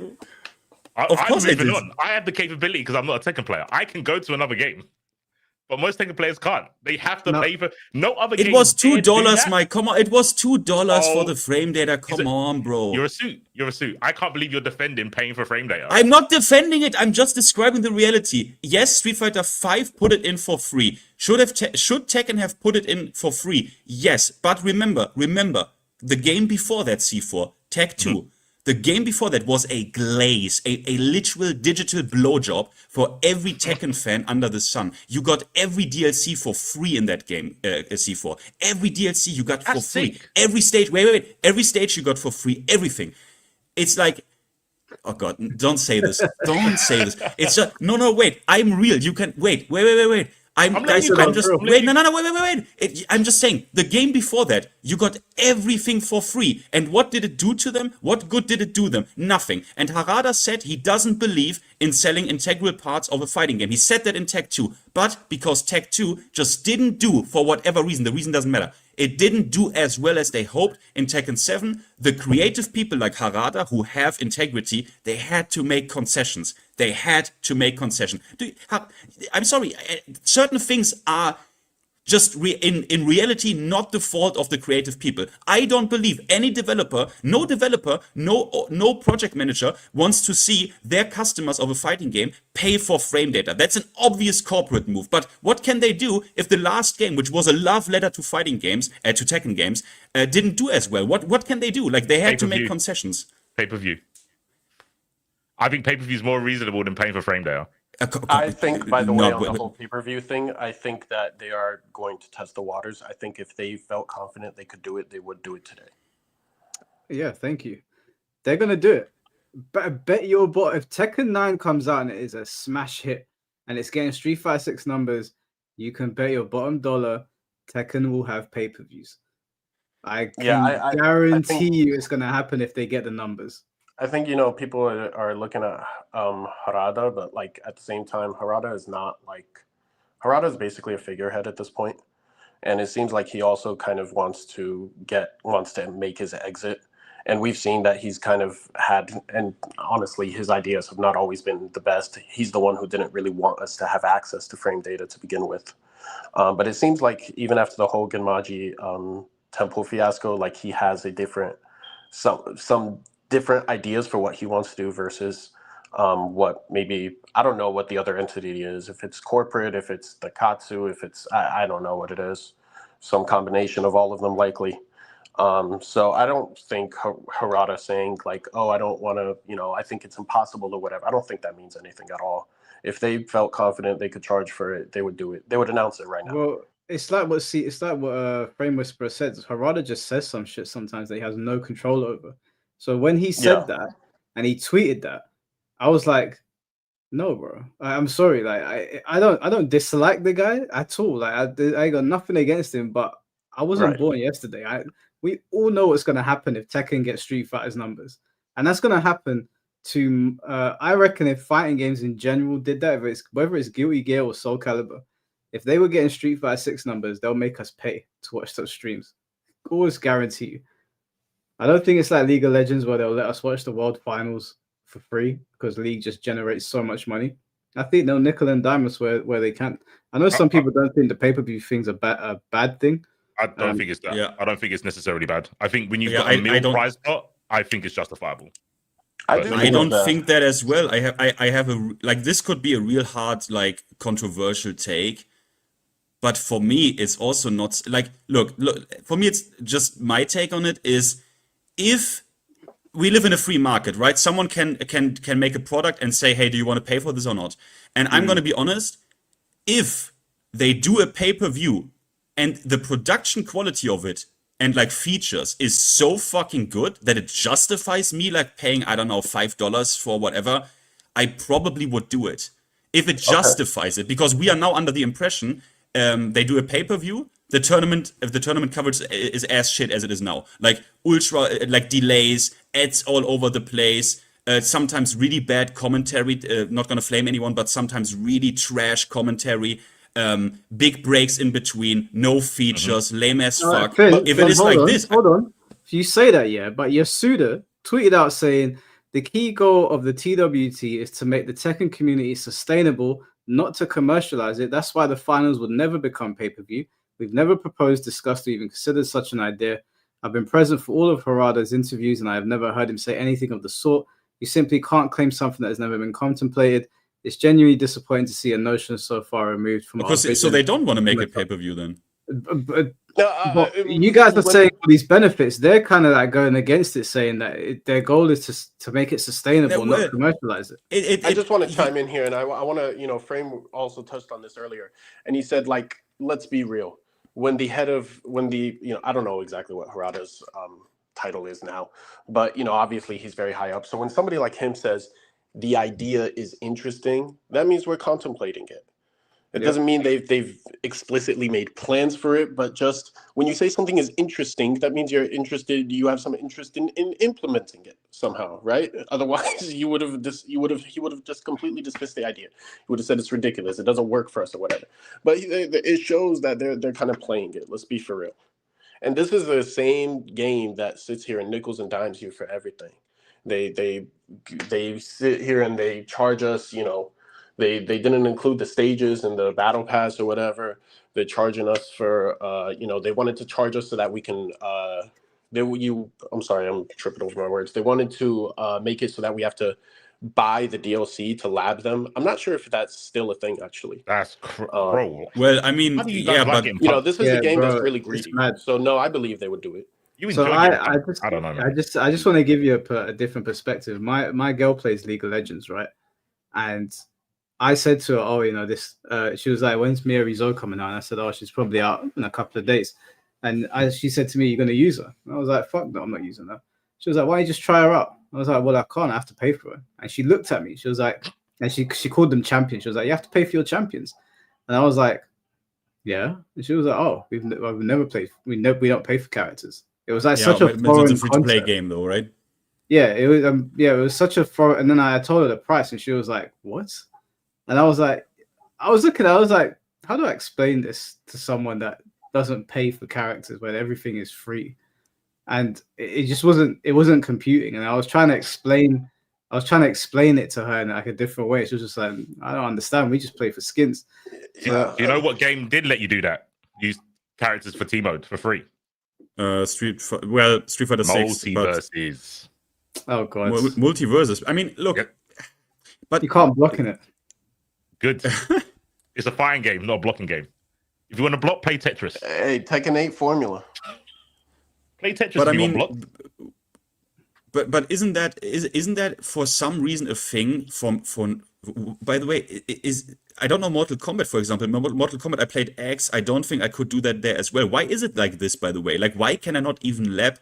Like, in what fighting games can I actually lab the DLC characters? I know in Street Fighter 6, if I have the tokens, if I have the rental tickets, I can even play them in ranked with them, with the rental tickets who I can get for free. In what fighting game can I do that, actually? Like, It's just try diabolical. out the character. It's diabolical when you think about competitive play. You don't want to get the new character because you don't want to play them. But Yeah. you should be able to lab against them. Minimal. Yeah, that yeah. shouldn't cost you. That should not Of cost course. you to lab against a character. That is absurd. But Absolutely. in what game can I do that? Street Fighter 6, you got in-game currency, I believe. Yeah, the rental tickets, but I can't just Yeah. pick them. And Strife, I need the you have to rental pay. ticket. You have to pay In up. Strife, I have to pay. In Mortal Kombat, Yeah, you have to pay for the character. you have to pay. Street Fighter 4, I think you had to pay. Street Fighter 5, I think you had to pay or either use the grind the currency as well, right? Yeah, But okay, yeah. you could at least grind the currency. What about Guilty Gear? You have to pay, right? All the Guild Gears, yeah. All the Guilty Gears you have to pay. What else do we? How about Dead or Alive 6? Did that shit anyone play? I didn't play that. I know Grand Blue you don't because they've got rotating characters like Killer Instinct. They had rotating characters. So when the DLC was out, I think it's like every 2 weeks. I wish Fate was here. He'll tell you. Like every 2 weeks, the 2 characters that you could use for free would change. I see. So you'd have to wait to lab against them, but you wouldn't have to pay necessarily. Just one quick thing. Actually, the price for every DLC in Tekken 8 is actually the price of cream that you can put in your coffee. That's all I'm going to say to that. All right. Well, we need to get the next caller on season 3. So appreciate you being on, bro. We're gonna get the next person on now. Yeah, no problem. Thank you all for having me. Have a good one. Take care, man. Easy. Oh man, I want to just free Finn. I feel like he's shackled to Tekken, even though I know he plays other games. I play other games, but no other. Look, I played 800 hours of Street Fighter 6. I played like 400 hours MKX. I want to look into MK11, but just know there is not another game that scratches my itch. You know what I mean? It just is what it is. Listen, C4's right at the end of the day. Like we were talking about earlier, brand loyalty. Tekken players don't tend to move about too much. Like, the furthest you might be able to push them is Soul Calibur, but yeah, we normally stick around for the long haul. I don't have that. I don't stick around on games that piss me off. I used to be like that with Mortal Kombat, but then they went back to 2D. So he's not wrong. They'll probably, if they started selling frame data again, I don't think there'd be a significant drop from what there is now. The selling frame data shit. I think I know it's not a lot. It's the principle, though. You think it's the principle. It is again. You are absolutely right on the principle. Yeah. I'm just saying the creative people never want to dime you. You know, the guy or the team or the girl who designs Marizo these people, they don't want you to pay. They want you to have fun with it, right? It doesn't matter. Like, we don't talk about it now balancing or some shit, right? But the creative people, they don't think about money or that you have to pay, right? It's the other people, the suits. And in that previous game, Tag 2, the creative people had all the authority. You got everything for free. And because that didn't sell, they got cucked for it. I mean, we can be happy that Tekken had this one game, Tag 2, where literally it was a love letter to fighting game consumers. Like, it was actually a love letter. It was the most consumer-friendly game I have ever seen because everything was for free. Everything. You know what the difference is? I've seen you stream that as well, right? That game. Yeah. I feel the difference between every other fight, maybe not every, but most other fighting games is they will just play that. They'll look at Tekken and go, not for me. This is shit. Blah blah blah. Too modern. And then play the version that they like. It's because we are lazy. There's still Street Fighter 2 tournaments, bro. But you know, okay, you're right. But you know that people, we are all lazy. I'm not gonna kid you. I'm not gonna lie to you. I could not play like the game I actually want to play, right? Tekken 6. I could not play that if I was not in the privileged position of having, for whatever reason, this platform now on YouTube where I can just start a live stream and I got people. I couldn't play it. I understand that. I mean, you know it as well. You play Street Fighter Cross Tekken. Yeah. It's a Discord fire, but I'm okay with that because I'm having fun with my Discord fire. I feel Tekken players are like they're torn between the good game and following the crowds. I mean, again, I'm not talking about people here. Mike plays what he wants to play, and you also stream the Tekken that you like. But en masse, Tekken players will say I don't like it, but they're sheep because they will go to what everyone's playing. I mean, I don't know what to. I can't. You're right. I can't. You're absolutely right, and I don't know what to say. I don't know how to defend it because the Blackheart says he hates this game, and he has, I think, almost like 7,000 hours in Tekken 8, like actually for real. But he says it's like you are addicted. But if I'm like, I don't know why. Because let's say he said like it's like cigarettes, right? You're addicted to cigarettes. They're not good for you, but like you can't help it. But you still have. Even if you're addicted to cigarettes, you can still choose the brand you smoke. So you know what I mean? You could just decide to smoke the Tag 2 cigarettes if you wanted to. Like, you know, the problem with a lot of Tekken games, though, other than 8, is that they're all shit online. Like, they're horrible online. Tekken 8 was the first one that we got that was actually playable online. So I tried to host streams for Tekken 7. We did it for a month. It was fucking difficult, bro. The amount of disconnections was insane. Finn tried to get Tag 2 working. I started playing with some people to test it out because I was gonna stream it. Disconnect. I was like, I love the games. I love them. I'd love for them to re-release them, but we can't go back and play it. Capcom guys and whoever else that are getting these re-releases like MK, they can go back and they can get a little lobby going with their friends and just play in their own little corner, no problems. We don't even have that option. That is not an option for Tekken players. If we do get the games running on our PC, they run like shit. They don't play well online. So we are literally stuck. And it's been like that because Harada's got this idea that we don't like the old Tekken games. That once we've moved on, that's it. But that's because that's all we've been able to do. There's no Tekken collection. So there's no way to test the theory. I want to, one thing to that. Sorry, I don't want to fucking block this shit. But Street Fighter 3, the reason why people can get into that game very seamlessly is you can play it on basically every single PC that is around right now through Fightcade, right? And then that shit has rollback, yeah? That shit runs good, right? So, but with Tekken, mate, honestly, C4, we do that one day. It's free. I show you how to set up the emulator and you play Tekken 6 with me. You will immediately notice, holy fucking shit, in what is this unholy delay? You will see why you can't.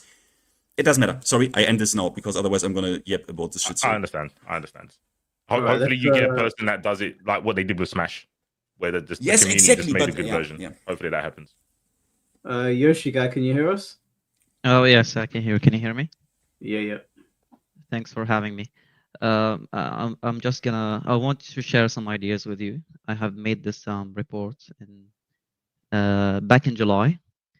Yep. I think these ideas could help the game or enhance the experience in some ways. In short, this report focuses on the fight pass, the mission design, the shop value, customization, game modes, and quality of life features. I really would like you to have some input on this. I don't want to take a lot of time, so I'm gonna go through them very quickly. Okay. For the fight pass, number one will be character specific items like swords, nunchucks for law, for example. These could help sell the fight pass itself, rather than just having like name tags or faceplates or whatever they're putting in the free access or the premium access. Legacy costumes. What do you think about legacy costumes? The dog shit. Yeah, that's not been implemented well. I think that if what I would like them to do if they're going to bring in costumes is our legacy costumes is fine, but I think it would be cool if there was like a really cool costume that you could only get by fulfilling certain requirements for that season. Like Mortal Kombat 11 did that quite a lot. I don't know if they do that in the Fight Pass at all because I don't interact with it in any way, shape, or form after what I saw the first one. Like I don't know if it's improved, but yeah, exclusive costumes to the Fight Pass whenever they can would be cool, I think, and legacy costumes that would be nice as well. Yeah, this is what I had in mind actually. Why not put like specific character costumes in the Fight Pass? This would really like help sell the Fight Pass itself. Because they probably can't make as much money on it. I mean, they want to dime you for one, but what is it? They want to sell. They want to sell a costume for you for like €4 or £5, and the whole fight pass right now costs like, if you want to buy one dry, it costs like £5. So for them, it doesn't make financial sense for them. I agree with you. It would be sick. I would love a fight pass that's actually. For me, I would even buy a fight pass that is way more expensive if it has actually crazy good content in it. For example, like Mike said, a completely new designed costume, right? For example, the guy who made the Bayonetta designer, that is the guy who made Reina. So how about that guy designs an alternative custom for Reina that's like in the fight pass? Would be super sick, right? But yeah. I agree with you. What they monetize, like what they want you to pay for, is like the utmost lowest level of dog shit I have almost ever seen in like a fighting game. I go back 10 years to Mortal Kombat X. You know what I bought? And it was, I think back then it was €2. I think it cost me €2 to buy the classic blue Sub-Zero in Mortal Kombat X. I think it cost €2. That was worth my money. Like €2, fine. But bro, sorry, you will go on after I said this out loud, but like they want €5 or like £5 from you for a different fur pattern on Kuma. Like they do not give a shit. Do you know what would be a good idea? Crazy. I don't know I don't know if it's Elder Scrolls or someone does it. There's some developer does it where the community creates costumes and then they submit them to the dev, and I think they share the revenue. And I think it incentivizes people to want to create costumes and then see who gets put into the game. I don't know which game it is. I heard about it before, but I think that would be pretty cool considering the Tekken modding community is pretty big, even though they tried to kill it. And then it would create some goodwill with the community. Now I don't know how well. Are you guys saying it's Bethesda? I don't know how well they treat their community in Bethesda, but the idea is good. I don't know if it's implemented well. But allowing modders to do that and create costumes and then seeing who has the best costume every month and their costume gets put into the game and they can get a bit of the revenue. I don't know, but I just feel like what they're doing is below the bare minimum. They're charging too much for it. And the Fight Pass, from what I saw, again, I haven't seen it in a while because I don't interact with it. It was so laughable. I remember seeing it and there was this like little white ball. It was this little white ball that you could get in the Fight Pass, and I was like, "What does the ball do? Can you throw it at someone?" What you mean? Is that a serious question? What does the ball do? Yeah, what does the ball do? The ball is the ball is literally just a sphere that you can place in different positions besides your character. That is all that you can do with it. Yeah. So you can put it into your head as like a sort of like a bump looking out of your head. An extension, or you could do some customization stuff with it, but it's just lazy. Just lazy. Do you know what kills me the most of them is that I remember when they were doing that crossover with Reina and the other girl, and you could get her strand of hair. Oh my god! I don't know. Like I would have loved to have been in the board meeting when they said that on the stream. Murray and Yasuda, you're going to present a strand of hair. I would have loved to have seen Murray's face or Yasuda or whoever put that forward to see if they started laughing or not. Because there's no way that these guys who run a business thought that we were going to receive that positively. I don't know if you saw this. It was literally a strand of hair that you could put on somebody. Yeah. And I saw that. No, I did see that. It was like a collab content thing, right? Yeah, between Atelier, Lumina, whatever shit. Now the other game got Reina's costume. I think Heihachi's rage art with her or her rage art, one of them. And I don't know if it was like a song from Tekken or something, but just on the costume and the rage art alone, they won. We got a strand of hair. Yeah. And then people went onto Twitter and they were like, "What the fuck is this bullshit?" And then you had people going, "Oh, you guys complain about nothing, about everything." I was like, "Are you being for real?" Well, they gave us a fucking strand of hair. I mean, objection to that. We also got the slime ball. Yeah, don't forget this holy slime ball. We got the slime ball. But this is what I mean, Mike, right? Like that shit, to be fair, that shit was free, right? You got this for free. But that is what I mean. People don't have... The thing here is not that it's free or not. It could have cost money. It doesn't really matter. The point is people see that shit, and it doesn't matter if it's for free or if it costs money. People feel like this is lazy shit. You're not valuing your own game. You know what I mean? This is the actual affront to Gül, where people are like, we would pay for shit if it is good, right? Everyone... Do you remember the time when games did like good DLC, like the Dark Souls 1 DLC, Artorias of the Abyss shit? That shit costed $10, and it was like a huge game in and of itself, you know? Like back when DLC was like, I don't know, fairly priced. It's like crazy. There's still games that do good DLC. Like I'm playing this horror game called Still Wakes the Deep. Me and my girl are playing it together. It's about these Scottish guys on an oil rig, and some otherworldly being has come out of the water, so they're just stuck on this oil rig, and you have to like figure your way out, and like everyone's being killed by these monsters or whatever. But it's got DLC. It's like a full story, I think. And I looked and I was like, this is really good. This is a really interesting story. The dialogue is good, and they're charging a fair price for it. And then like I go back over to Tekken, and I'm like, what are these guys doing, man? These little indie developers, whoever made this game, are making full games and then selling it to you as DLC for a fair price. And then we got Tekken, this juggernaut of a game. And yeah, it's free, but it's a fucking strand of hair. How dare you tell me I can't complain about that? Yeah, exactly. It's about the value you feel, and the value is nothing. I think they could do a lot, but I don't know if it was the management itself or the marketing strategies they are going for. They could do a lot, really.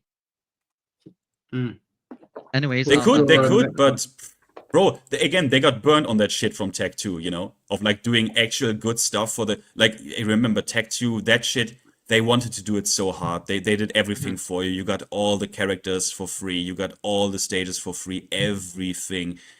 And that burned them so hard that they're never going to do it again. They will now go the opposite, right? In Tech 2, they did the maximum, right? They gave you everything for free. Characters you got different, like Slim Bob, all that shit, all the stages, everything. And now they're going, because they got burned so hard, they go the opposite route, right? Where they nickel and dime you for the lowest effort they put in. You know what I mean? They go the opposite route now. I hear you, yeah. But sorry, continue. I'm just gonna do without taking your time. Larger fight pass. These rewards should remain, but they are not a priority. Customization for characters is the priority. It should be at the priority. Tekken coins, players should get more coins so that they get the packs that are in the Tekken shop, which will promote a win-win scenario. This is what I think, at least. Exclusive character costumes, we've talked about that. The FOMO. People are really are fuming for not getting some costumes sometimes because they don't have the time or they got busy or something. New character intros and win poses.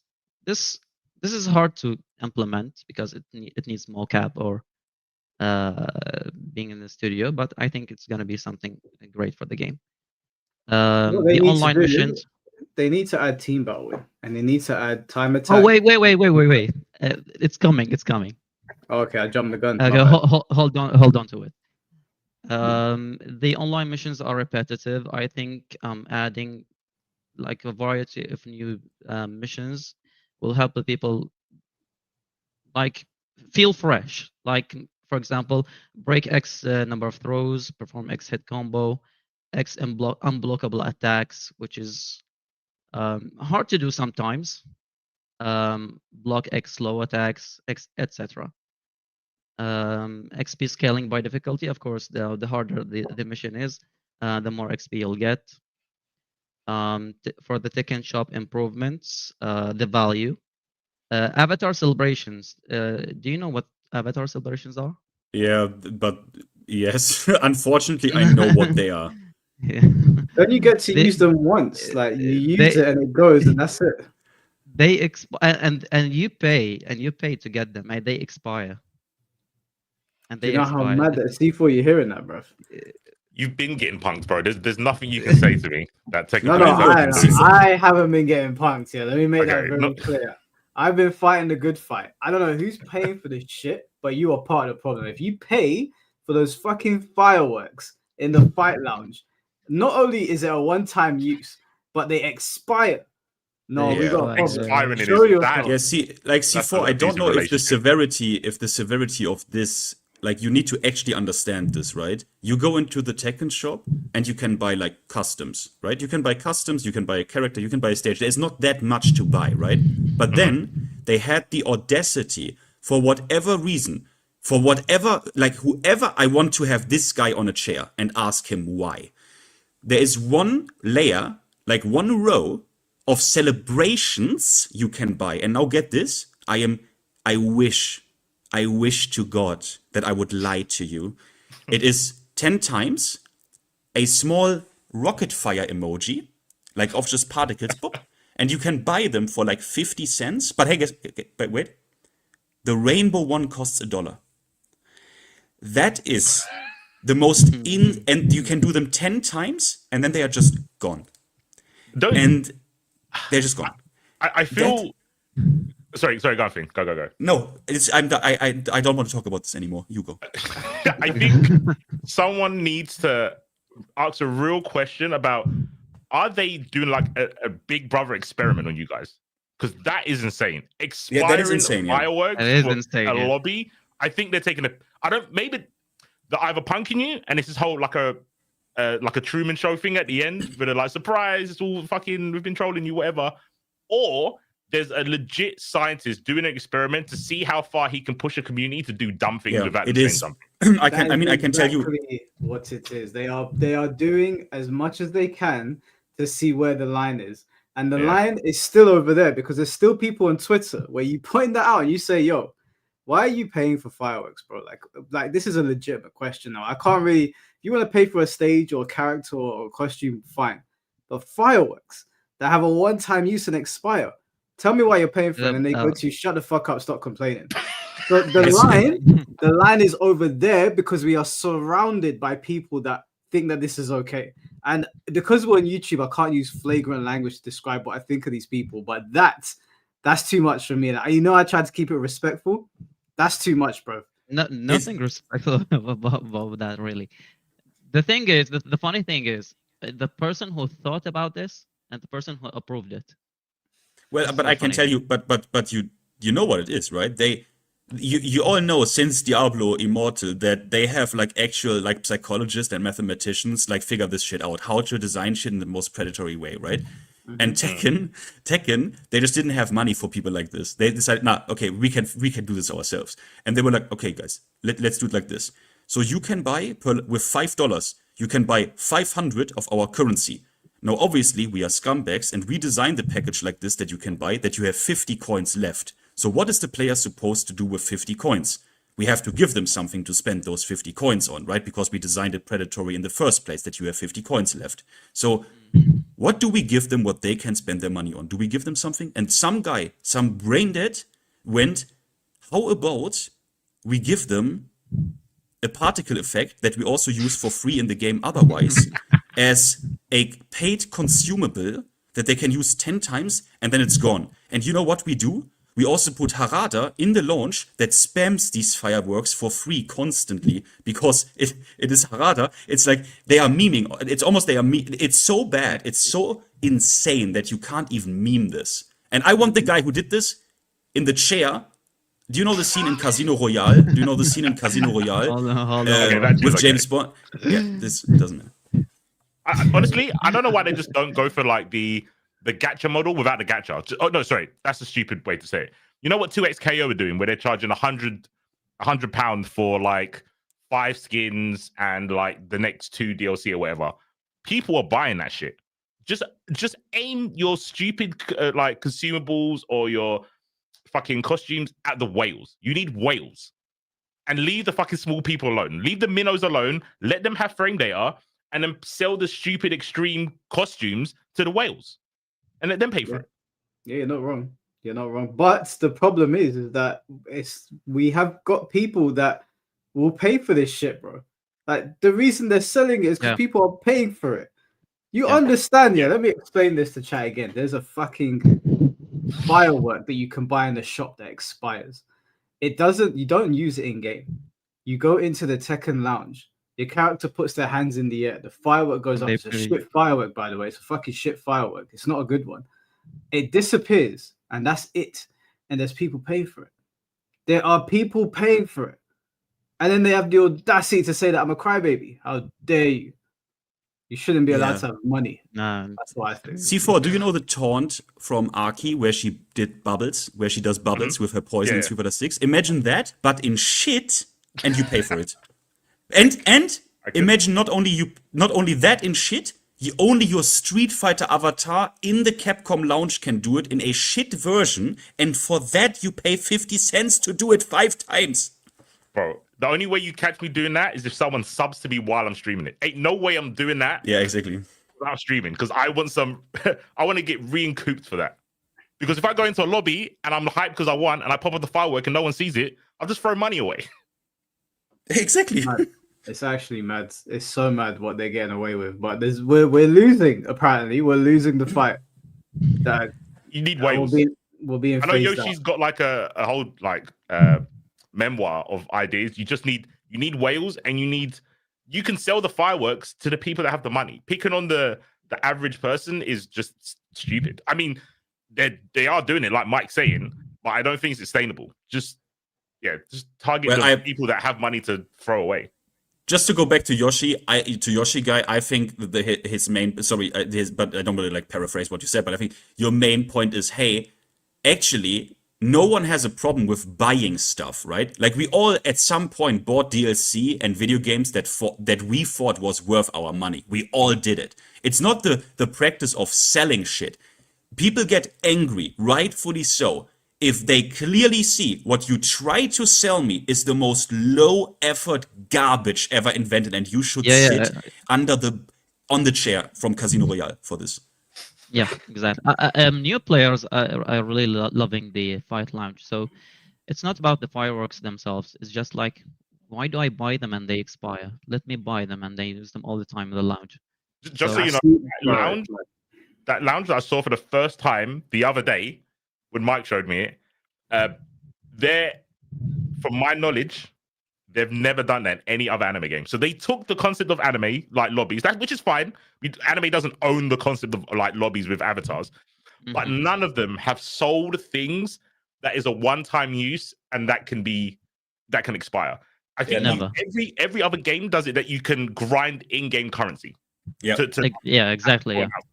Paying money for a lobby thing. What's this Habit Hotel? What are we doing, bro? Yeah, but that's the maddest. Why are we doing this, bro? But bro, that's the maddest part, bro. I didn't even. You know what the maddest part about it is, which I didn't yet mention. When you complete the battle pass, you then infinitely every like 5 levels unlock holograms of the old Tekken logos that you can also put up in this celebratory gesture. That expire, and they look better. Yeah. They look better. They expire, but the thing is they are free and they look better than the fireworks. Who the fuck is that mentally? Are you torturing me? Like someone... Oh, it doesn't matter. It doesn't matter. I'm going to explode. It doesn't matter. Honestly, maybe Frame Risk could look into it. I feel that the expiring thing is there's got to be some rule against that, bro. Like, you know, sometimes when you buy something online, like digital card games and stuff, right? And they're like, you know, when this game closes, you lose all the money that you put into, and that's kind of like fine. But to sell a one-time use lobby thing seems a bit weird, no? Well, Pete, the thing is, they're getting away with it because people are paying for it, bro. I know that the premise of it is weird. I don't understand how they came to that conclusion, but they're getting away with it because anytime that I go into the lobby, there's some clown just No. firing off fireworks, bro. Wait, are you real? Are you real right now? Well, I'm being serious. I was watching Yaya playing, you know, Avatar Yaya, yeah.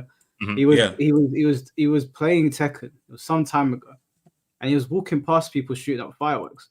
And You I are was watching fucking the stream, kidding me. and I was squinting at the stream. I was like, "What the fuck is going on? Are these Yaya's boys or are these strangers?" And so I typed in this chat. I was like, "Who are these people that are shooting up fireworks?" He was like, "I don't know." So it was just strangers. Wait, Just okay. random. Wait, one moment. Chat, I want to get the chat involved. Please, if you have ever seen someone legitimately use that fireworks, don't troll me. If you have seen that, please write yes in the chat if you have also seen that live with your own eyes, because I need to gauge how severe the situation is, because I think if it is so severe, we need to go in there every Tuesday and bully these people. On my stream, obviously. Not on your stream, on my stream. On my stream. On my stream. I do it in my... It's on me. It's on me. It's on me. Okay. Yeah, I don't know. It feels something wrong having something that expires and is a one-time use. That feels like they're forcing you. Obviously, they're not forcing you to buy it, but once you buy it, they force you to keep buying it once you bought it, right? Because it's like you've got to use this before the time runs up.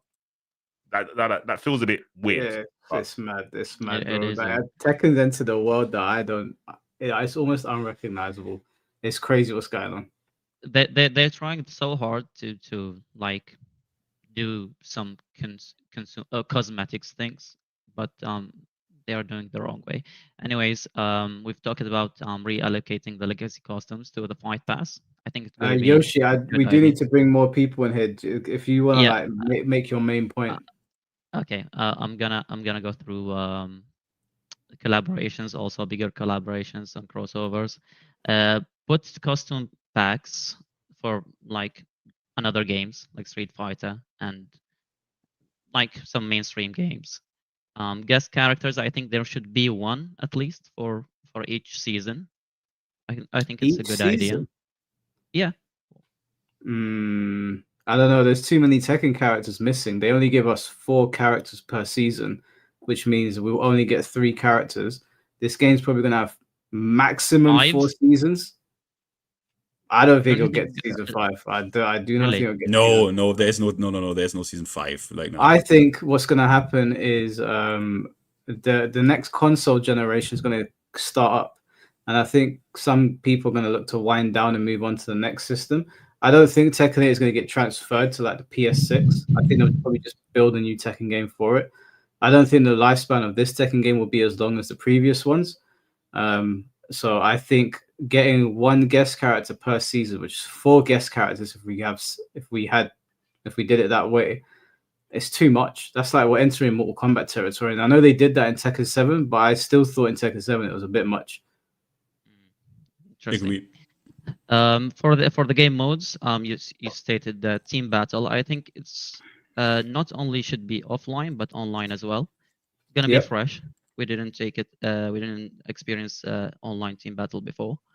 Team up battles. Time attack. What do you think about team up battles? Yeah, I think I did a video on this like a couple of months ago where I said that team battles need to come back into the game, but Harada's going to do this thing, and the community are not going to check him on it, and he's going to put team battle in the game. And it's going to be offline only, and then we're going to come online and be like, "Yo, why like this isn't good enough?" And then they're going to say, "Oh, you guys are never happy." But we live in an online world, so common sense would tell you put team battle online, put it in the lobby so that I can host the lobby and play with my community. Because you don't want to fracture ranked. You don't want to turn ranked single and team battle, because I don't know if Tekken 8 has the numbers to do something like that. But if you at least put it in the lobby system or put it in the arcade lounge and I can walk over to an arcade and play someone in team battle, then that will work perfectly fine. Same for survival.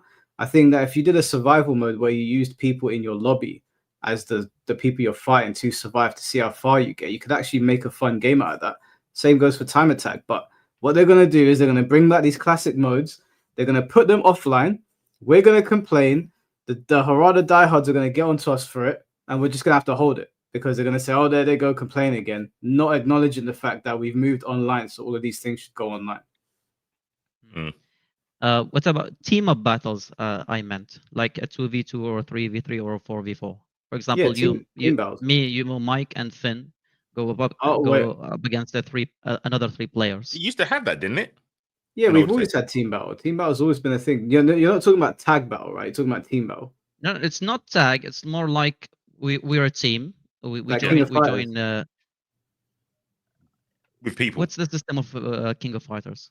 King of Fighters is so you have it's 1v1 and one person wins and then the next person comes in. They don't tag in. Yeah, they don't tag in. They come after the match. Yeah. I feel Tekken lobbies used to have that back in the day. Yeah, team battle was a staple of Tekken, and it's gone now. You paid less. You paid more and got less. Bro, it's crazy. It's fucked. We used to have team battle. We used to have time attack. We used to have survival mode, and instead of them being like, let's adapt these modes for the modern times and put them online where people can interact with them, and it will drive player activity. They were like, everything's gone online, so we don't need these offline modes, and they just scrapped them. And I was there like, why would you do that? Why didn't you adapt them? So yeah, we paid more for less. We paid more for less. Yeah. Tournament mode should return. I think it's great for streamers. Oh yeah, we don't have tournament mode. That was in Tekken 7. It's just gone. Yeah, it was great for Tekken 7, really. Especially for streamers hosting tournaments. Ranked mode should improve. I think there should be rewards for reaching a certain rank. You don't grind just for like the rank itself. I think you should get like unique costumes or armor or something that is silver or gold or whatever. Yeah. I think I'm not gonna take more of your time. I've mentioned here the counter hit toggle. This was before adding it, so they added it, which is great. And that's it. Yeah. Yeah, I think they're good suggestions. Whether they do them or not is another story entirely. Yeah. But it's just As mad. Yab said, Like, it's just coping. These were normal things that we had. C4. These were normal. These were staples of Tekken. We boot up Tekken 3. They're all there. Now it's just they just said fuck it. I don't even understand the rationale behind it. Has to be. We a just social have the experiment. basics. Has to be. They're having us on. It's a social experiment. There's just no way. They're gathering data over from Tekken 3 or whatever, just going, how far? How far until they go like no more? And not enough people will say no more, I guess. So they're going to keep doing it. There's always an excuse. There's always an excuse for less. This is the argument I was having with like people in the MK community when I was saying that at the very least lobbies should be a bare minimum in a fighting game, and they were saying no, these games are old, we don't need them. And I was just like, man, I saw that. That bro, was it's crazy as a consumer to say something like that. Like, we'll pay full price, but you can give us half the job. I was just like, what is going on? You're right. It's a social experiment, and I think they've got us. I just want to mention one more point. What do you think about cross progression, like with PC and PlayStation, for example? What do I think of it? Yeah. Why do you think it's not implemented? Same reason as the other ones. I think it's something they can get away with. Not enough people are talking about it.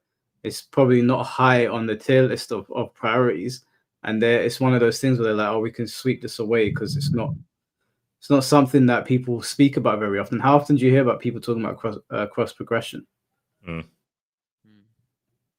Whatever a business can get away with, they'll get away with. So I know people don't like listening to someone complain all the time, but if you don't ask, you don't get. And if the business knows that they don't have to do something because no one's going to say anything, why would they do it? It's just crazy. Anyways, I'll let other people join. Thanks for having me. No worries, man. Take care. Have a good one. Thank you. All right, before I bring the next person in, let me just read out the super chats, and then we're going to bring in Kai Creates. Let's see. Kenjamin, thank you for the $4.99. This is why collections are important. Even if it's a Discord fighter, the ease of access allows for a scene to stay alive and a franchise to be loved. Yeah, 100%, dude. There's still games that are alive because of, and even though they're Discord fighter, like it would be nice if they gave that same treatment to Tekken. It would actually be nice, but I don't think we're going to get it because Harada doesn't think we want it. So it's a social experiment. Tom, thank you for the $5. Street Fighter 4 was the game that gave my Mad Villain channel the most attention. I love that game, but the netcode is terrible. Do you know what pissed me off about Street Fighter 4, bro? Street Fighter 4 had one of the greatest online modes I've ever played. It was a championship mode. It was in vanilla. It was in vanilla, and they took it out, and I was furious. I was like, "Why would you take this out?" I learned so much playing championship mode. I got so much better playing that mode, and we've never had a mode like that since. It's gone. Yeah, that's weird, isn't it? It was a great concept as well. It was so good. I mean, think about in Tekken 4, it's the same, right? With tournament mode. Yeah, not a lot of people played tournament mode in Tekken 7, but it's great for example, for if you stream, right? Because then you don't have a lobby where only one fight takes place. You can have simultaneous fights. So yeah, same thing. Like this shouldn't be that expensive to code in. It's just a game mode. Like it's just a tournament game mode that can't be fucking, expensive or take huge resources. Yeah, same thing basically. Yeah, the fact that Tekken, a game that is the king of Iron Fist tournament, doesn't have a tournament mode. Yeah, it doesn't have a tournament mode. Doesn't have a tournament mode. I didn't even think about this. You're right. It's so dumb, dude. Social experiment. Yeah, it has to be a social experiment. It's so fucked up what's happening to us. Let me just read out the next super chat, and then we'll get the next person in. Twin22, thank you for the $5. An easy solution to kill FOMO is to make old Fight Pass content available after you hit the cap. Push back the logo stickers until we get everything. Yeah, but you think like a consumer, Twin. You think like a consumer. You need to think like me, in this case, me. You need to make the product, meaning, no. You shouldn't make it available after you unlock old Fight Pass content, after you unlock the Fight Pass and then you grind the old content. No. You should sell that for a discounted price, and that's what they're going to do at some point. Yeah. But so if you want to know what championship mode in Street Fighter 4 is, it's a little bit long-winded because they had two systems in there, but you were basically like graded. You had grade points and championship points, if I'm remembering it correctly. Because I've still got some of the stuff here on my computer from it. You need basically a certain amount of points to progress to other parts of championship mode. Otherwise, you're gate kept from them, so you won't be able to play like better players. I can't remember what points got you into specific tiers, but there were tournaments that you could enter with those tiers. They just incentivized you to like get better at the game. I think it went all the way up to S tier. I think started at G2. Do you remember C4?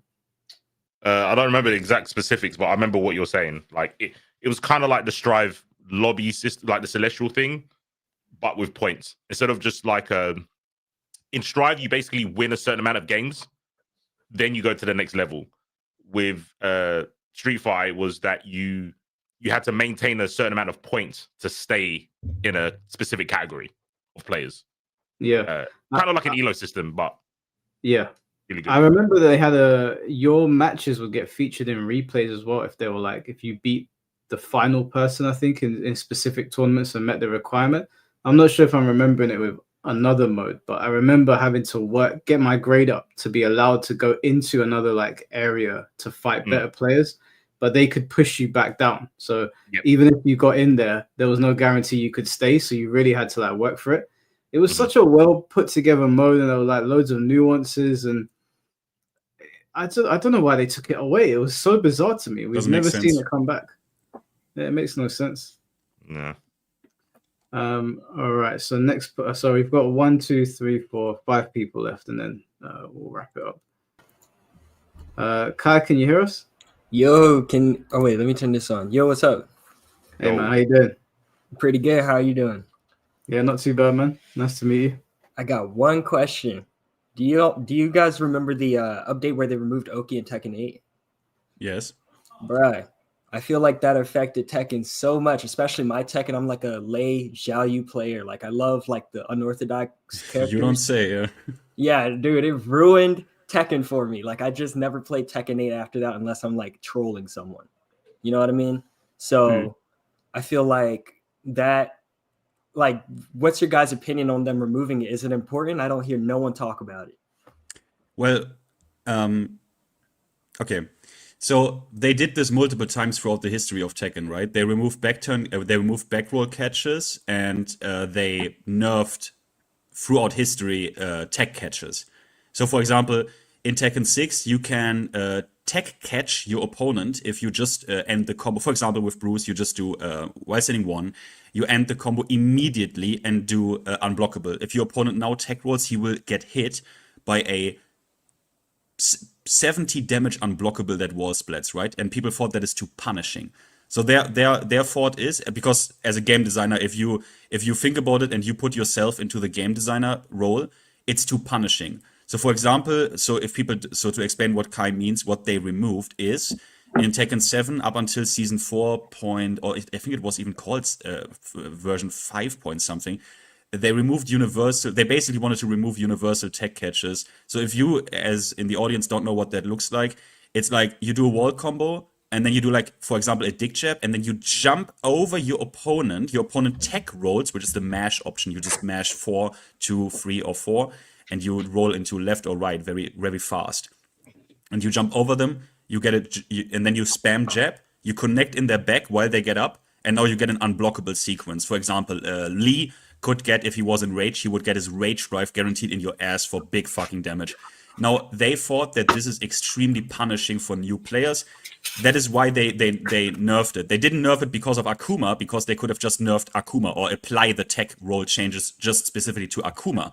But they didn't. They wanted to nerf this as a whole because they felt when new players come in that it looks weird. They don't understand what's going on. It's too deep. But it's obviously so sorry. My take about this is it is misguided, because this level of tech you would only see at, like, pretty deep into the game. You would only see in Tekken 7 at least, and that is low bar, like Fujin and up. You would start to see this. So for me, this is a misguided attempt to make the game more accessible, because this part of the game, this Oki, was never a thing you saw on low level. Never. You could have bought Tekken 7 and played 1,000 hours and never got tech catched in ranked. Never. So I am with you. I think it nerfs, it removes creativity in a misguided way, because that is not creativity that was damaging to the accessibility or mainstream appeal of the game. It was simply very creative stuff that's now got, for example, the Xiaoyu jump over stuff, right? Or Xiaoyu at the wall jump over. That's all gone for the most part. It's all gone. And yeah, so I don't like it. That's my take, and I think they want to nerf. It is a misguided design, in my opinion. That's, sorry, don't want to drag this out. Okay. I feel like personally, I think it was very crucial, like as you said, at very high levels, because it felt like everyone had like a trick up their sleeve. Like if you were that good and you knew that much about your character, you at least knew like some type of Oki trap. So it felt more like on brand for like a martial art type thing. Like, oh yeah, you're basically beating me. Let me hit you with this. You know what I mean? Something like that. It had balancing. In most cases, you needed to sacrifice damage to go that route. So it also had a decision making attached to it. Yeah, you was taking a chance, like a big leap, you know? Yeah. And now, how is it in Tekken 8 right now? A lot of the time, sorry, I want to be fair to the game as well. A lot of the times, your most damaging, easy to do, super consistent wall ender that's also max damage is also the one that gives you the best, like most brute force Oki, where you have the most plus frames on Oki. To just apply a mix-up, right? A basic opponent tech rolls low mid. It's there's no decision making anymore, right? Which is some of the main complaints of super high level player. Joker put this in, I think, number 1 of his changes tier list that he would like to see for season 3 is a return to, hey, can I please have a decision here? Can I please have a decision here between damage and Oki, right? And we don't even get the good Oki in Tekken 8. We get the simple, you get plus frames to apply a mix-up. Not even the creative Oki. Look at all this shit, C4. Look at all this shit they took out of Tekken. It's fucking mad what they've done to this game. People don't even realize. And do you know what? I don't even blame a lot of the newer players, because how could they know? How could they possibly know if this was their first Tekken game? They don't know what the hell we're on about half the time. They think we're just moaning. Look at this shit that's been taken out of this game. They gutted it. Yo. I mean, to be fair, he tries to this iceberg. I always want to be fair about shit, so people know I'm honest.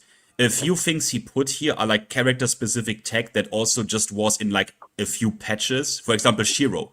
Shiro combo isn't specific to Tekken. Shiro combo developed when they nerfed down forward 2 in Tekken 7, and then it was in the game until the end of Tekken 7. So it was only in half of a game. So I want to be very fair to this iceberg as well. But a lot of the things that are in here are actually pretty crucial. For example, DSS, certain resets, the stuns, all the stuns are gone, which was a balance factor. But I plan to actually do a video series about this, because the more I learn about the old Tekkens, the more I find stuff that I didn't know about. So yeah, but yeah, this is what it looks like. Do you guys know why they took chicken out of the game?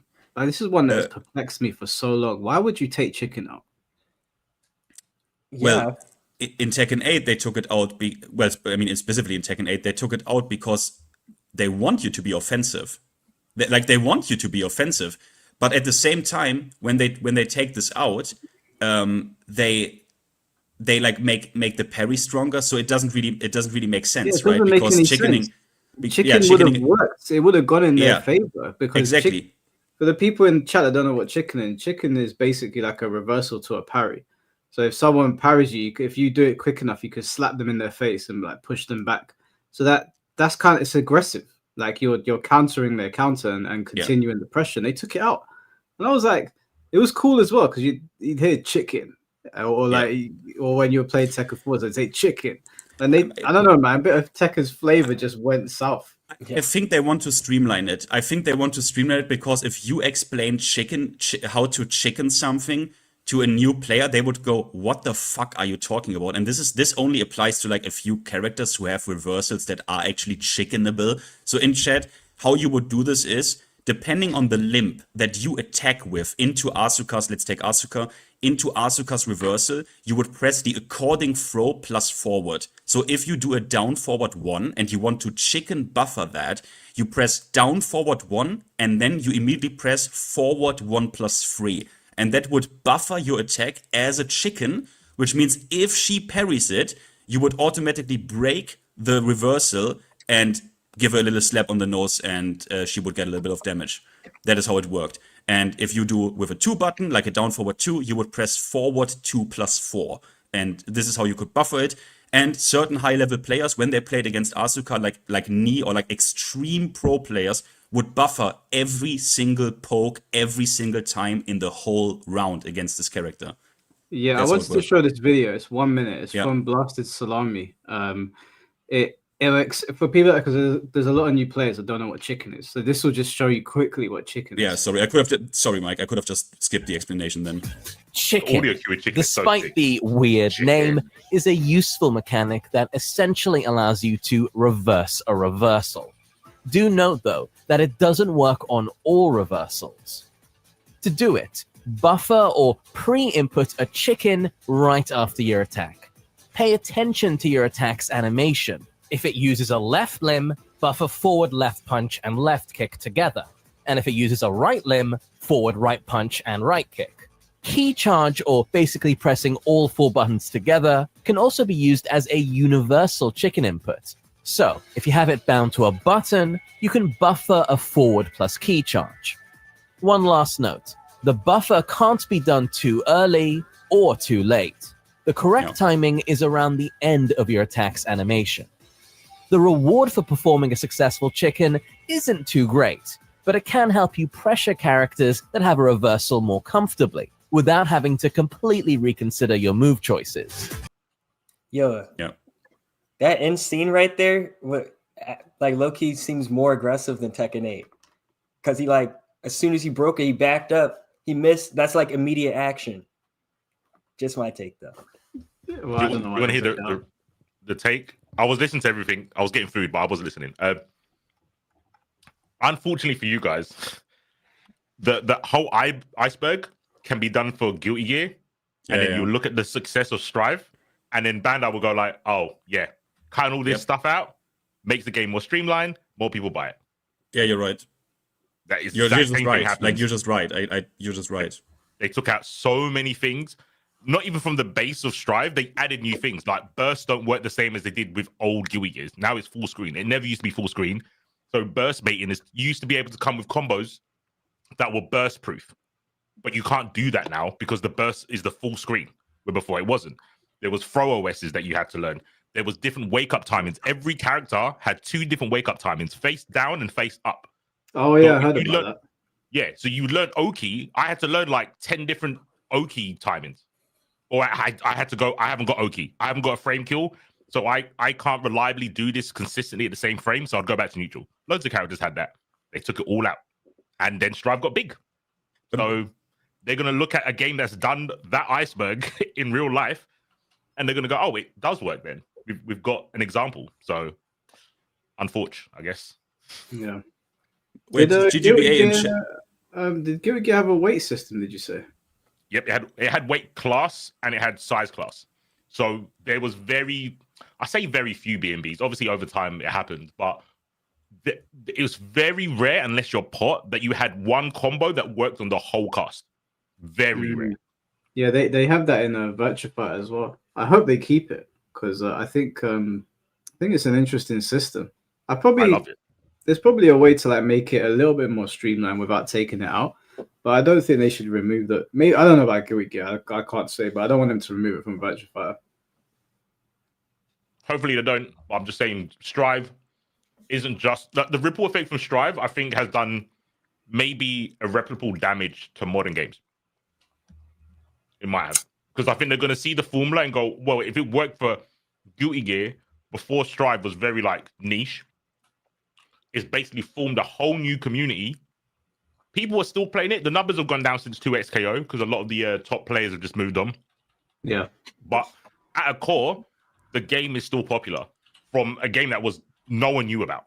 So I think they're just going to look at the stats and go, yeah, taking out fluff, which some people find fun, is detrimental to getting new players in. Because watching that chicken video, I was like, oh yeah, chicken is cool. And then you explain it. And even for me, I'm like, yeah, but in the video, he says you don't get much advantage. You don't get a big reward for doing something so difficult. So I'll be like, fuck that, get rid of it.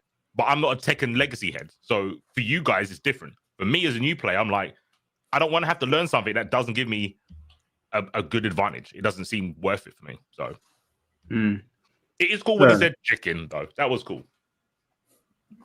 Yeah, pains my soul. I like the chicken. Chicken's not like it's not gonna give you massive reward, like he said, but it was cool to like when someone throw out a counter and you counter, you kind of let them know, yeah, you can't throw that shit on me. Like you're gonna hold this pressure.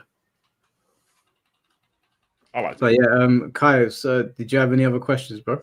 Oh yeah. My only other question would be like, if they brought back any legacy character, which one do you guys think they would like bastardize their game plan like the most? You know what I mean? Who would they bastardize the most? Anyone that has even a hint of like supernatural abilities, because as we know, a lot of people now, they are comparing old Yoshimitsu to like what Miyamoto's doing now, and obviously that's a ridiculous comparison. So anyone that has supernatural abilities in the story, if they put them in the gameplay, they're gonna fuck them up. Like if they put in Ancient Ogre, he will literally be able to force grab you from across the screen, because in their minds they're like, well, he has psychic abilities, so instead of relegating it to his rage art or a grab animation where it's inconsequential, they'll actually have it in the neutral where he does forward one and he doesn't touch you, but because he's psychic, you're getting punched. That's what they're gonna do.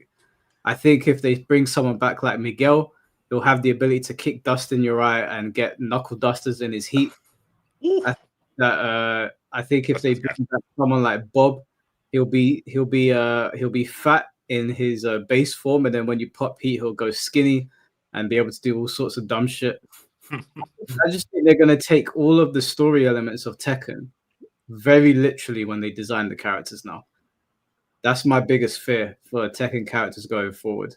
I wouldn't be surprised if Lei Wulong actually had like alcohol that he could consume now to get more and more drunk as the match goes on.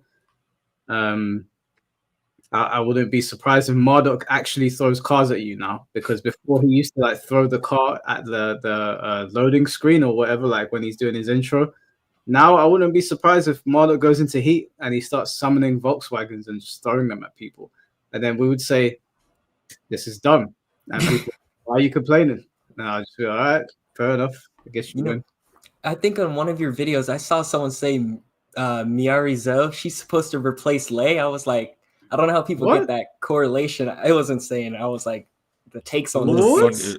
It was insane. Okay. That is the most weird take I've listened to today. That someone would say that. It was because of the animal stances. Like I had to pick their brain on it. It was because she has animals, like the animal stance kung fu stuff that he does. I mean, she doesn't even have that. She just makes a tail attack. Like she doesn't even have like any. And I think people don't. I mean, Kai, you are in an unfortunate position. Lei is always a very, very niche character that for some reason everyone wants, but then no one plays, even though he's extremely cool. It's unfortunate. It's unfortunate because he is one of the, I would say this again, he has one of the most creative move lists that I've ever seen in any fighting game ever. And I played shit. Like, I played shit. And the fact that Lei Wulong can exist in Tekken for most, besides Tag 1, and be not broken is a testament to how sick the design team nailed this character. That it works and doesn't break the game what he does. Yeah, that is he'll break the game in Tekken 8 with all those stances and heat. Maybe. And the thing is, they don't seem to understand how to replicate the magic that they had. So now characters like Steve Fox, which Steve is like one of the most impressive fighting game characters I've ever seen. He's in a 3D fighting game, and 2 of his buttons are just sways. I thought that shit was so cool. But now, with what Steve is doing, bro, get that shit out of here, man. They absolutely ruined it. I agree. Also, I do want to say that it's very obvious, and I mean this with all disrespect to these people when they're yapping, that there's a lot of posers. There are a lot of people that are playing Tekken 8, which is fine, but then they're getting involved in conversations where we're referencing other Tekken games, and it's very, very, very obvious that they don't know what they're talking about because Coach Kazama. Coach Kazama, but there's a lot of people that look at Tekken's story mode cutscenes and they'll say to you, well, Jin was always doing crazy stuff when we all know Jin was doing Kyokushin karate. Like, he was just a karate guy. He weren't doing the crazy shit he's doing in Tekken 8. In Tekken 8, he's half devil. In his base form, he's doing half devil shit. Like, he's flipping around, he's doing a whole bunch of dumbness, and they fucked up his frame data is him being plus on block in too many places. His demon paw is a mess now. They'll look at people like we were talking about Ancient Ogre. They're like, oh, why do you guys want Ogre? He shoots fire. And I'll explain to them, that's true Ogre. That's not Ancient Ogre. Ancient Ogre don't shoot fire, and they'll still argue with you. So it's a thing now where Tekken's moved into a space that we obviously, some of us don't like, but a lot of these people are incentivized to now jump into the conversation when they don't know these characters. They don't know why we're pissed off. They don't know why we accepted Yoshimitsu for what he was and why we're pissed off at it now. We saw that post from somebody saying if Yoshimitsu was a brand new character and they put him in Tekken 8, you'd be pissed. And I said, yeah, if he was the Tekken 8 version. If it's the other versions of Yoshi that have existed for all time, no, we wouldn't have been pissed, and we weren't pissed.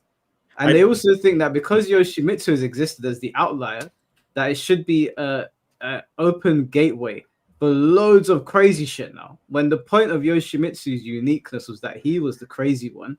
He was the crazy one, yeah. Yeah, maybe you had like Dr. B, like these stupid joke characters here and there. They were kind of sprinkled throughout Tekken. Dr. B was never he was never a serious character. Nobody was picking Gon in tournaments. He was banned. But now it's like, just make loads of Yoshis and also fuck up Yoshi as well. You know what's so weird?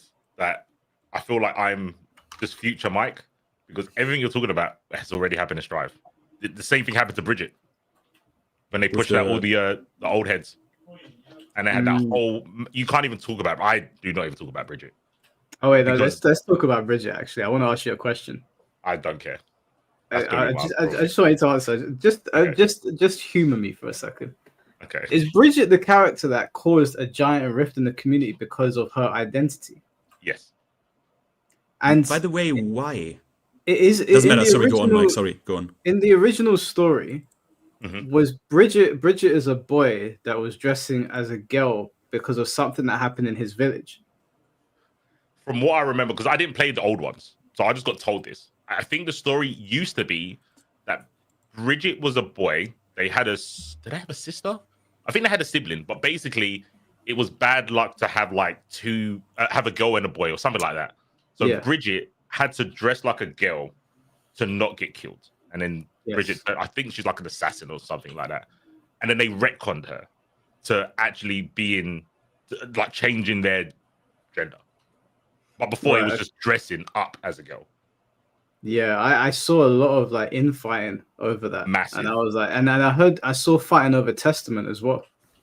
Yeah, Testament's like androgynous. So they're non-binary, basically. But before, Testament was like a fucking Gundam wing, I think. And then like it happened a little bit on commentary where it would just be like, oh, Testament, she's going in, she's applying pressure. And they're like, nope, she's non-binary. And it's like, yeah, but Testament never used to be non-binary, and it's just a retcon. And but all the old guilty gear heads got pushed out, so it doesn't matter. There was no one to argue with. They're arguing with no names on Twitter. Do you ever like when you're commentating Testament and Bridget, do you ever slip up? Luckily, they're not that common, and I've kind of got used to just saying the character's name. I don't really do it with players, because I get in trouble for that. But with characters, I'll just say, oh yeah, Bridget. I would never say she, her, him, he, non-binary. I just say the character's name, and I normally get away with it. Oh, you get in trouble for saying the player's name rather than saying the pronoun? If you do it all the time, yeah. They pull you up. They'll say that you're not affirming their pronouns. Oh wow, that's mad. Yeah. That's it's a sticky game to commentate in. Hey, I'm battle hardened. Yeah, you are. But good luck to you, bro. That's crazy. I thought the middle ground was just saying somebody's name because that's their name. I thought that would be. I thought that was acceptable. I mean, in majority of the times, it's okay. There's obviously a small niche that will shadow tweet. I've had it. I don't know if any other Strive person had it. I know someone used to get in Dragon Ball a little bit. Be like, oh, they're always saying the player's name. Why don't you say their pronouns? And it was like, I don't know the pronouns. It doesn't come up on like challenge. So I'm just playing it safe. It's like, oh, but you should know the players because you're a commentator, blah, blah, blah, blah, blah. But yeah, it's happened to me a couple of times in Strive.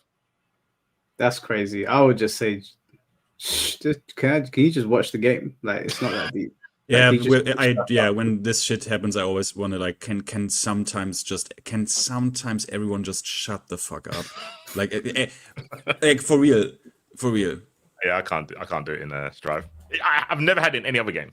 Never ever had it in every game. It's just Strive. But you know, it's a criticism. I take it on board. If I'm a commentator, I should be able to use my words correctly. So to me, it's not a big deal. But I get it. Yeah, I wouldn't make it as a commentator. I'd just be sitting on the mic going, bring it down, mate. I would be a fantastic commentator, I think. More annoyed. The thing that got me the most annoyed, I was going to tweet about it. I always think about tweeting about it, and I'm like, fucking tokens around the corner. I don't need to rage. But Tekken players might not get it this much. Finn might understand my rage. Even James Chen backed this, and I lost all respectfully. He's still a cool guy, but I lost respect. Go on. I did this at Evo, and I had to go at, Giuna? Yes. Yeah. So he called the character Leo has a flash kick. So it's a down charge, and you press up. Everyone knows what flash kick is, guile thing, right? Yeah. For some reason, in Strive, they started calling it a DP. And I get I used to get super irate. So I'm like, it's not a DP.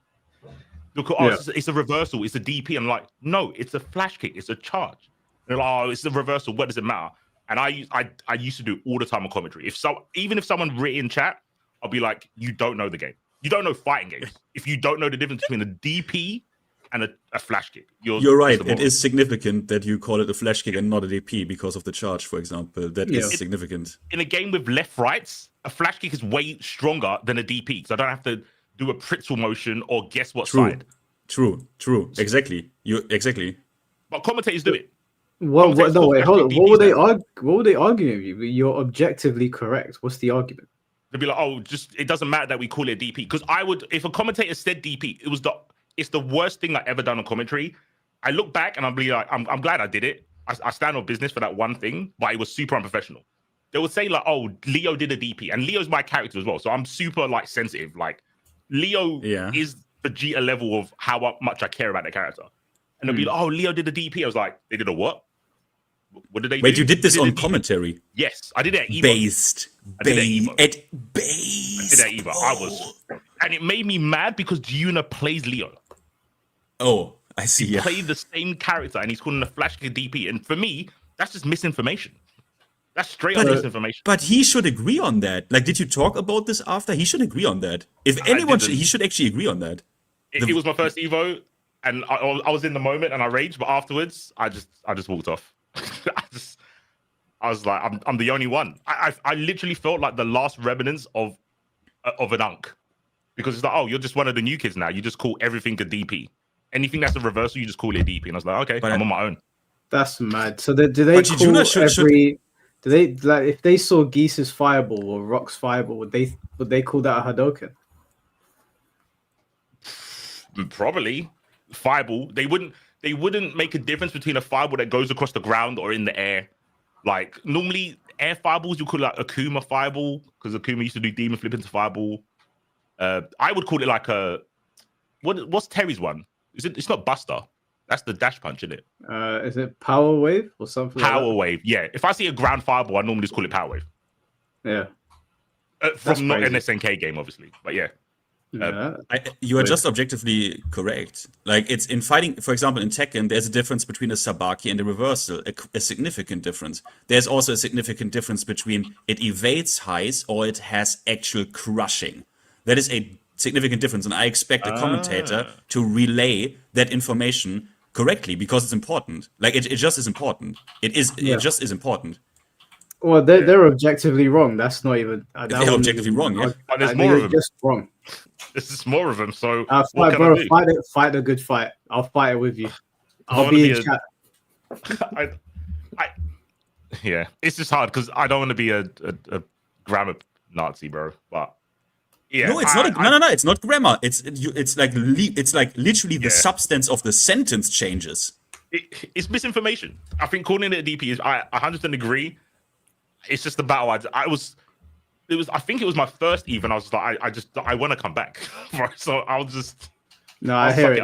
You made a business. You made a business move. I hear it. I just don't. I don't do much commentary for Strive anymore, so it's not that bad. But wait, I would have pulled them aside in private and been like, all right, like, are you having me on? Like, are you having me on, or are you stupid? It's Giuno. What am I gonna do? He's a troll as well, bro. Like he is a troll. He is a troll. He is a troll. I don't think he was trolling, but he is a troll. There's nothing I can do, bro. It's just. But one question, C4. When you now commentate the game, you don't call it a DP, right? Just to please these motherfuckers. Never. Okay, good. There's people that will know that. Like some of the commentators from the UK, they still meme about it. If they see someone call it a DP, they'll be like, "Oh, I hope C4's not watching." So like, good shit. Yeah. You're the Bane in that instance. They remember your name and the boogeyman. Yep. It's like, yeah, okay, good shit. Most games are like single. They're fucking. There's no inputs anymore. So that's what I mean. It was a fight that was not worth going for. 2XKO. There's no inputs. Marvel Token. You can play without inputs. That, bro. I didn't even think about that. It's the lost art. We're not gonna have them anymore. Yeah, exactly. I didn't even think about that. Kai, we need to get the next caller in here, bro. Got you, bro. Yo, y'all have a good one. Appreciate you, man. You as well, bro. Peace. Okay. So we got 4 more people. Next person. Sorry, this list is all jumbled. I think it's King Raven. Sorry, how sad is it that the modernization of fighting games even took the battlefield away that C4 had? They even the battlefield you wanted to fight on, they took away from you. Like It's think mad. about that, bro. It's mad, bro. This is We're being phased out. We're like Yeah. oh, what was it? Damn, I've forgotten that. It's like these. What was it? It was like an old martial arts film where like the old guard was like clutching at straight. It's like watching. I was watching the Last Samurai Standing, and it's like watching the last of the samurai try their best to fight back, but everyone's got guns now, and there's us swinging the swords around. It doesn't mean anything anymore. It doesn't matter. There's an art form to it. They could just shoot me. It feels like we're watching the last of a dying breed, and we're trying our best to like steer it in the right direction, but we have no bullets. The C4 had his bullets taken away. Or he didn't even have bullets to begin with. Bro, I've literally gotten over it because it was like the 3 games that I care about all have simple inputs. All the tag games, 2X, Invincibles, and Marvel, they all have single inputs, a direction and a button. You don't need to that shit. By the way, motion. Doesn't matter. That's another topic for another day someday. But I hate that shit. Move over, old man. We got to get with the times. No, fuck that. The thing is, I'm not even old. That's the thing. I feel like it doesn't matter. I feel like an unk, and I'm like, it doesn't matter. You're a mental unk. You're mentally. I'm a mental unk. Yeah, I'm a mental unk. Yeah. King Raven, can you hear us? Yes, can you hear me? Yeah, we can hear you. Yes. What is up, Mike, Finn, and Nengar? Yo. All right. What do you guys want me to keep the topic on so I'm not confusing anybody? Because I've been listening this whole time. I do have a question, but I don't want to like take over, bro. I know you guys are hosting this, bro. No, I mean you can ask your question, whatever you want to ask. I'm a huge fan, bro, Mike. Bro, you don't even understand. I've been dying to just find people who actually like this FGC, the game period. I'm literally nobody. I'm from Florida, so finding people like across the world who from the UK who love this game just as much as I do, and then all across Europe, like it's really dope. Like I literally found your page. It got recommended to me like one day, and it was the Avatar Yaya stream, and you had a few other guests on there, and you guys were just like talking about stuff that we like. Anime and stuff, and I thought that was pretty dope. I just subscribed, and I've been following you guys since. I appreciate it, man. Thank you. Appreciate you guys. It's just like you guys are most of our watch list. To be honest, entertainment. I can't watch much else. I'm not gonna lie. But I do have a question because I want to help you guys. I'm like gonna be like your spokesperson. You can't help me anymore, bro. But go on. You're crazy. Arata's not listening. Sexy Arata's not listening, bro. I know who Frame Whisperer is a little bit, bro. Like, I'm not all in tune with everybody, but Frame is funny. Frame is hilarious. His Dead by Daylight stuff is funny.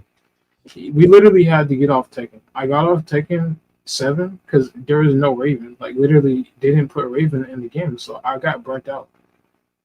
I pulled up my Steam, and it literally said I haven't played since 2024. Now, when I go to the beta for almost said Resident Evil for Tekken 8, what does it say? It says 2023. So that should just put into perspective. I didn't even buy the game. Why didn't I buy the game? I've been playing this game since Tekken 2. I'm literally an OG. Been playing this game since PS1. I didn't afford it. Somebody allowed me to play it. That should just put it in perspective for them. If there's loyal players who said, "Oh, when I'm a younger kid, I'm going to be supporting Tekken even when I get older." Wait a minute, what happened? What happened throughout that time since I was a little kid until now? Because I love Tekken to death. There's nothing I want to say bad about it. Why am I even having this point of view? It's because the game is boring. The game is paced slow. It's paced bad. I am not critiquing these devs. We know how hard it is to code. We went to coding too. We didn't get to that part because nobody cares about us. If you haven't noticed, we're black. There's How many black people do you have on your team? Let's just be real. Most of them probably look like you, Rado. I'm just gonna be honest. I'm not even calling him out. He needs to wake up with along with the rest of them. I don't want to pay for that, bro. Why would I want to pay for that? Pay to watch you guys play a boring game. You heat it up. Oh, it's so cool, Raven. Watch me do this. I don't understand the frames, but I know it's not good for the game. I play the game at a level to where if you see me play, it's like, oh, this guy's in a scrub. He just needs to learn this part, and then boom, he's got it. Somebody coach me, somebody teach me. I'm gonna be on that Evo stage, and I'm whooping knees, but I don't care. I want knee. That's what I want. I was in King J's chat one time, and he said something funny. That's why I even have that chip on my shoulder. He said his English perfectly fine, bro. He said scrub. I said, wait a minute. This is my first time coming into anybody's chat being real. And he said that. I was like, nah, that's wild. All right. I got the message.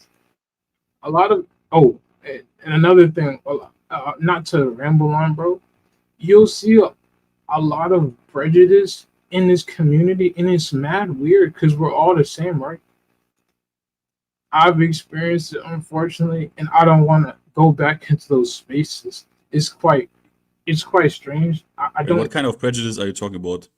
I'm the only kind that a black man shouldn't experience. Like, oh, basically, you're black. I invalidate your opinion or whatever. You're saying. It's simple as that.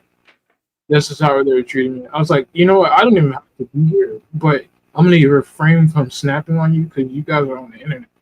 In real life, you know they wouldn't treat me like that, Finn, because they see me, oh, big black guy. Let me not get him angry. Literally, that's how they see me. Because I'm not like super big yet, but I'm bodybuilding, and I promise you, like, I wouldn't get mad at these Asian people because I'm not trying to go to jail. Why am I? It doesn't matter about their race. It's more so just how you treat people. Like, why would you want to treat other people like that? That's I can't wait. I can't. Sorry, I want to because I just can't, because it's not that I want to interrupt you. It's just that I can't follow no because problem. sometimes No I problem. because we also have obviously we have like I thought when you said prejudice where in like spaces where you go, I thought, for example, my Tekken brain went to like, oh, someone is racist against Alisa. You know what I mean? Because sometimes people talk about that character as if the opinion of that player like doesn't matter, but like.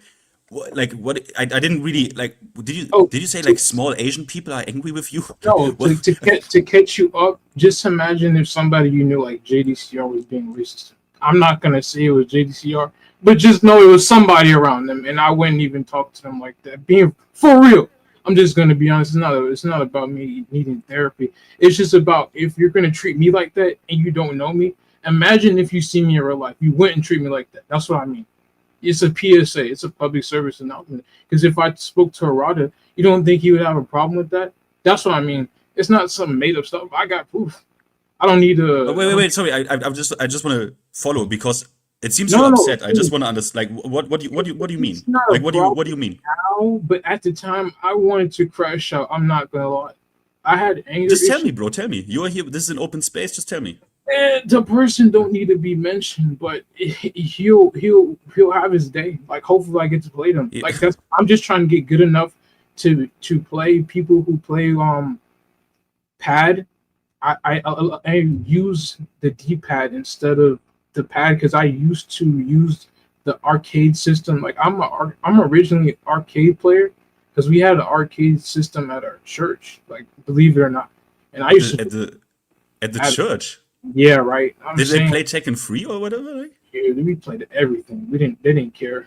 But as long as it wasn't like super violent. Like that's my kind of church, bro. That's my kind of church. No, for real. And to keep on topic, since this is about Tekken, I'm just gonna be honest. Tekken, like I said, Tekken has been dry. It's been boring.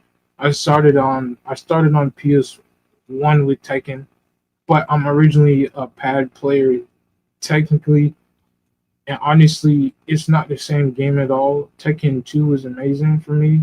3, 4, I don't know why people don't like 4. I just think people aren't as good as they could be.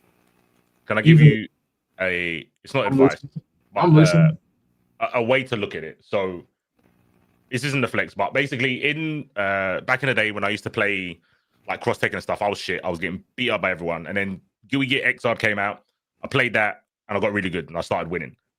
And then when the game started to die down, even though it wasn't really big, it started to die down. And I was like, fuck, I've wasted all this time getting good at this game. I've got nothing to show for it.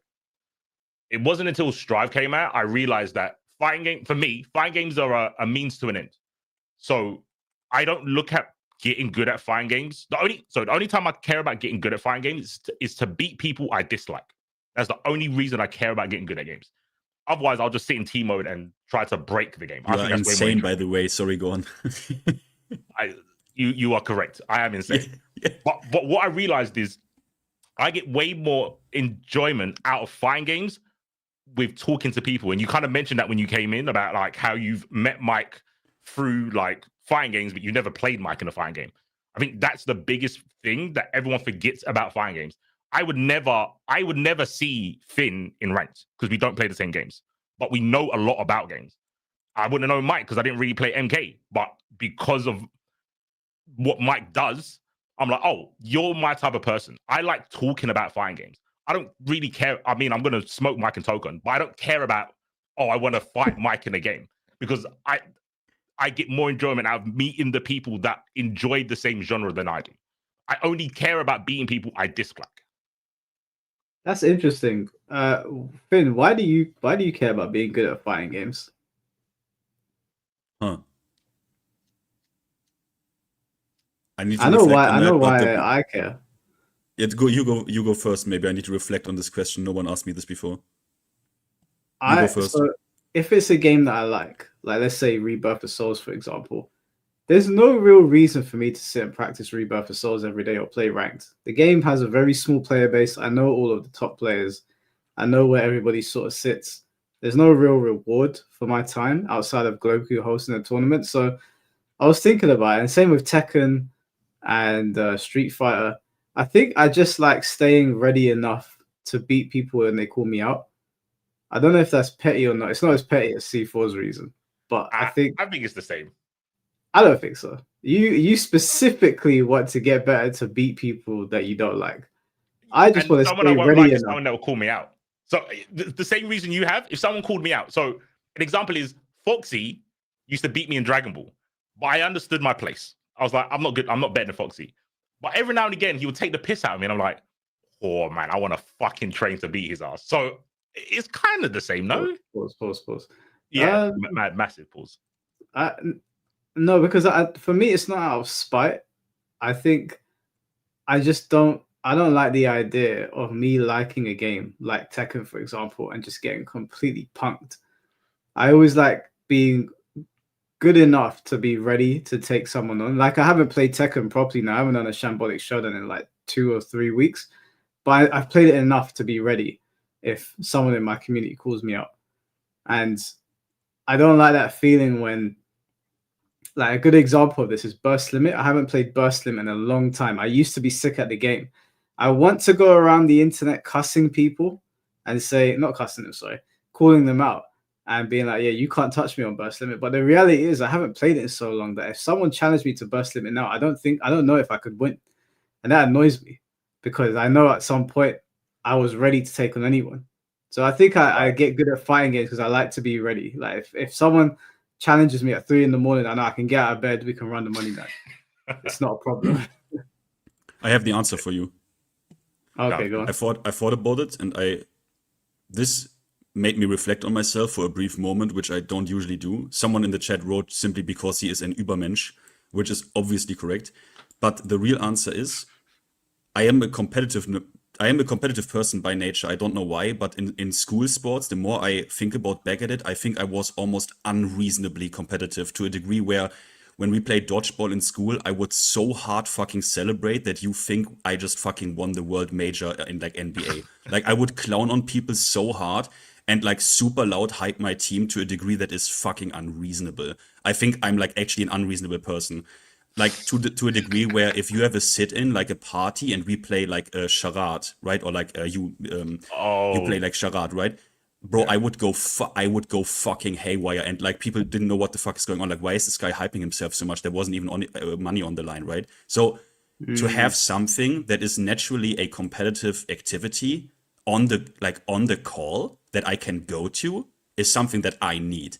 And that I can go to and on the spot can play against people that want to do anything but lose and want to win. And if I know, can Finn, take I get that, that. I get that feeling 100%. and exactly, and if I can take that win away from them, I am fucking happy.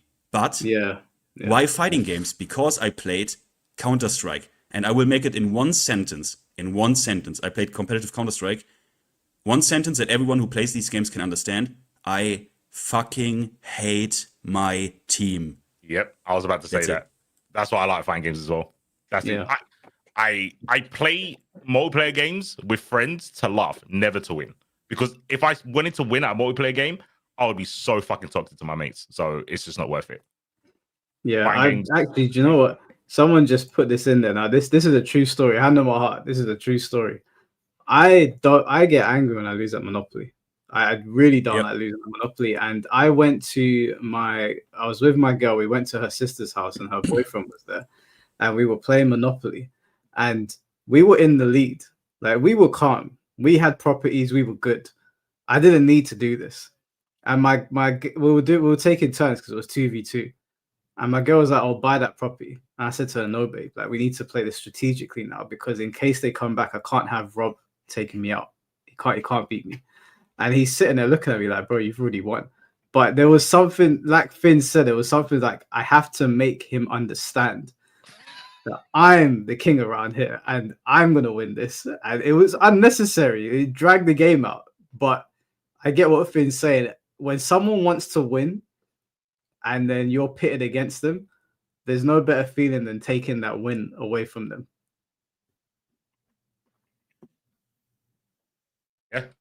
Yeah, 100%. I got mad at I used to get mad at Monopoly because people weren't playing the rules properly, of like how to get out of jail and stuff like that. And I'd be like, if you're gonna play a game, play it correctly. None of this like, I get unreasonably mad. They'll probably think that I've got like a mental issue because it's like it's just the game's like. There's a lot of house rules, right? Like people make house rules, and like I don't even know what's real anymore in Monopoly. I don't know if you can put the cash in the middle, and when you go to parking, you get the cash. I don't know if that's a real thing anymore because everyone does it. Yeah, I think that was a house rule. I don't think that's in the Monopoly rules. Yeah, I've given up trying to fight. Yeah, they set the rules, and I'm like, okay, I'll play around your rules, but I don't like it when people start making deals that are ridiculous, and I'm like, I can't fight this because you're making a stupid deal where like someone will sell a house for like 50 Monopoly money, and I'm like, but it costs 500. You're literally like throwing the game now. That shit pisses me off. Yeah, we've got egos, man. We're all petty and we all got egos. Yeah. Sorry, King Raven. Sorry, went off on a tangent. My bad, bro. No, you guys are good, bro. It's yours. It's your world.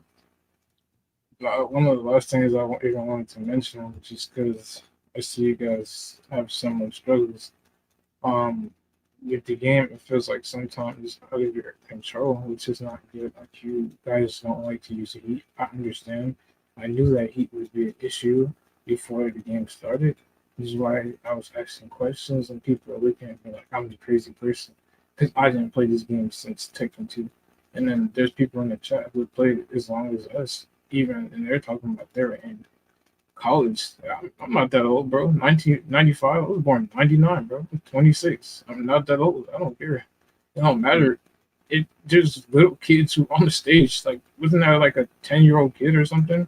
Like, just being real. And he's better than me right now. That's humility. I'm just gonna be real. I don't even have that much time to play the game as much as I used to. I'm always working. It's like I'm working to help other people. Like I don't work for myself. I work to serve people. I like to give back and stuff. Like it's not fun for me to be on top of the world and all of that glory is going to me. And it's like that's what you guys are explaining to us, and we understand that. Like Namco is just not listening.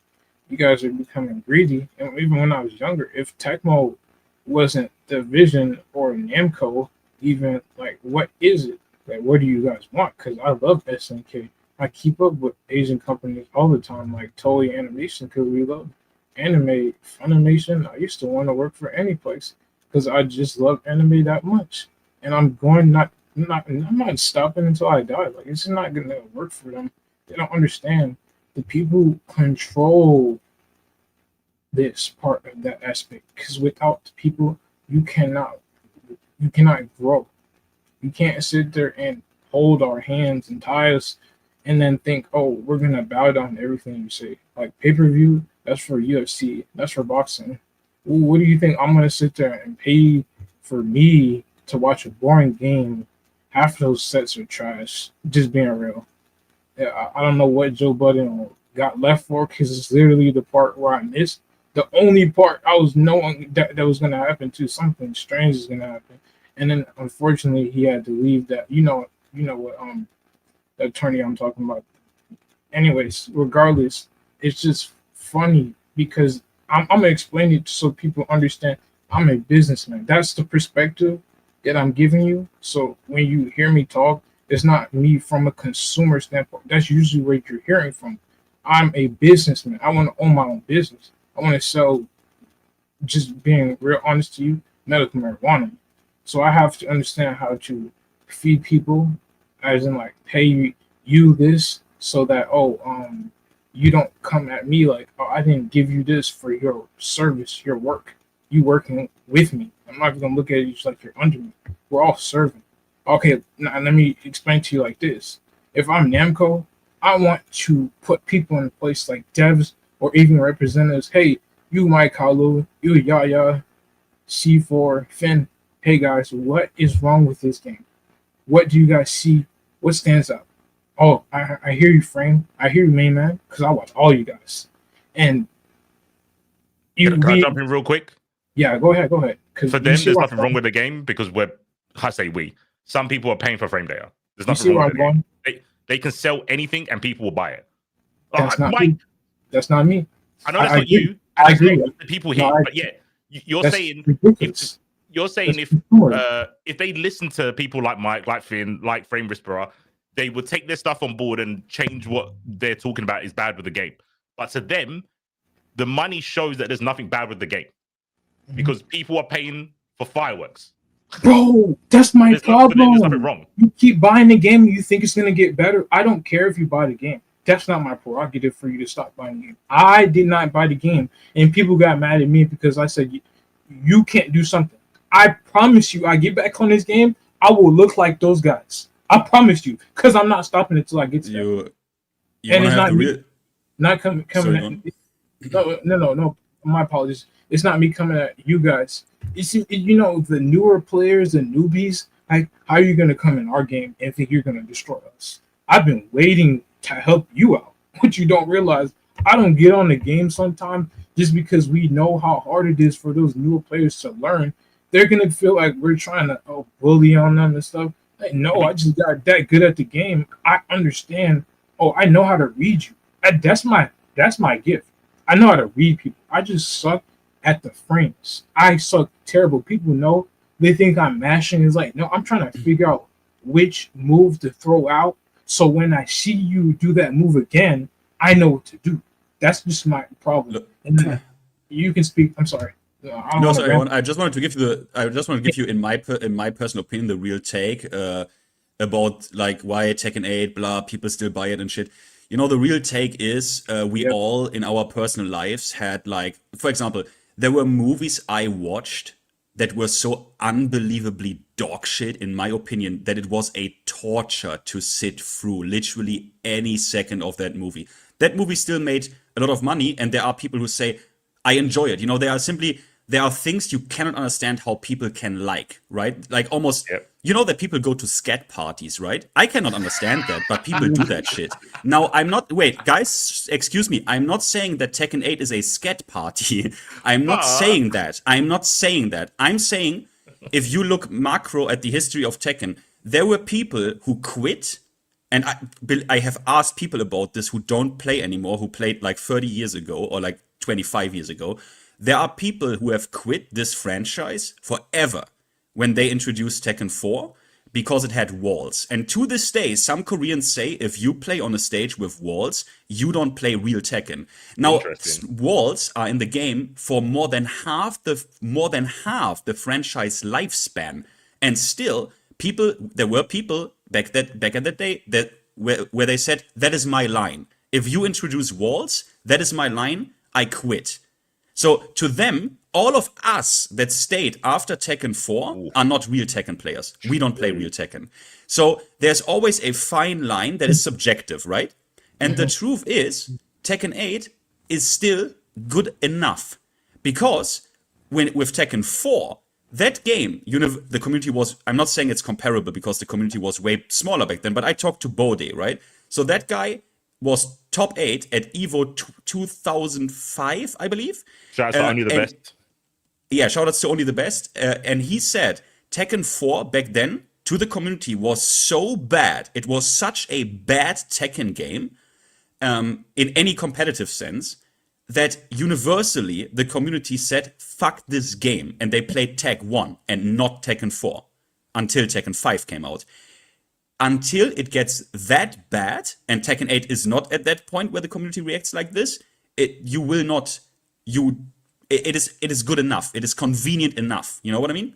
And honestly, now it's even, you even have more competence as the consumer, because remember with Tekken 8, we got the presentation where they said aggression, and you have 2 heat tokens. We had 2 network tests, and the game before it came out had a playable demo version that every one of us could download. We had every warning sign shoved in our face if we want, or every possibility. We had every possibility at so many points to decide, do I want to buy that?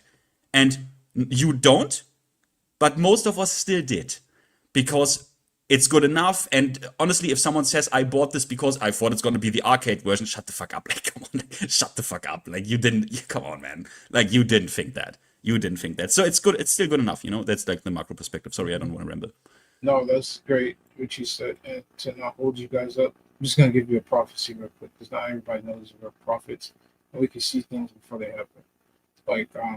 When one thing that's going to happen, they're going to start listening to you guys, because you're going to see how much of the outrage and outpouring there is. I know you guys see how Harada sometimes skips over the positive. I literally have left a positive note on Twitter before. It's not like he can reach all of us, but dude, there's so many times where I see good things people say about the game, and then there's just a few negative things. Who cares what you say? I'm that. You feel me? I can say the N-word. I'm black. I'm blacker than all those guys. Those people, they don't pour into your game, Harada. They don't get on these streams and love your game like Shinblade, Mike Holland, Fenty, and I'm not. Don't worry about me, bro. I don't use F slur. I don't even cuss. You don't have to worry about me. I wouldn't say I love it, but yesterday's stream was crazy. But I'm listening. I'm just gonna be honest. I'm sorry. God bless you. But we're gonna get back on topic. Just being real, those guys don't pour into your game like we do. So for you to intuitively and counteracting all the good that you're seeing people pour into your game, it's not really good. And I'm not articulating that the best way right now, but I'm just saying, you said it yourself. You said you're a businessman, right? So think about this. Let's say you take, for example, all of the amazing artists that we have, like Whisper Art and shit. They put unbelievable amounts of time and love outside of playing it, for example, also into the game, right? They create amazing contents. We have people who do all of that, right? But now think about it from a business perspective. At the end of the day, that idiot Whisper Art is also only a $60 ticket that you want, right? You only want for him to buy your game. My $60 that I pay is worth as much, the exact same value as the guy who bought this game on release, played through story mode, and then deinstalled it. For them, it doesn't matter. It literally doesn't matter how much you love the game, how much you identify with it, how much you love Kazuya Mishima. It doesn't matter to them. What matters to them is if you pay the $60. That is what matters. That's the only thing that matters. I think the only thing. That's not because they once made a game for you and me. It's called Tag 2. I love Tag and that didn't turn out so well. I love Tag 2 to death. I don't get why people don't like it. I don't get why people don't like it. It's not even that hard to play. It's just, you just need to learn when to tag in. Literally, you can play with one character the whole match and beat the person. If you're that good. I'm just gonna be real. I used to play. That's what I should say. We used to go to the Boys and Girls Club. I used to bring Tag 2 to the Boys and Girls Club, and we used to run sets all freaking day. Literally, that's all we did. If it wasn't that, it was PlayStation All Stars or some NBA 2K. We did that there, and we have a bunch of people who still play Tekken to this day because of that, bro. That's how much I love Tekken. I played that game that whole summer. I remember my mom was going through some crazy stuff. Like, she has breast cancer and stuff. But I was playing that trying to really. Oh, I appreciate it, man. But I'm gonna be a doctor, so I'm not even worried about that. Like, I don't look at myself like that, bro. I just feel like my life was a sacrifice for people. That's why I'm trying to help people out. Like, you tell me what you need, bro. I figure out how to figure it out for you, and I just give you the answer. I don't care. The prophecy is really, they'll listen to you because they'll see you guys really care. That's what they're looking for, to be honest.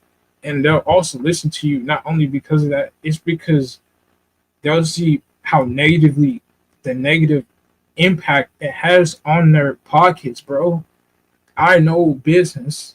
I'm telling you, the ROI is not as great as they think it is. If my goal is to get you to keep buying my product, why am I going to give you a crappy product and then you just buy it once and it's a one and done, and then you come back later and you wonder why the sales are low on this game? Like, these guys are burnt out from Tekken 8. Can you imagine when I'm burnt out from Tekken 7? Because I've been playing since I was a kid. Tekken 7 wasn't the best experience for me, and that's maybe being kind, because it was just Master Raven. I played Dragunov. Like, people don't like Dragunov now, but bro, Dragunov didn't have those moves then. Were you playing Dragunov then? There was Miguel in the game.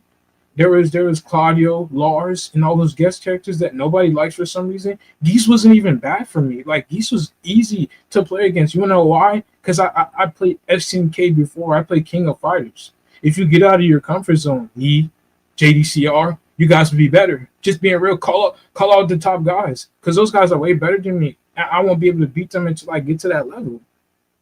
But I got the actual boldness and the bravery. Like, yeah, these guys have Evo Championship. I respect that. They don't know me yet. When I get into that space with developers, they're gonna be like, "Who the heck is this guy, bro?" Because he said it and it happened. Oh, that's gonna be a wake up call for them, bro. Because they look at my skin, automatically assume he doesn't know what he's talking about. I'm telling you, literally, I've had people do that to me. That's why I'm saying it. It's not like, oh, it's a genuine assumption. This happens to us. Racism, bro. I get it. Like, I get it. The UK crap where you have censorship, so I don't even say all that. I know, like, I'm not gonna drop no F slur. Like, I've been through too much. Sit there and give up this bag for that crap. No, thank you. I wouldn't worry too much about the racism stuff, to be honest with you, because I appreciate it, bro. Everybody, whether you're a woman or you're black or you're trans, people always say something. So I wouldn't worry about it too much. You know, first time I ever played Mortal Kombat 11, I turned the mic on. The guy called me a monkey. Just shrug your shoulders, man. Yeah, I said to him, "How do you even know that I was half black?" Like, I tried to make a joke out of it. They can smell it. Yeah, these people can smell it. Laugh at them. Like, the thing is that if you let people know that these things affect you, they'll do it to you more. So when you take away their weapons by laughing at it and leaning into it, they stop doing it. I've had people come on here and tell me how they're getting harassed. I've had people like message me in DMs saying that, oh, this is going on, and I read their responses and I look at their reactions to it, and I'm like, yeah, they're doing it to you because you're giving them the reaction that they want. You can react to it. A lot of people like ignore it. I don't think you should ignore it. I don't think that people should ignore these things. I think there's a way to deal with trolls, because trolls feed off of you giving them the reaction. I think if you troll them back, like, people call me the N-word on Twitter all the time. I just laugh at them. Really? Yeah, I was showing Framework earlier. I simply put up a post about something what his main man's crash out, and some guy said, "Shut up, N-word," and I was like, with this hard R shit. Now his one was a soft one, but I've had the ER. I've had the ER plenty of times. Someone explained this to me. Yeah, he just I see a lot of girls like I see a lot of girls getting like harassed as well. I think that might be a little bit different. I wouldn't really give advice to a woman, to be honest with you. I think their experience is a little bit different, but for guys, I'm just like, just shrug it off, man. You have to understand the guy that is doing it is probably a little bitch. He probably wouldn't say it to your face. And to be in the mind of somebody, I'd love to be in the mind of somebody that wakes up to like create loads of accounts to do those things, because it has to be a sad existence. So you can't get angry at that shit. Just let them do it. They get bored. So this is some guy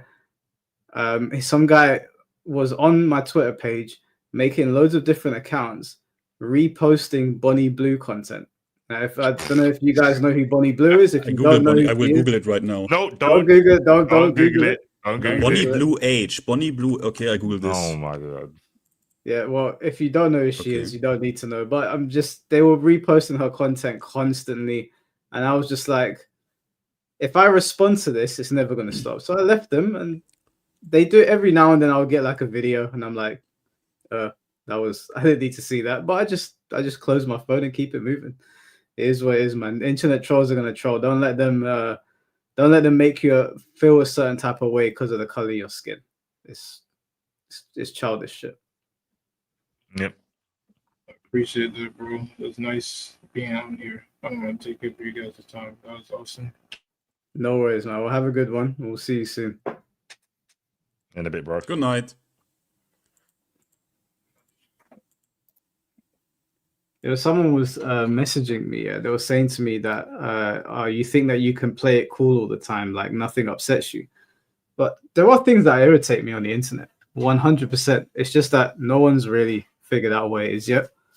But they come at me with these monkey jokes and that. They made a monkey joke about you, C4.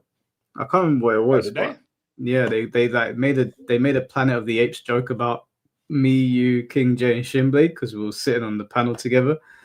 And they put real work into the meme. Like they put real work into like the meme that they created of all of us. And I was looking at it, I was like, did you create this? I can't even remember what it was. It was so long ago. And he was like, no, this is real. And I was like, but you turned us into I think he must have used AI or something. And I was like, you actually sat there and you generated this image. Do you know how sad that is? Do you think that this upsets me? I would say whoever it is, if they're watching, don't be a pussy and at me next time, innit? Yeah, well, you know what they're like. They just create loads of different burner. I had one guy, he sent me a message saying that if I continue doing my podcast, if he sees me at Comic-Con, he's going to give me a piece of his mind.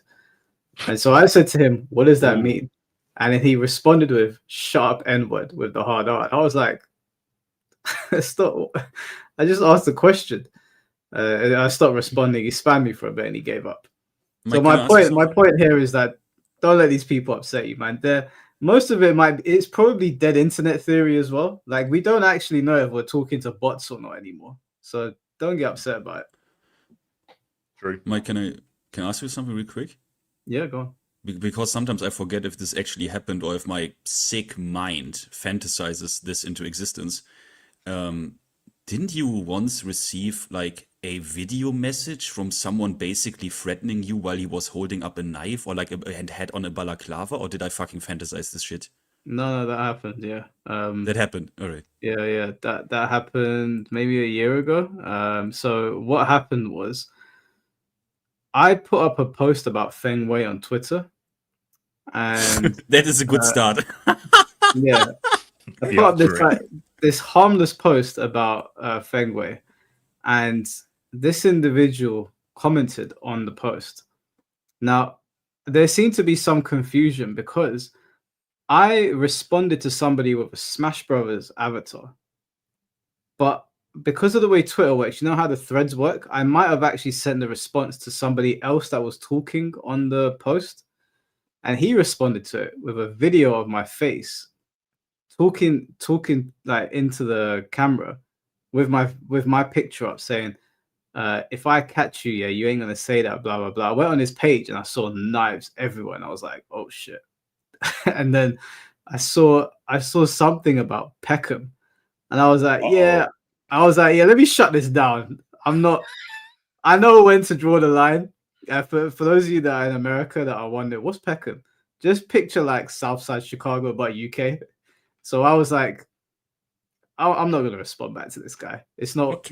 You could troll people every now and then, but if they proclaim to be from Peckham, just put the guy. Like, it's not worth the fight. It's not. That's worth just it. my advice. Oh, not worth he is from Peckham. I thought it was a meme, like peck him, like like you know what I mean? Like it's like I thought it was a UK slang for a knife attack. Yeah, peck him, peck. No, like the like a bird. area is called Peckham, and C4 can attest to this because I'm sure you've been there before. I've been to Peckham. It is like walking into like an alternate reality. Like London's bad for stabbings, yeah. London is really bad for stabbings, but Peckham it's like an alternate dimension. It's like, you know, in Dark Souls when you walk through that foggy door. Yeah. That's what Peckham's like. I went to Peckham to pick somebody up a long time ago. One of my boys. He told me I'm at one of the stations. I went there. I parked up, bro. I'm telling you, I've never felt more threatened in my whole life. I parked up waiting for him to come out of the station. There were dudes everywhere, blacked out, staring at me. I know that they had like machetes on them because you could kind of see it sort of like poking out. I remember when I picked him up, we drove to the the shopping center. If you can even call it that. If anyone's been to Peckham before, then you know what I'm talking about. Bro, I walked into the shopping center with him and I said to him, anything that you need to get from anything that you're looking for, I can almost guarantee you we're not going to find it here. We're only going to find problems. Well, I don't know what Peckham's like now. I haven't been there in a long time. I've driven through it. I know that they're trying to gentrify one part of it, but the part that I was in, like, so that's a level 99 PvP server. I'm not gonna sit here and act like a tough guy and pretend to act like I'm about that life. I'm not about that life, bro. Like if someone approaches me in my area, I will defend myself. If someone approached me in Peckham, I just say to him, "Listen, kind sir, I meant you no disrespect. May I go my way, please?" Because they are about that life out there. So you get pecked in Peckham, yeah? Yes, you'll get more than that every time. The best way to describe Peckham for people that aren't from the UK, it's imagine a group or like a congregation of Jason Elbows. It's just people that are like Jason Elbow. Yeah, I need to rewatch this. I didn't catch that yesterday because of Miyari's Zoo, but I need to rewatch this. There is zero police presence. If you go to Peckham and you piss somebody off, just start praying. It's gonna be a long night for you. I'm telling you. And the thing is, Peckham's not small either. Like if you enter one side of Peckham and start getting chased, you're gonna be driving out there for a long time. Like you better make sure you've got your exit route. And the worst thing is that when you leave Peckham and you go like 10 minutes up the road, it's peaceful, it's calm, nothing going on. Everyone's walking around like normal. But you enter this zone, this red zone, you better act right. That's all I'm saying. Don't mess with people from Peckham. Just quick thing about this. I don't want to make it about Peckham, but very quick thing. Because I know like England, specifically like London, they have like big CCTV presence. Is it also like this? You enter this like level 99 PvP server and you enter this realm and suddenly you look around and you suspiciously see that all the CCTVs are smashed, like all the CCTV cameras. Is that also like going on there? I don't think they put them up anymore. They don't even bother. Okay, I see. It's like the bad ending of Westworld. Like just it's long. All right. Yeah. All right. Actually, no, it's like Monster Hunter, but no one, like Mike said, it's Monster Hunter, but no one's joining your quest. Yeah. All right. No one's joining your quest. Everyone's a monster and you're on your own. It's fucked, bro. I remember, a grandma scared me in Peckham. She actually frightened me because you know, like you hear stories about like African, like some of the African elders, like they'll dabble in like juju and stuff like that. Like you hear stories about it. Yeah. And I was in the shopping center, like we were walking through it, and I was saying to him, "We don't need to be here, bro. Like we need to go." They could smell the fear on you. They know you're not from that area. They just take one look at you. They know you're not from the ends. And I remember she was sitting outside the shop. They must have sold like African food there or whatever. And there were watermelons, yeah. And my dumbass looked at her sitting on the chair, and I looked at the watermelons. They were these. I don't know who was buying these, man. You're gonna get contaminated if you ate this shit. And I looked at her and I sort of looked at her and went, I sort of gave her like this dirty look. And she looked at me, and the only way that I can describe it is, you know, in it when Pennywise's face is sort of like transforming, like you could see him like sort of twitching. Yes. She looked so angry, and like she was sitting like in like this power stance, and she was just looking at me, and I was looking, and I was like, she's gonna call, so I'm about to die. And I just said to my boy, we need to go. We have to leave. I'm gonna say something dumb. You're gonna do something dumb. We're gonna get shanked. Grandma's gonna shank us. So yeah, Finn, if you ever come to London, don't go to Peckham and start. Someone says something about, I don't know, they're a Coach Kazama fan, and you're in Peckham, and they say, hey, don't talk shit about Coach Kazama. Just say, I'm sorry. I won't talk shit about him. Just walk I think away. I could weapon. I think I would be a good leader for the people of Peckham. I think they need someone who can, you know, point their rage at something, and I think I know the right targets. Imagine Peckham is like Ash's Charizard. They're not obeying you. They might act like you're one of them, but he's not going to obey you when he comes down. They need to be tamed. We need to put these people to good use. Yeah, maybe one day when I'm driving through Peckham, I'll just quickly do a vlog. I'll be like, so yes, please. A 5-minute vlog just so you can see how mad it is. Peckham's the first place I ever saw someone get stabbed as well. The Wait, first time really? Okay, now Yeah. you're actually for real? No, I'm being serious. My mom was with Okay, me as well. My mom and my dad were with me. We're in the car, and we got to a traffic light. We were driving through Peckham, and we got to a traffic light. And not lying about this, I promise you, I won't put my mum on camera. One day I'll get her to stand here and corroborate the story. We were at the traffic light, and we could see in the rearview mirror, a bunch of dudes jumped some other guy. He was very young. He must have been like 14, 15, and they shanked him up. And my mum, being crazy, she got out of the car to like try and help him. Like she ran over, and I'm like shouting, like, get back in the car, blah blah blah. Because I was young, I didn't want anything to happen to my mum. I don't know what happened to the boy. The helicopter came and like took him away, but I see. yeah, Okay, it was fucked. Okay, all right. I got it. I got it. Yeah, sorry, you went off on a tangent there. I'm trying to protect the chat. Okay, there's certain places that you need to just know your role. Yeah. All right, so Terrence, thank you for the 199. The final boss of Tekken 9 is going to be a merged ogre. A merged ogre. Is that you mean I see what he means. He means maybe canonically that like the two ogres that we know already have, they like merge together and form the ultimate god of fighting ×2. I don't think so, because the Mirizo ogre is a good ogre, and the one that killed everyone was evil. So I don't know why they would merge. True. Thinking odds. Thank you for 4 months. Just check my YouTube recap, and I'm in your top 0.7%. Oh, sick! Thank you, bro. You have a cute avatar. I like the ant eating a sandwich. Yeah, that's pretty sick. Thank you, man. I appreciate that. Is that Soifun's butterfly? Anyway, GGB, thank you for the $2. Monopoly online first to free, you coward. Mike, listen, GGB, you don't want it, bro. You're gonna have to put up more money than that if you want me to play Monopoly. First to free takes ages as well. Yeah, no. If we play Monopoly, we're playing for some real money. Kaze Shikamaru, thank you for the $2. This Peckham sounds like similar to O Block in Chicago. Bro, O Block. I don't know what Peckham's like now because I haven't been there in a while. This was Peckham in the like early 2000s, like late 2010s, like towards 2010. It was pretty fucking scary. But I know like Brixton, Peckham has been getting gentrified a lot. And maybe it has calmed down, but last time I went there, I did not have a good experience. So I'm not going back. I mean, and as well, like, how dangerous can a territory be that, you know, O Block, it sounds like a song from like NSYNC or something. Like, how terrifying can that be? Come on, like, let's be real. Yeah, well, they said King Von was from O Block, so from what I've heard about King Von, it sounds pretty scary. So I ain't trying to fight those people. Anyway, Marvy Mofo, can you hear us? Yes, sir. Can you guys hear me? Yeah, we can hear you, bro. Yo. Hey, fellas, it's an honor. Hey, Finn T, I love your videos, man. Mike, C4, it's nice talking to you guys too. Nice to see you, man. Yo.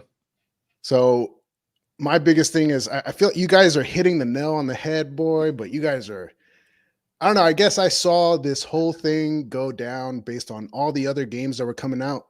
Every single fighting game got dumbed down. Mm. And so based on that, I already knew Tekken 8 was going to get dumbed down too.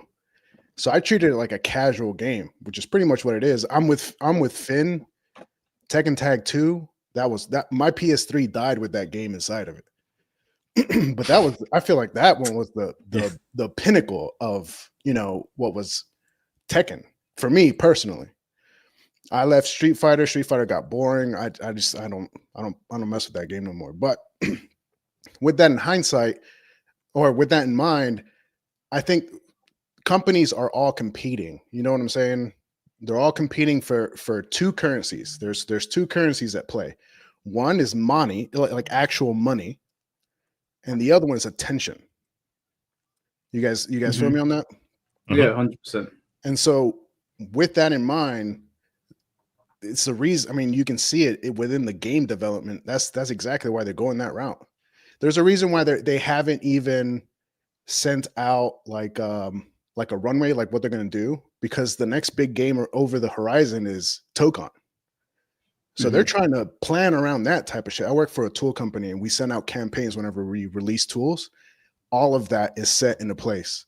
When we're going to capitalize on the attention, how much money we're going to put behind it, all of that set in place. So I feel like I agree with all of you guys. The game is shit. This game feels like it was halfway into being a Street Fighter Cross Capcom game, and they gave up on it halfway. And so with it being dumbed down like that, it's just they are pushing the older generation out. That's pretty much what it is. Yeah. And so I do see like a couple futures where we can see like they're definitely going to get like big high name like guest characters. Like I can already see Tifa with as much of a stink as people made about Tifa. I'm almost guaranteed she's going to make it into the roster this time around. No, they're not going to give us another Final Fantasy character. They would be insane to do that. They might in the same game. They might. I mean, it's money. That's what they see. You know what I'm saying? If Tifa makes it into Tekken 8, I'm going straight to Maximilian's comment section. I'm going to blame him. He's been pushing for Tifa for years. And if any content creator in the fighting game space can have his voice heard, it's Maximilian's. I swear to God, if I see Tifa in Tekken, I'm going to rage. I do not want her anywhere near Tekken. Nowhere near it. I would be okay with it, honestly. More brawlers, really, is what I say. But even then, like, too, like, what would you guys think if they changed, like, the mechanics around heat, for example? Go ahead. I want to say something because that's like what Nova Psychen and me have settled on for like months now. I think that the correct word is interesting. Because if you actually think about it, Street Fighter 6, I think I'm like actually completely objectively correct on this. Street Fighter 6 has more resources, installs, and mechanics than any other Street Fighter, for sure as shit than Street Fighter 4. Like 2XKO, for example, has a shit ton of complexity because of all the fuses and possible character interactions. Tekken 8 has more mechanics and installs than any other Tekken before. They are all not dumbed down. They are way more complex than the old Tekkens or the old fighting games. But the thing is, all of this shit they put in, the question, and that is not unfortunately, that is just subjective to you. The question is that interesting? Is that interesting to you personally? Because for me, all the heat stuff, it's just plus frames. It's literally all plus frames. It's all mechanics and installs and gimmicks you unlock. It's all plus frames. It's just all mixed plus frame oppressive utility, right? And the question that you have to answer and what the customer has to answer is that interesting to me? Because objectively, all of these games are more complex than the old ones. There are more mechanics shoved into them. But you have to decide, is that interesting to me? And I think it's not. I don't think complex is the right word. I think they're more convoluted. I don't think that they're necessarily more complex. Because they have got a bunch of systems tacked into them, but yeah, you can use convoluted or bloated. You can use that as well. Yeah, I think there's a lot more bloat in Tekken, but I think Tekken without these systems was more complex. I think that these systems have taken away from the complexities in Tekken, and like we said before, they streamlined a lot of things with them. Like the plus frames have streamlined a lot. You're kind of put in situations now where it's like your legacy skills taken away because the game forces you to stand still and deal with shit. I personally don't like all the tracking. I feel like some of these characters should whiff, and they just don't. I play Yoshi. I feel like Yoshi should whiff most of the time. Yeah, but But you know what I'm saying? Like they just made it easier for younger players to capitalize on this shit. And I mean, and I get it. If I was a developer and I wanted more people to step into the ring of Tekken, because if I asked my Street Fighter friends to join me on Tekken, they're like, hell no. And it's because the game is too complex for them. They don't want to take the time to learn one character. They don't want to take the time to learn the basic movement that Tekken takes. I mean, they've tried it. They tried. You know, you're right. You're right. You can make things that are so strong and so easy to use in an attempt to even out the playing field and to reduce skill gaps, or you can invest the time to properly teach your player base, or at least make the offer of that, right? But you know, I went back 15 years now. I watched the old Tekken 6 stuff, right? Did you know that Rip from Level Up Your Game, right? Most people know him as Rip, but Level Up Your Game is his YouTube channel.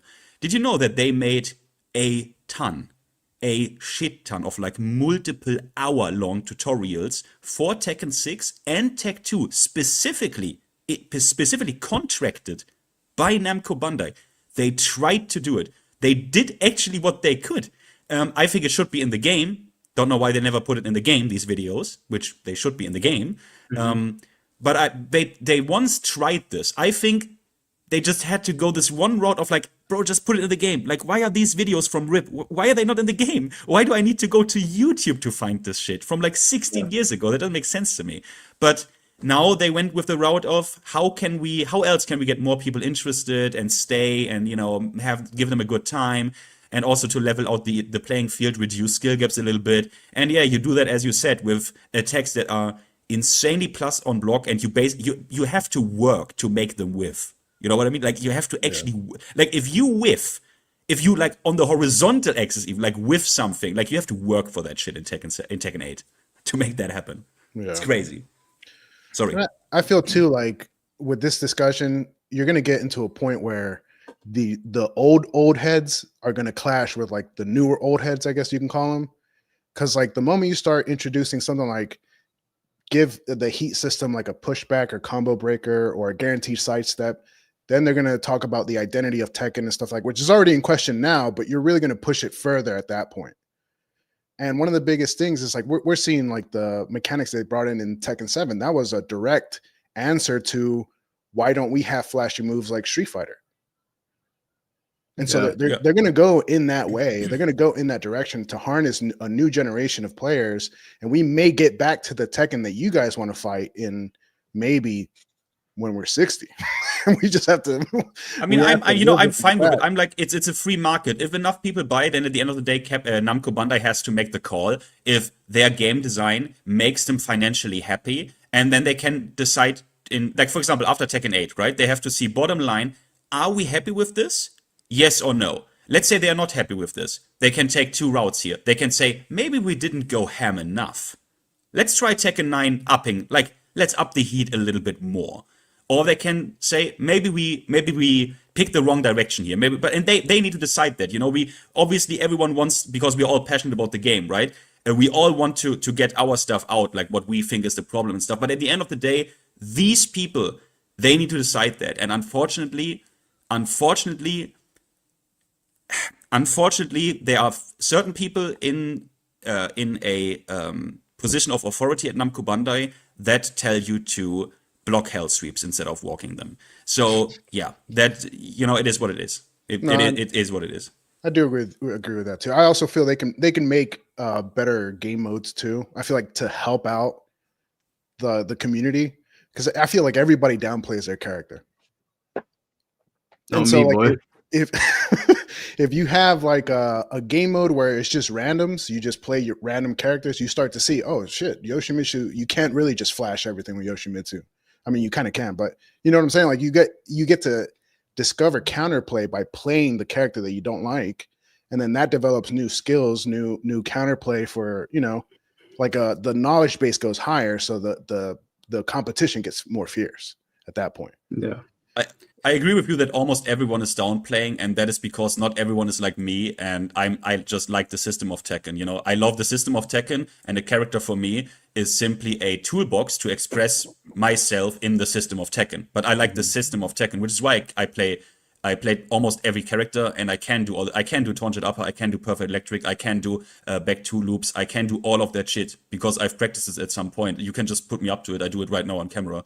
And the problem is that the downplay problem is a problem because it sends weird messages to the developer, right? Like it just sends weird messages to the developer. I agree it's a problem, but you can't change that because the 90% of your player base will be lazy fucking assholes that will play one character and then complain about everyone else. It's the same in every fighting game, unfortunately.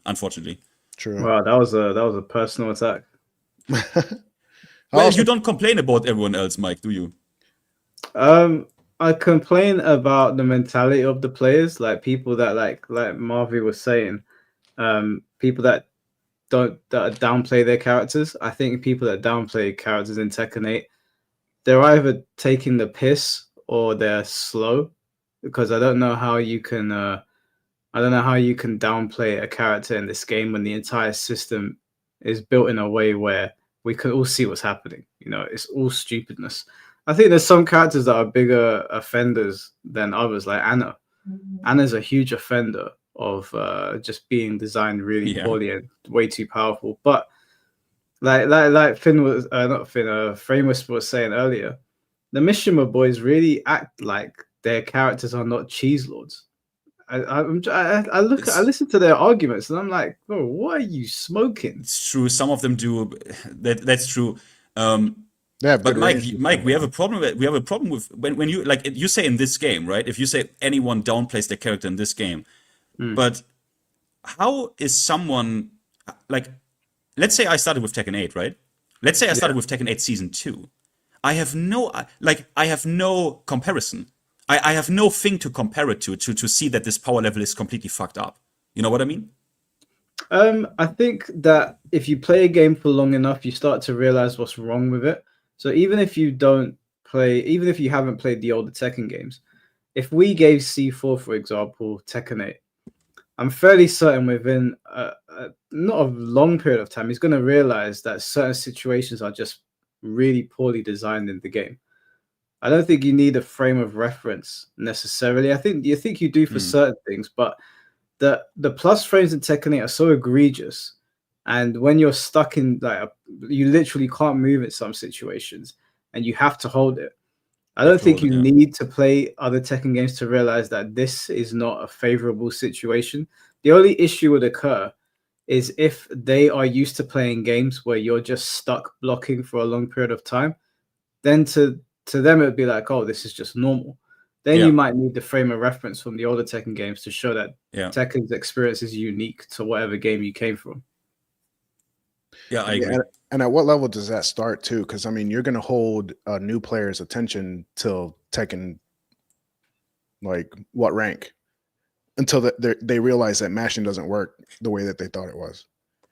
Probably blue ranks. I think in this game, when you get to blue ranks, you start to see. So I wouldn't say like advanced strategies, but you start to see people that understand how the game works, and they're trying to force like the Tekken 8 playstyle on you properly, rather than people in some of the lower ranks that kind of just throwing shit at the wall. I feel like at purple they're still flowcharting. Maybe I haven't been down. I'm sorry, go on. No, I was gonna say I haven't been down in purple ranks in so long. I couldn't even tell you. I forgot. Yeah, but I mean, I love this game. It sucks because it is such a unique game, but I guarantee you too, the new Virtual Fighter is going to get dumbed down as well. Oh yeah, 100%. They're not going to scoop up a new audience with the Virtual Fighter that we grew up with. Ain't no way. And you know, back to King Raven and what you guys were talking about, like what brings fun to you. One thing I've been doing, I never played Lars before. I'm picking up Lars, playing. I don't know any of his moves or anything. I'm just going in blind, and I kind of use the rank kind of like a highway where I rank up. That's 1 mile. Then I go on casual match and I just get beat up until I learn something new. Then I go back in rank, put that into effect. Now my dopamine rush comes from learning small little things that I cannot do and putting that into effect, as to where before it was just like I can only get that dopamine rush if I was winning. So I feel like that's important to say to the community too. Like, winning's not everything. At least not to me, not anymore. And that's the way it used to be with arcades. I grew up playing in the arcades, and there was no training mode with the arcades. You learn the hard way. I think my mentality is a little bit different. Like winning's not everything, but it's definitely the primary goal for me when I'm playing a fighting game. Like I know some people play a game and they're like, I want to get better. I don't care if I lose, but my focus is always to win because winning will tell me that I'm better than you, right? If I beat you, then I'm better than you. And if I'm able to beat a higher ranked player, then I'm better than you. So I'm kind of achieving my goal every time rather than. So I know some people are like, oh, I'm just going to play. I'll lose 100 matches. It's fine. I get that as well. But I think I derive fun from actually winning. Like I don't like losing. So I don't know. I would probably say that I play fighting games to win. I don't know if that's like a good or bad thing. I think C4 is probably the same on some level. I mean, that's your own opinion. It's not necessarily a good or bad thing. However, it's a game at the end of the day. However you enjoy it, it's up to you. You know, that's the beauty of it all. But and another thing too is, and this is for the chat as well. We got to be better as a community. Those death threats that we were hurling at the developers, that's not going to get us anywhere. If we wanted any chance of things changing, that's the completely wrong way of going about it. Who was hurling death threats? Wasn't there death threats to the interpreter or the translator? What's his name? You mean because of the mistranslated or misinterpreted article? No. It was what's Harada's right hand man does Muay Thai. I forget his name. Wait, you don't mind? You mean Murray? Murray? Yeah. There were death threats being hurled at Murray. It wasn't from us. Well, no, not from you guys. I'm saying just Tekken people in general on Twitter. These people are you have but the thing is, bro, the thing is, mate, if this shit I can't even take serious, like death threats and shit, bro. If McDonald's makes you a fucking McFlurry that you don't like, people make death threats to fucking Mr. McDonald's. Like I have seen that shit. So it's like for me, this is like I don't even I can't take it seriously. Like I can't. I'm bro. The internet like the modern Twitter space exists in like 15 years. I can't take death threats on the internet seriously anymore. I can't. I'm sorry. I know they are. I know I should, but I can't. Yeah, people get death threats for all sorts of reasons. I think it's crazy to send a death threat over a video game, but them using that as like almost like a gotcha against the community. It's like the people sending death threats, we can't see who they are. Most of their usernames are like a bunch of numbers. Like it's just we have no idea. Yeah. It's just people trolling. So I wouldn't say it's indicative of Tekken community's behavior.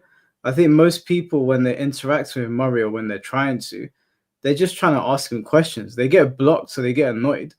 But I think most of us are not sending death threats to him. People that are doing that, I could almost bet you some of them are probably like very young, making burner accounts, saying crazy shit.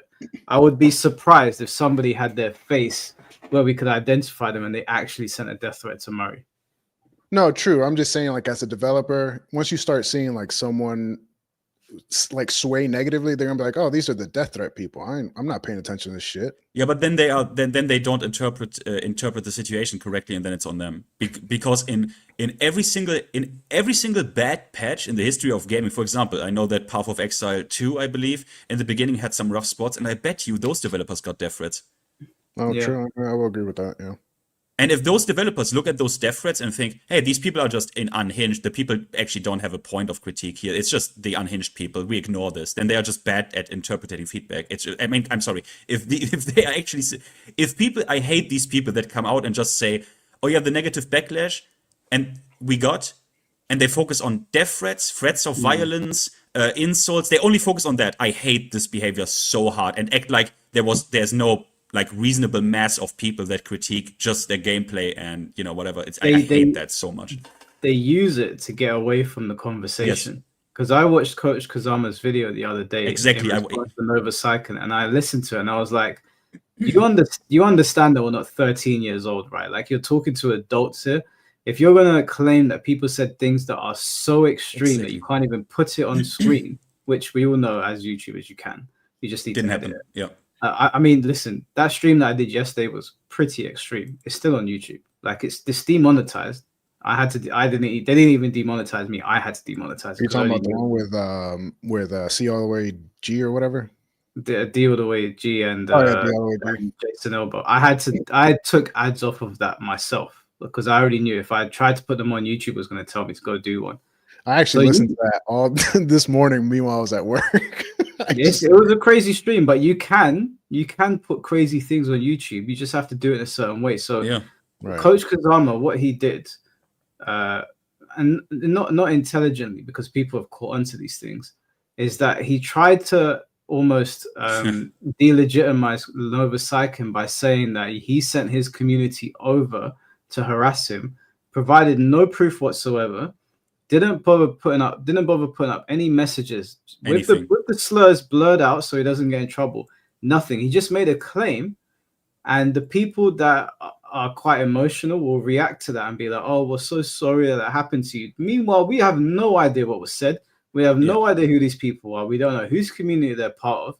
We just have to go off their word.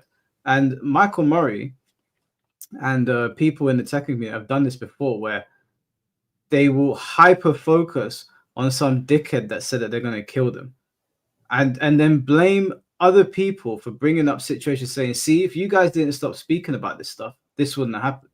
Yeah, like, it's the easiest guilt by association argument that you can always make. Oh, you're with these people, yeah, okay, so you're one of them, yeah. You're the Death Threats guys, right? Yeah. And then they're allowed to get away from the conversation with that. Now suddenly, conversation is no longer about what we should have been talking about. Now it's this emotional plea to get members of the community to stop talking, essentially to try and censor you.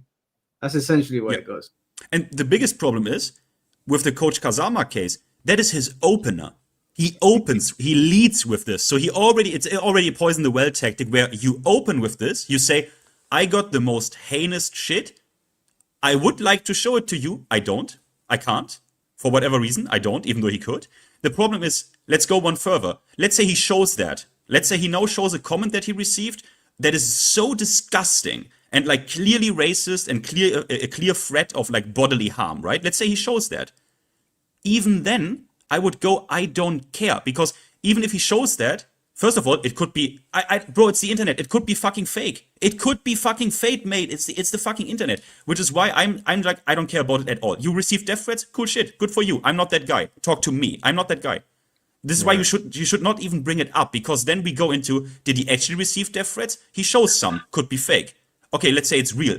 I'm still not that guy. I'm still not that dude that did this. It doesn't lead to any. It only leads to, like Mike said, to the goal where someone can just not address the things at hand. Mm-hmm. Boy, that virtual fire looked boring. That match that they did at the end, I was like, damn, this shit looks boring as hell. I hope 6 is not like this. Nah. Virtual fire. When you play it, when you get into it, virtual fire is pretty amazing. I've got to be honest. It's really, really fun, very rewarding. Like if you put time into virtual fire, you do get rewarded. Man, it sucks, man. I really love Tekken.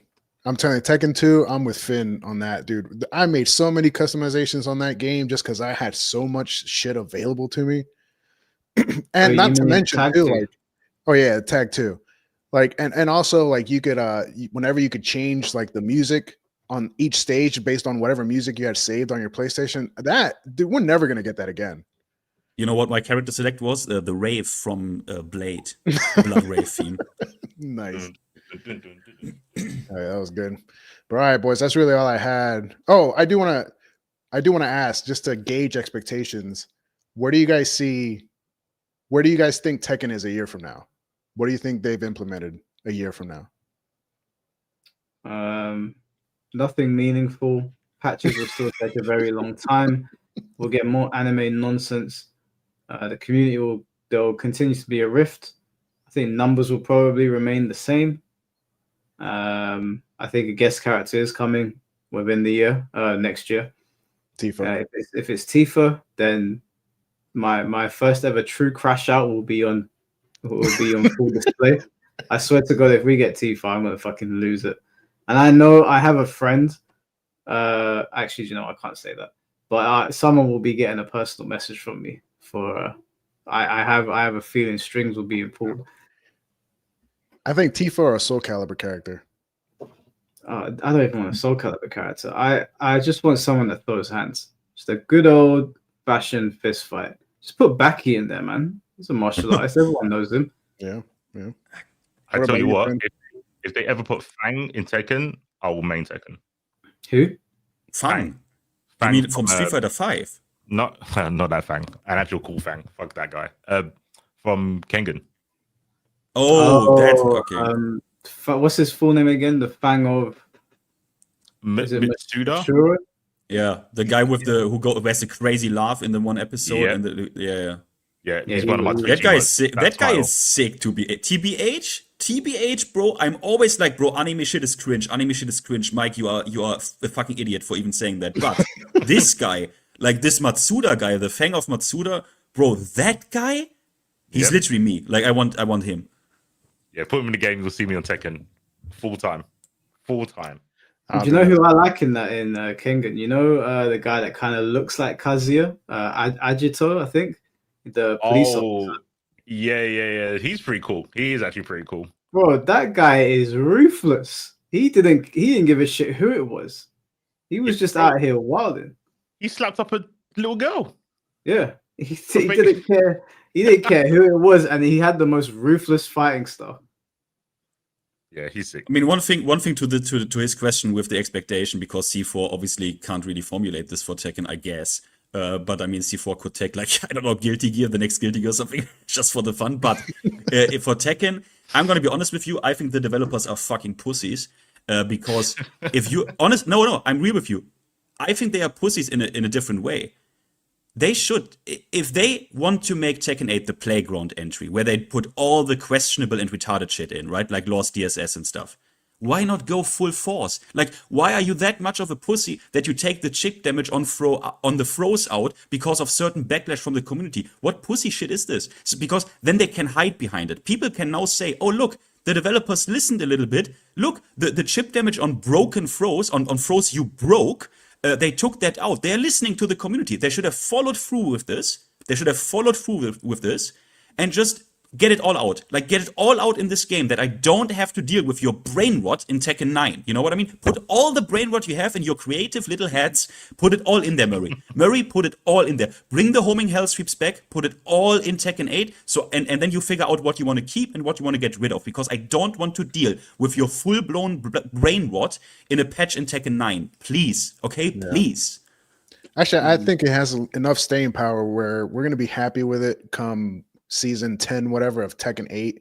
By the time Tekken 9 comes out, Tekken 8 is going to be goated, and everyone's going to hate Tekken 9. That's always that's not going to happen. It's going to stay Tekken 4. It will be Tekken 4, you know, where people say, no, that game is actually competitive shit. That will be its legacy. I don't think Tekken 8 will ever be. I don't think Tekken 8 is ever going to be the goated one. That seems like because people were saying that about Street Fighter 5 to Street Fighter 6, but I think we all know that Street Fighter 6 is a much more superior product. Everyone knows that, right? Street Fighter 6, I don't agree with that green stuff, man. I don't like the neutral skip. I like the footsies and stuff like that. So seeing everybody just dash around, to me, that's what kills Street Fighter for me. And I still love the characters. I love the series. Everyone that's having fun with it, I love seeing it at times, but it just seems like the main goal is get someone to the wall, shimmy, shimmy, shimmy. Yeah, exactly. Grab, shimmy some more, grab, and it just it threw the fun out for me. And right now, like the most unique for me personally is Tekken. As shitty as it is, I'm still having the most fun with it. You see? Exactly. You see? What did I say before? As shitty as it is still good enough. You see? That's what I'm saying. You're not wrong. I said that as well. I said Tekken's doing it just about enough. Just about enough to keep the diehards around and keep the new players in. But all right, cool. Let's get the next person in. Marvy, appreciate you being on, bro. All right, boys. Have a good one. You as well, bro. We only got 2 more people left. We'll get Dark Moon Angelo in, and then Kuromaru. Kuromaru will get Kuromaru in Lost. Doodle Deficient, thank you for the £2. Have you been to Woolwich? I nearly got stabbed. Yeah, bro, Woolwich is Woolwich is rough. Woolwich is rough, bro. What is wrong with you guys in the UK? Like, why are all your names of places sound like a fairy tale inn, like Woolwich and Peckham? Like, it's like what is it? It's like I don't know, man. It's just... do you think Croydon sounds scary or safe? Croydon sounds in Germany you would say asozial, which means do you know, like it sounds antisocial, like mean. Croydon. Like mean. Okay. That sounds mean. Okay. That's about right. Yeah, I was about to say. That's about right. They got the name right with Croydon, I guess. That's exactly what it is. Croydon sounds really mean. You know that Croydon, I think Croydon has a reputation for being worse than Peckham, but whichever one you think is worse, just go into Instagram and type in Croydon on the explore page and just look at the shit that comes up. You're just gonna be like, what the fuck? Why can't people just chill? And you know what the worst thing is, yeah? I know C4 knows this, but we used to have this, well, I think it's still there. We had the Heart of Gaming, and that was in... Bro, let's not talk about it. Let's not talk about that. Let's not talk about the maid cafe in front of the arcades. Let's not do that. Bro, it used to be in North Acton, right? And it was fine there. Yep. Like, North Acton is not the safest place, but it's not the worst. Like, you can get off the station at North Acton, you walk to the arcade, there was a couple of like fast food places. It was a good setup. I didn't mind it. I didn't mind going there. And then they moved it to Croydon. Bro, if I went there once, I never went back. I'm gonna say this. I just googled Croydon. Yeah, I just googled Croydon and went to pictures. Yeah, like I'm just gonna say that. Usually, if you were doing that for my city, they try to take the best pictures they can, right? And put like but this, that looks. It doesn't look pleasant. It just doesn't look pleasant. It doesn't look inviting at all. Like it looks really. I don't want to go there. You better make sure that you have all of your gym badges and a lot of potions when you go to Croydon. Yeah. Yep, full revive. They tried to do up the shopping center, right? But it just doesn't make a difference. Yeah, they tried to. They added in like this. When you come out the station, there's like this like box park almost, where there are loads of different restaurants that you can go into, and it all looks nice. But then you step outside and you're like, oh my god, man! They built this nice place, but you're still amongst psychos, basically. But one thing I do like about Croydon is they still have the tram system, which we don't seem to have anywhere anymore. They've still got trams going through Croydon, that's true. Yeah, it's kind of cool. Guys, I put it in chat. Google this word that none of you can pronounce, which is the town where I am from in Germany, and compare that. Google Croydon and compare the pictures between those two places. Like that is all right. Maybe I just live in a fairy tale. Anything's a fairy tale compared to Croydon, mate. Yeah. All right, before I get the next person in, let me just read out. Mr. Mars, thank you for the 499. My boy Kazuya is a cheese character, and I love stealing wins from MFers old and new. Now I know how it feels. Yeah, Kazuya is a cheesy character as well, man. Don't let anyone tell you otherwise. That stupid punch that he used to beat Heihachi, that shit is so annoying. Anyway, let's not go on a Kazuya tangent before we get clipped. All right. You mean clipped in the sense of clipped or in the sense of clipped? Clipped, is it not clipped? I mean like clipped on the internet and then someone does a reaction. Okay, you don't mean Urban Boy clipped. Urban Boy clipped. Dark Manager, can you hear us? Is this volume appropriate or is it too loud? No, it's fine. Anyway, to answer your question about England naming though, Fint, I'm not sure how to pronounce your name, I'm stupid. But no, to answer your name, because we used to be Swampland. That's why our names are stupid. We're the home of fairy tales and Swampland. That's why our names are dumb, okay? I tell you that as a grade A stupid Englishman. It makes sense. Anyway, like you sort of partially went over what I want to talk about. So I'll probably skip that because they've already heard that part. And I'll go straight to, because I don't really need to build up because the conversation already happened. I'll go straight to like what I actually really want to talk about because it's late over here. I'm sure Mike knows how late it is. It's 1:30. But no, as I was saying, like, so I'm sure you know the mechanical issues with Tekken 8. Like, I'm a casual, I'll openly say that, but even I can look at the mechanics and I'm like, what is this nonsense? How much of a casual are you? What is your rank? I got to blues and I stopped playing ranked because I was just like, eh. I was like, I set a challenge. It was the first time I ever did ranked in a fighting game. I was like, you know what? I'm going to set this challenge, get to blue ranks. All right. I didn't even think I was going to get that far, so I'm happy with that. No problem. But no, Continue. what Sorry, I I want to didn't talk about is mechanical bloat. I'm sure we all know what that is. Don't need to explain again. Because the thing is, sure, they've taken away mechanics from the game, but what I've noticed, because I was just looking at footage of these games, what I've noticed is certain mechanics have gradually just been added to the game, and I've seen this happen in other games that I've played. They add particular mechanics over and over and over. They add these gimmicky mechanics over and over and over, and it starts removing options from play styles, because sure, they've added more to the game, but all these options force one form of play. And that's what it looks like is constantly happening in these games these days, is they add these mechanics that force one style, and this is the only correct way to play, and you are not allowed to do anything else. You must play into these mechanics or else. And it feels like that's sort of what's happened, is this sort of post-2014-ish thing where they just start stacking these particular kinds of gimmicky super mechanics into these games, where they get stacked and stacked and stacked, and it just makes things less engaging, because sure, you have more buttons, you have more inputs, you have more moves, but these moves don't add anything. They take away, because they removed actually interesting niche stuff and then put in these super mechanics that just bog down the game and really stupefy and simplify the gameplay, because they're just that oppressive, and they get bogged down with so many of these mechanics endlessly. And I was playing another game. Let me use a game I'm more experienced with as an example. I was playing. Has anyone heard of Where Winds Meet? Recently came out. Oh yeah, it came out. Yeah. Yeah, I have a big issue with the boss fights in that game, because there's too oppressive mechanics, and these mechanics negate so much of the game's options. And that is the parry slop of the boss fights, where a lot of their mechanics go hard on the parry. And I'm like, I could accept that, but then they have anti-heal. And these two mechanics on their own oppress the game so heavily. So they have all these other mechanics in the game, but then you have this slapped on top, and it's like, oh, geez, why do you have this mechanic? It makes the fights less engaging. And it's like, if I was on like the legendary super difficulty or hardcore mode, I'd get it.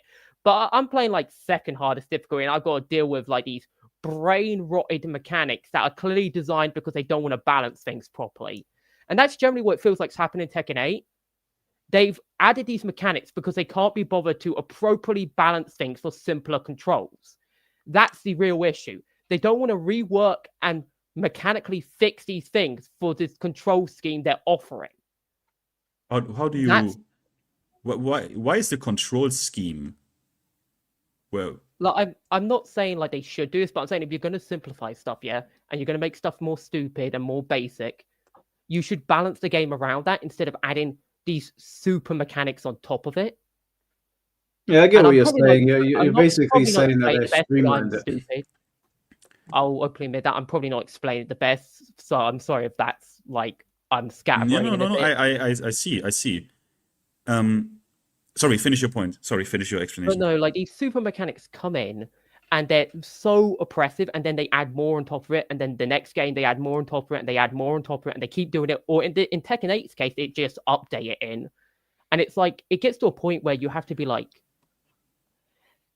how long until the code itself just breaks from all these super mechanics being just slapped in the game and not properly designed in the sense of it gets to a point where it's like, how long until the mechanics just get so broken and so janky they just breaks the game fundamentally, like if it hasn't already? I mean, like,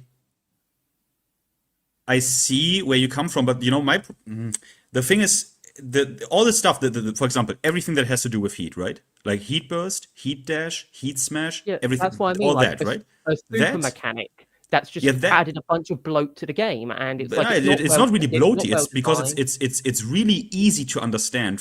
You can open up the game as a new player, and you know what this is. Like, you know, okay, this does a lot of damage, and I am like, my opponent clearly is like reeling back even on block, so I can probably do something. Like, it's very easy to understand, right? What this is.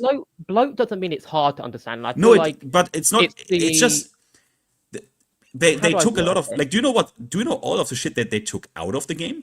I If that was saw the thing, and I'm like, I'm actually confused why they removed this stuff, but then added this new stuff in because I would rather have the older stuff because it looks more interesting. Like that chicken thing, I saw the video and I was like, this looks like such a cool mechanic. Why is it not in the game? That's because rewarding no one for used it, learning and niche inputs. no one used it, and most people look. This is a problem of Namco Bandai. I don't know why, but they don't look. The ultimate curse is Namco Bandai, for whatever reason, has one of the most complex and like just complex, option rich. Right, our move lists are like 100 moves per character, like 100 moves. They have the most complex fighting game, and they bother the least. They bother the least in trying to explain this to their player base. And I don't know why, because I guess that's very fair. Like, I guess I don't really look at it that way because I'm obviously, as I've admitted, a casual. So I don't really look at it that way. But yeah, I guess if they did explain these mechanics better, it would help with the issue. But I still think due to how many are just endlessly stacked off with no retuning to fit with each other properly, it doesn't. Even if we had the best explanation ever, some of these mechanics just don't mesh. Is what I'm trying to say. What do you mean with that? Like don't mesh? I mean, like it's like where you constantly add stuff, but then you don't properly rework the old stuff to work with the new stuff. What did they probably not rework to fit old stuff or new stuff? Well, I'm not saying with Tekken. I was just saying in general sense of how it can happen. But in Tekken, as I've said, I'm not as experienced with Tekken, so I imagine more experienced players would be able to better explain it than me. Because again, as I said, I'm a casual. So you don't know if it's true. It's not that I'm saying I don't know if it's true. I'm saying that from how it appears to me, it looks like a case of where they've added mechanics, not properly tuned it together. And it looks like that's part of the issue. But I do believe, as you've said, it's probably a minor part compared to the lack of proper. I mean, it's not. You are not like, I'm not saying you're wrong. It's just that okay. Do you know what the stun mechanic is? Oh, I'm bad with names, so this would actually like explain it to me a bit because I'm you have bad different. with names. You've previously had different forms of. You still have some of them, but they basically for all intent and purposes, this basically got removed. Yeah. You had counter properties on moves that were a breakable stun. So how that looks like is, for example, Leo's Bog 1 or other shit. That was a stun. So what would happen is if that counter hits you, you're in a stun, and you need to, on reaction, break this stun. If you do not break it, Leo gets a full launch for free. Right? It's a natural combo. You need to be for the lookout for this. And if you get counter hit, you need to react to the stun and you need to break it. But now get this. You needed to break different stuns differently with different inputs. And now get this, now gets even better. This is where Namco Bandai is a fucking idiot. If you go into the move list, you do not find a move explanation that says, hey, by the way, this move has a stun on it on counter hit, and by the way, you can break those stuns. Believe me, I looked through the entirety of Tekken 6. You do not find in the game any explanation on this. This is what Harada had envisioned. Harada had envisioned that you as a player go in there and just figure this shit out. Like as a theme park, right? Where he doesn't want to take the surprise away from you, how you figure out to deal with stuns, but no one in their right mind, no player would intuitively figure out, because do you know what you press for that stuns? You need to press forward. You need to press forward to break that stun. And if you don't press it, you get full launched. I'm pretty sure there's a mechanic like that in another game I played, but I forgot the name because it was like an age ago, where there was like this mechanic where you had to press in to counter something. I forgot what game it was, though. That annoys me. But no, I actually get what you mean there. Like, you make a lot of sense to me, where I'm like, yeah, actually, even if I still believe what I'm saying is somewhat correct, I definitely agree with you that maybe the big issue is the lack of proper explanation as well. Like that, I actually really like that point. Like, I actually thank you for explaining that to me, because that actually was an awesome point, man. Like, yeah. No problem. It's not that I don't agree with you. It's just also that Namco does a piss poor job all the time, all the fucking time to explain this. There wasn't a single time where they explained chicken to you in a game. I think it wasn't mentioned. Nothing of it. They just don't bother. They just don't bother. I don't know why. Yeah. I guess the point I wanted to make was just like, I hear a lot of people talking about what's wrong with the game on a surface level. They talk about very particular mechanics, but they don't talk about ever. And I guess it's sort of what I want to sort of engage with is like how the mechanics function among each other, and like certain things just completely going to the wayside because there's just these super mechanics that crush all other mechanics. I guess that's sort of, I don't hear like I've heard Mike talk about it at times, and I always enjoy that kind of content. I've heard other people bring up, but I just feel like it's not really ever been like a major talking point. Is how some of these mechanics very clearly like break the game fundamentally because of how they interact with other mechanics, not just because they exist, but they interact in a way that causes the problem. What? Be concrete. Be concrete. Pardon? Be concrete. Like, what mechanic do you mean? Well, like, here's one great example. Like, people complain about heat, yeah? And people complain about how, like, we have these super long, unescapable combos, yeah? Yeah. I'm going to be honest, like, heat is part of the reason these combos are super long in the first place. Yeah. And I rarely hear, like, I've heard it obviously from some people, but that's because I go into the very particular people who talk about these really deep mechanics. I want to learn, obviously. Even though I don't play as much, I still want to learn about this stuff because I think it's cool. But if you just go into the general conscience of it, like, this isn't really a thing people bring up, how, like, he is such an extreme extender that it makes things unnecessarily long. And I would just rather have it all dispersed in an immediate damage than like I would also like that. Juggle. I would also like that, bro. I would also like that. But the thing is, on that part, you're wrong. Everyone brings this up. Everyone brings up that heat bursts shouldn't be a combo extension. I'll be honest. I must be stupid on it then. No. You don't watch every video or whatever. I watch like in Joker's video, in Ty's video. It's like in every everyone. Yeah. It's no. It's not you. It's not you. But the part is the truth is, sometimes the developer has a fucking vision for this game and they want the game to look like it does, and they think it's good for the game and it's their vision, and they don't care. For example, how many people do you know that like throw loops in Street Fighter? How many do you know? I don't know a single person. I don't really get friends in games. I'm gonna be honest. I just play the games. I'm that kind of person. Okay, C4, are you still there? I'm still here. How many people do you know that like throw loops in Street Fighter 6? No one likes it. No one. I played exactly. it. I've been caught in one, and it annoyed me to the moon and back. I'll be honest. Yep, no one likes it. It's not very engaging. I mean, it's all the stuff that's been said before. I think it's not a real argument, but we're not here for that. I don't think it's a real argument. Anyway, I can look at wall combos from Tekken and go, that also doesn't look engaging. But anyway, I don't want to take all your time. I just want to sort of have that small little combo, nothing too extreme. It's like I would have probably talked more if it was earlier, but Mike here looks like he actually does need to get some sleep in, so I won't take any more of your time. Yeah, but thanks for that knowledge you give me. I really appreciate it. I'm very thankful. I'll give you a little bow, even though you can't see it, and I'm very thankful for the knowledge you've given me. Yeah, I love the education, because even if I seem stupid, I would rather sound stupid and get educated on it than continue being ignorant. You know. It's just it's totally fine. It's just this game basically you could make a case that this game was like always bloated to fuck, but then you can also say these things were like a balancing factor. But it is what it is. Yeah, well, I love the extra information that's added to it. I still think some of the stuff I said is correct, but I do love that extra information on the lack of explanation properly being done, because I do agree with that, and I never really thought of that on a major factor. But no, actually think about it, that is a really major factor, and I'm thankful for the knowledge, man. No problem. I'm glad to have this conversation. Sorry, Mike. No, that's all right, man. I was just saying, appreciate you being on. Thanks for being there. Sorry, I know it's late and I'm like... sorry. Sorry if I'm very... It's not even that late. I'm not used to these kind of speaking. Like, I'm used to being in my little niche corner, speaking to myself with no one else really talking back. So it's generally like this. You could probably see in my DM, like, I was very... like, in a way, like, you could probably tell I was a bit nervous because I don't really do this stuff often, and you got a very big audience, so it was very nervous to like get on and just talk, you know, because it's like no one wants to look publicly stupid to such a degree. But I was like, you know, I'll bite the bullet and do it, even though I ended up waiting quite a few hours. That's fine. I make myself look stupid all the time, bro. It's no big deal. I make myself stupid. It's just something about being in front of a bigger audience that just makes you. And so actually, I guess that's another question to like leave on, like, just something for Mike. Like, with all the opinions you put out there, yeah, like all the stuff you talk about, and you get like a lot of pushback on certain things and stuff like that.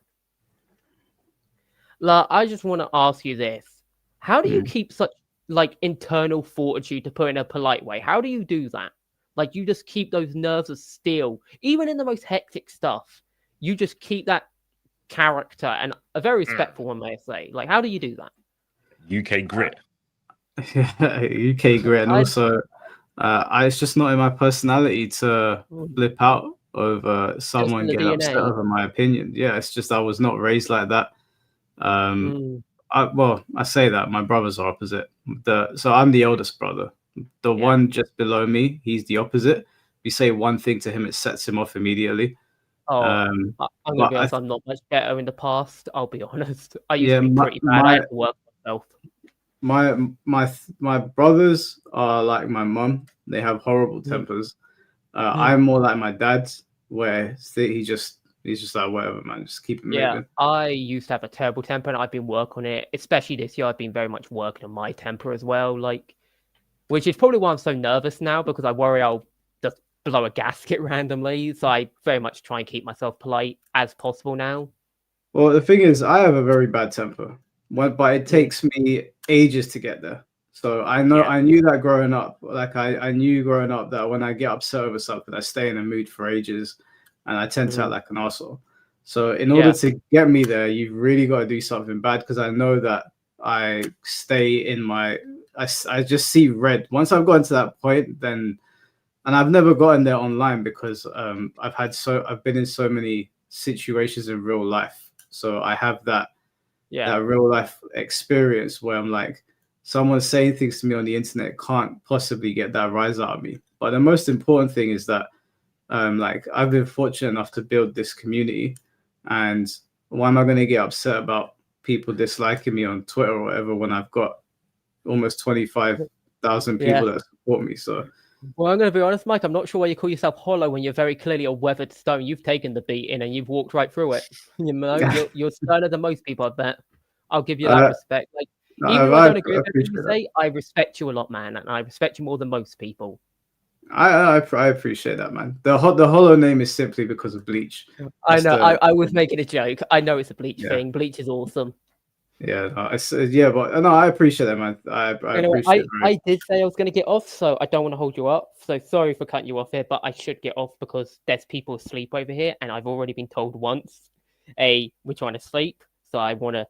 And also, you probably want to get to bed yourself. You probably got family and stuff as well, so I don't want to hold up the final person because there's like another person in there. So I'll just go. Have a great evening, everyone, and I hope you have a great week. Yeah. All right, take care, bro. Now, how do I leave this place? That's all right. I'll get you out here. There we go. I can. I'll put money on it that he wasn't from Croydon. Oh, 100%. Super light. What do you think? I'm thinking Hampstead, maybe Hemel Hempstead. That's a good shout. Yeah, I can go with that. Just on the cusp of London. Bit more cultured. Bit country. Hemel Hempstead is a nice place. I went there for some food, and I was like, "Oh, this is really nice, man! Like, everyone's chilled, everyone's smiling, there's no crime. It's nice." Yes. Yeah. No. Do you know Tenrai? Tenrai? No, I don't think so. He used to go to like the Hog and stuff, but he plays like loads of bunch of games. But I was about to say, he lives down there, so I had to pick him up a couple of times. Hemel Hempstead. Yes, big houses down there, man. But yeah, nice people. All right, let's get the last person in here. Evening, gents. Oh my lord. I think at this point I'm just Mike's personal sleep paralysis demon with how late I usually saunter in. Yeah, that also looks like a sleep paralysis demon. Listen, it's in the job description. They really profiled me when they hired. It looks like three different characters. The head is like from an Asura's Wrath villain. The torso is from Jujutsu Kaisen, and the bottom half is Ryu. The thing about Asura's Wrath, I never got to play it because I could never find a physical copy. It was one of those games that I don't think it was ever available for a digital download because it was just on the cusp of those things being made available. No. Yeah, that's definitely worth it. Great game. Yeah. Well, it looks fun, but lost media at this point. Yeah, I got a bunch of notes that I've actually drawn up because Like a lot of the theorizing we do on the logic of what's happening to Tekken, I think kind of violates Hamlin's razor, meaning never assume violence, never assume malice for things that can be explained with incompetence. But before we chew on that, I want to give Finn something to work on, because it's important to keep our Germans engaged, because otherwise he's going to get bored and start rounding up Victor and Mary, or whatever her name is, and players into camps. So, have you noticed that buttons in Tekken 8 actually draw player models, character models, closer together, further skipping the neutral? That's actually the source of a lot of the wall jank, for example, where you have people pushing buttons at the same time. They're getting drawn in closer, and then they fly past each other at the wall. Sorry, again? So, in Tekken 8, buttons, just sort of your standard inputs. Yeah. They draw the characters closer together whenever there's a button press. They physically move them closer towards each other, further skipping the neutral. What? I mean, you move closer to them, but if you press another button, the opponent is not gonna get like drawn into you. That doesn't happen. There are situations where they actually get drawn in together. That would be a very fringe case. Like if you just do a jab, nothing happens. Not off of just a jab, but yes, and that's a reason for a lot of the like position switching and cross-up situations that just happen randomly, especially at walls. Real quick, do you mean on hit, or do you mean like no, just on well, it creates situations where, for example, a button should have whiffed, but because of the additional travel, it becomes a hit. What do you mean by additional travel? The additional pull of the button, like it's under normal neutral spacing, that button would have whiffed, but with the mutual movement of the characters, it becomes a hit. Okay, I mean, yeah, Finn's obviously the right person to ask. I just never knew that Tekken had vacuum attacks. No, we don't. No, sometimes the animation can look like that, but we don't have that doesn't happen. But I mean, look, there are buttons that have forward momentum built into them. Like, of course, we always had that, but they don't move the other guy closer to me. That doesn't happen. I've not done the due diligence of documenting that. I'll make sure to do that homework for next time. But for now, right now, that is the headcanon that I'm going with. Do you have a move? Wait, can you name me a single? I can open up the game. Name honestly, I have the game actually open. Like, name me a single. Not at this hour, honestly. Just name me a single attack that does this. I can replicate this in practice. Okay, let's see. Let's go for Reyna's running 4. Yeah, I play Reyna. Yeah, what's with that? I am also now a Reyna main, but yeah, but she doesn't like. Wait a minute, we don't like. Okay, maybe running move is a bad example because there is just a lot of tangible forward momentum. I think a lot of some of the low attacks, but again, I'm not going to pull up an exact example. It's just an interaction that I have seen happen when I play games. I'm not documented it. I mean, could it be a rollback when you played? Could it be like rollback shit? Unlikely. It didn't look like rollback. It just looked like there was mutual movement of the characters when, like, not just of the character that's actually executing the move. Like, it looked like the neutral was being contracted between both characters for both of them moving on the map. Now you say it looked like. You said this happens. Yes. I mean, it looked like it happened, right? Yes, I can't observe something that doesn't occur. You're saying it looked like it happened. Well, it could be that the other. You said it was while you played games, yes, so that could mean that the other opponent was just simply moving into you at that moment. Yeah, you definitely have to do it against a training mode dubby. It also did happen to me, where I think I was backdashing, or should have been out of reach for a whiffing move, but I still got clipped. So wait, so just to get this clear, because some people in chat, like Cocoon, gets this mixed up. You're not talking about forward momentum of attacks. You talk about vacuum. Yes, I am talking about like implied vacuum. That's actually a good way of putting that. Yeah, I mean, I have to be honest. You need to make a video about this. Like, because I don't know what is going. You need to make a video about this. I will make a note. I will do the homework next time. Whenever I see that happen, I will jump out of queue and actually record that. Whenever I decide to torture myself with Tekken 8 again. This will be like revolutionary because I've never heard this. I've never heard this as well. I've never seen anyone talk about it, so I guess I'm the first one who's noticed. So hopefully I'll be able to document that. But to the point of some of the decisions being disjointed, especially along the lines of monetization in Tekken 8, I think those are actually disjointed decisions because having worked in areas that deal with designed behaviors, especially designed behaviors around monetization, Tekken 8's monetization is put together in a very haphazard manner. It looks like an afterthought. It does not have a deep enough economy to be something that was projected and expected to be implemented in the game with a long enough lead up to it. I think what happened was Tekken 8 had its natural lifespan, which did have a mission statement of simplification.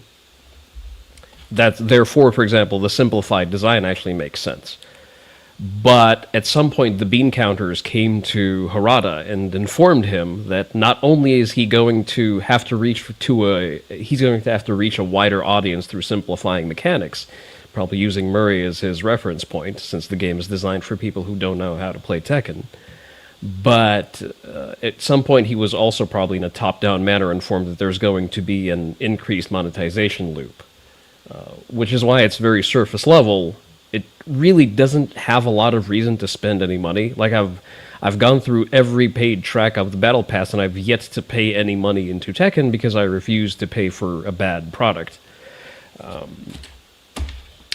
But there's that. They don't have good incentives set up. They don't have behavioral loops designed to actually motivate people into spending money in their monetization loop. I see the chat saying that it's a Japanese thing. No, the Japanese and, well, actually a lot of Asian game developers are actually very good at designing monetization loops. I mean, gacha games aren't. Yes. Good, right. I mean, gacha games work, but they're not. It's not a good model. It's actually a fantastic model. It depends on the game. Games like Uma Musume is actually has a fantastic monetization loop. Action Taimanin has a great monetization loop. On the Japanese Taimanin RPG has a very aggressive and very good monetization loop. Well, I mean, it's like predatory, right? Absolutely. Well, yes. By good, I mean effective, not virtuous. Sorry. you need to. Please take the messenger into account. I said that earlier. I said like whales are good. You get whales in gacha games. Yeah. Yeah. So yeah, it definitely works. I'm just saying, like, it's not something that companies should do morally. Yeah. Well, let's bracket that outside. I'm not ready to debate ethics of monetization practices. But I'm just saying that the monetization loop in Tekken is not well designed, and it very obviously looks like it was tacked on at a later point with an expectation of Tekken was probably the Tekken team was made to carry the financial burden to cover up previous failures in order to contribute to the larger Bandai Namco's financial health, and that's a source of some of the issues we see in terms of what we're getting in our paid track and the content that's releasing later and the logic of the release. But as a side of that, there is a consistent logic in dumbing down the gameplay, because something that I've sort of found as an observable logic, is that the current gameplay loop is centered around sort of two tracks of how you can experience the game. If you're a legacy player, you're just not going to have fun because skill expression is suppressed through having shortcuts that bypass skill towards having something happen on screen, and that something 50% of the time being in your favor. You press the heat button, something happens. You press the heat button again, this is your shortcut towards fun. 50% of the time it's going to be in your favor. If you are a low investment player who has not actually played Tekken a lot, hasn't dedicated a lot of time to it, you're probably going to overlook the 50% where you lost, and you're going to be left with a positive impression of the 50% where you randomly won. As opposed to a legacy player who's developed carpal tunnel by learning to wave dash, and then he just comes up dry 50% of the time because some fuckwit pressed the button twice. But that's... Actually, don't worry. It's okay. I was gonna dispute the numbers, but it's not. No. It's the numbers are a complete ass pull. I don't know the exact ratio of the coin toss here. I'm just saying that there is a coin toss. The coin toss is very biased towards the new player in terms of enjoyment because he is going to have lower stakes, lower investment, and more return on it than the legacy player who but comes both in. Players can get plus frames. Like, Sure. Yeah, the new players don't get more plus frames than a veteran. They don't. But Yeah. just in a pure gambling environment where the gambling suppresses skill expression, your new player is going to have a better time just experientially. Because he didn't have to work for the measly 40 to 50% of wins that he gets by just mashing heat.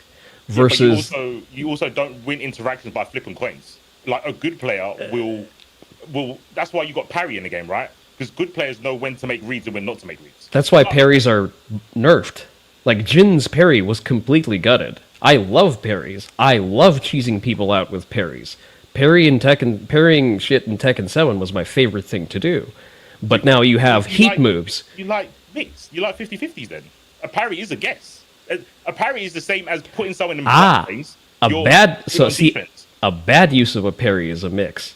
A good use of a parry is a read or a reaction, especially in Jin's case, because the best applications of Jin's parries are reactive in Tekken 7, and you can no longer do that in Tekken 8 because they've changed the activation frames on it. No, you can still do that. Well, to an extent, yes, not universally, and it's a little bit more The difficult. parry is no longer fucking broken as it was in Tekken 7. Come on, was it really? Yes, it was completely absurd because close range you could just spam that thing, and on whiff you didn't even have that much of a problem. But you can still actually use it reactively against things you can actually react to. For example, if someone runs in your face and does a big, for example, Reyna's running 4. Would have been so parried, slow yes. That you can react to it and you can parry it, and then I think you can launch her. That is true, actual reactive play. What you Jin players did in Tekken 7 is bullshit. It's literal bullshit. And I say that as someone who played that character. Listen, I maintain, and I have tested this, that the parry was always launch on block. You had to expect it to whiff, but it was always launch. And I'm actually on block. On whiff. But not in Tekken 7. In Tekken 7, it was launch on whiff, like just per the actual natural now frames. You're getting me dangerously close to a point where I have to ask rank. You're getting me dangerously close. I am Tekken King now because I do not care to play ranked because this game does not deserve that much of my attention. Nice cope. What was your rank in Tekken 7? What? In Tekken 7, I got to Fujin and basically stopped playing because it was difficult.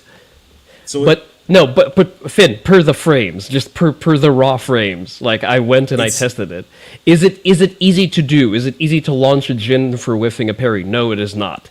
But there is there is a frame window to have an anticipatory launch. There. It's not. It's like me saying, "Hey, bro, if someone jabs in Tekken, is it hard? Is it hard? Yeah, but there are enough frames you can get in. How do you call it? An anticipatory launch? Like, bro, come on. Like, wait. Is it? How many frames is it on whiff? We can just do the maths. It's probably just exact. It's I think the window to where you're not able to block was exactly 15 frames. 15 frames. That I don't think that's reactable. I'm not saying it's reactable. Oh, okay. But wait, then it's not a punish, right? A punish is a guarantee. You would have to set it up. You would need to induce a whiff on the Jin player's side. Or you just go for a throw, or take your mix because he lost his turn. Wait, here's the thing. Wait. Didn't this parry have a whiff state of only 1 or 2 frames, and then you immediately blocked again? You are kidding me. Wait, no, you are fucking. You don't actually know the frames, right? Wait. I don't. You saying the move is the parry is 2 frames with recovery? And then he blocks. That is broken. That's okay. Yeah. There was no. There was. So here's the thing. There's auto block immediately after, and then he loses the auto block, and he can't block for a window. Huh? Your game is weird. What? I get the auto block. Like if you go to neutral, you block in Tekken, but then you have to hold back after the neutral block. Yes. Okay. There is a finicky window to do that. Again, and I actually don't mind that particular nerf. I don't mind the recovery nerf. Fine, make it easier to launch. The nerf that I dislike on the parry is it no longer catching full charge moves, it no longer catching heat moves or other special status moves. Okay, but that, yeah, okay, I agree with you, that's stupid. Okay, I agree with you, that's stupid. But, yeah, okay, I agree with you. But the parry was completely busted in Tekken 7. Okay, listen, make it easier to punish. I have no particular stake on that. I'm saying they that, now made it easier to punish. And that's fine.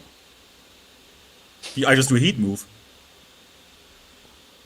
They parry heat moves. You can't. No, you can't parry. That's heat the problem. smashes. So now it's easier to punish. So how about that one?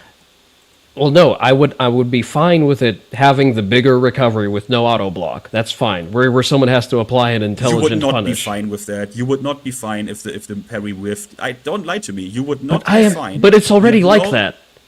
No, it's not. You What would do you be mean? fine with a parry. Wait, Finn, Jin's parry right now doesn't have auto block.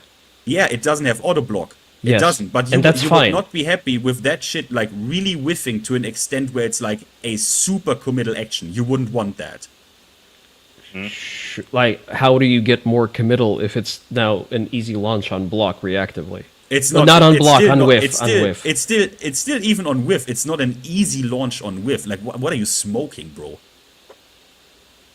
I think Finn's point This is like, are you like, the bro? Are you? Wait. I can let me whisper. Finn, let me whisper. I got you. Finn, what Finn is saying is, if a move like that had more Yes. recovery frames, people in general would be less likely to do it, regardless if it's reactable, because the risk reward is not in your favor. Like, if I miss the timing, I should get clipped for it and launched. Or if I blatantly whiff it, yes, I'm fine with that. Give me my parry everything button. Make safe things unsafe, but have the penalty of if it whiffs, I get launched. I'm fine with that. I mean, he's saying he is. I'm with Finn. I don't think most people would like to. You can say that you're fine with it, but what you'll find out is that people won't do it. Again, C4, what you have to imagine, what Jin's parry was, he was just doing like hup, hup, hup, hup, and he would make your attacks whiff, right? And it would like cool. Yes. That's why the Jin players think it's sick, because they're like, bro, I'm doing sick shit here. Look, bro, you can't touch me. And in essence, they just spammed back 1+3. And then is it called like mental awareness? It's not that. No. It's called whatever the fuck. It's just a parry where basically he can just spam it. What palms up? It's an induced whiff, basically. He puts his palms up and you'll throw a punch at him, and it'll basically animate so that he kind of goes like that, like he sort of moves you out of the way. And then he just makes shit whiff, like he makes your attacks whiff. And wait, any like high, low, all attacks? No, highs and mids. Highs and mids, and there were certain exceptions to it, but it's like highs and mids. And this shit was completely busted because it is super hard to whiff punish. It's still hard to whiff punish. Like if you say that is an easy launch, if he whiffs that, even now you are delusional, and that is why I asked for rank. Fine, let's remove the qualifier of easy for launching. It is definitely still punishable because it doesn't have auto block anymore. I'm also not arguing that it's. I'm also not saying that it's a bad change. Like my complaint about the changes to the parry is that the parry doesn't fucking work half the time. How does it not work half the time? It works for the things it works. It doesn't work on heat moves. It doesn't work on that full charge moves. Okay, it doesn't work on rage only because arts. only because the move doesn't work like you want it to, because it's no longer OP. Doesn't mean that it doesn't work. It works as intended, as nerfed by the developers for good reason. And we're suddenly agreeing with the developer vision? I'm sorry, what was I listening to the past 7 hours? Yes, because, okay. No, he didn't. I always... Wait, let me handle this. Are you crazy, bro? Did you ever hear my take on Tekken 8? I said, for example, the low parry nerf in Tekken 8 is obviously a good thing. Not everything the developers is wrong. Only, bro, what is this logic? Like, okay, I'm not disagreeing with you on that one either. I don't know. You don't even know what I mean, right? With low parry. No. You know what I mean? Yes, I am aware that it instantly tail spins, reduces your damage. Oh, that sounded like a new. And what's your problem with what's your problem with that logic? So you agree with I have me. no problem so you with also that say logic. you also say it's good. For the low parry nerf, I actually Yeah. don't have a strong opinion on that one. Probably better because it's, it introduces Okay, less good. opportunities for long and obnoxious So your own combos. gotcha moment didn't make any sense. There's Because not really you also agree. Finn. No, that's first of all, it was not a gotcha. I'm just pointing That's why out. you laughed. It's only why you laughed, right? No, I laughed Yeah. because I laughed because the tone of the room usually is that we don't generally agree with the big direction that Tekken is taking, and in that Which- environment, Jin's parry is not a big direction. That's Jin's parry. Jin's parry is a compo. That's what he's laughing at. Yes, that's why I laughed at that. Yeah. All the changes weren't bad though. The devs made some good changes. I'm in agreement with Finn. The nerf was necessary, and I think that's a positive thing that they did. But so if you agree with what the devs do, it kind of makes you also agree with everything else they've done. So Not necessarily. No, it does, because if you're saying, "Oh, I understand why they did the parry for the overall balance of the game," when they do something with heat, you have to take that in consideration that the parries are weaker, maybe because of heat. They want heat to be used, but if parries worked against heat wouldn't be that good. Right and wrong. You're right, the point I was making. You're right and wrong. In Jin's case, no. They didn't not. I don't think it's supposed to be a Jin exclusive change. By the way, I think any Sabaki, any applicable parry should catch that. Think like everything has to center around it. I just smell downplay, and that is where I draw my line. Listen, for one, I am no longer a Jin player. I am now a Reina main. You're gonna be nice to him now, right? No. Oh, never mind. I don't think agreeing with one change that they made means you agree with everything else. I think I'm not saying. Listen, that was not what I said. No, I just pointed out. Hold on, that's what C4 said. That's what C4 said. Okay, I say that. Yeah, I think when you agree with a change that the devs make, you're co-signing the direction of the game. No, I'm not going to go that far. That's mad. The only thing that I laughed at is I think that it's inconsistent to use the dev's vision, the Murray vision, as justification for things that you agree with. Yeah. That's all I'm saying. Okay, who did that? You did that to an extent, Finn. No, I didn't. You are aware that they nerfed Jin's parry. Not only in it once already, to my knowledge, was nerfed before. So what do you mean? Like which nerf are you referring to? I think it was in Tekken 5. It was like a touch. In Tekken 6, he had like a special reversal really matter. animation to it, but yeah, But regardless. The point is, I was just smelling like downplay, and it went. Okay, look, when I hear downplay, it gets like, for example, it's an easy launch on whiff. Like, shut the fuck up. Okay, it's not. Listen, it was not an easy launch, but it was a predict. It's easier than it was in Tekken 7. And in Tekken 7, it was replicable. You could launch people for whiffing it. I got launched for whiffing it.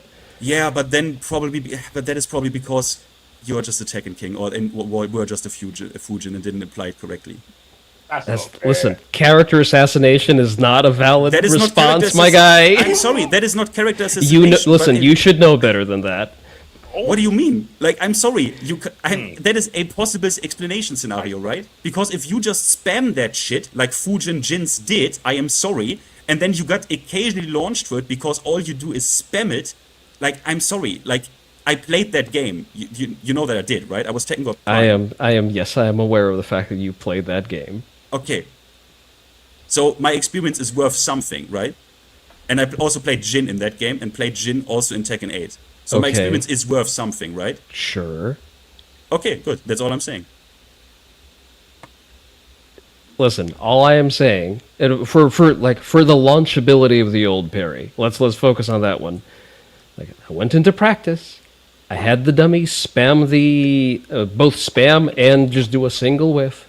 It is launchable. Yes. It is difficult to do in Tekken 7. It is measurably easier to do in Tekken 8. And not only that, I actually don't disagree with that change. that parry, given the reward, should have commensurable risk. That's fine. That's not what I'm complaining about. What I'm complaining about is that the utility of the parry is decreased because they've specifically removed forms of skill expression that would suppress the Unga gameplay of mashing the button that makes you happy, which is the heat button.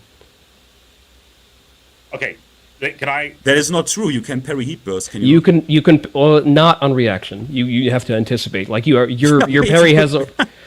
Tekken has never did that shit on reaction. Shut the fuck up, bro. What do you No, mean? Not on reaction. Oh no. Well, you can't. You never were able to parry the heat burst The on strongest reaction. thing. But you can parry that with Jin. You can parry that. You can if you press before the Yes. other guy presses the heat burst. Yes. Yes. But in your world, like look, when you say this reactive shit, right? With Yes. Jin, the really strong shit was not Mhm. something that he could react to, that he could parry. He never reacted to that. Do you react to like a down forward 1 and parry that? Or like a No. magic 4? No, you don't. But No. that was the really strong shit. A running move, alright, that's already committed. You could have also sidestepped that, right? You could have also just sidestepped that and electric. Sure. A parry is just more flashy and looks cooler. But like Yes. you as Jin, you still have. By the way, do you get a launch when you parry heat burst? Do you get a launch? I think believe you do. right? Yeah, you do. Oh, crazy. Finn, There you have it.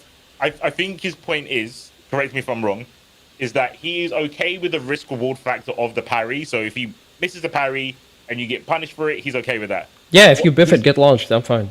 The issue is that you can't use the parry in more situations.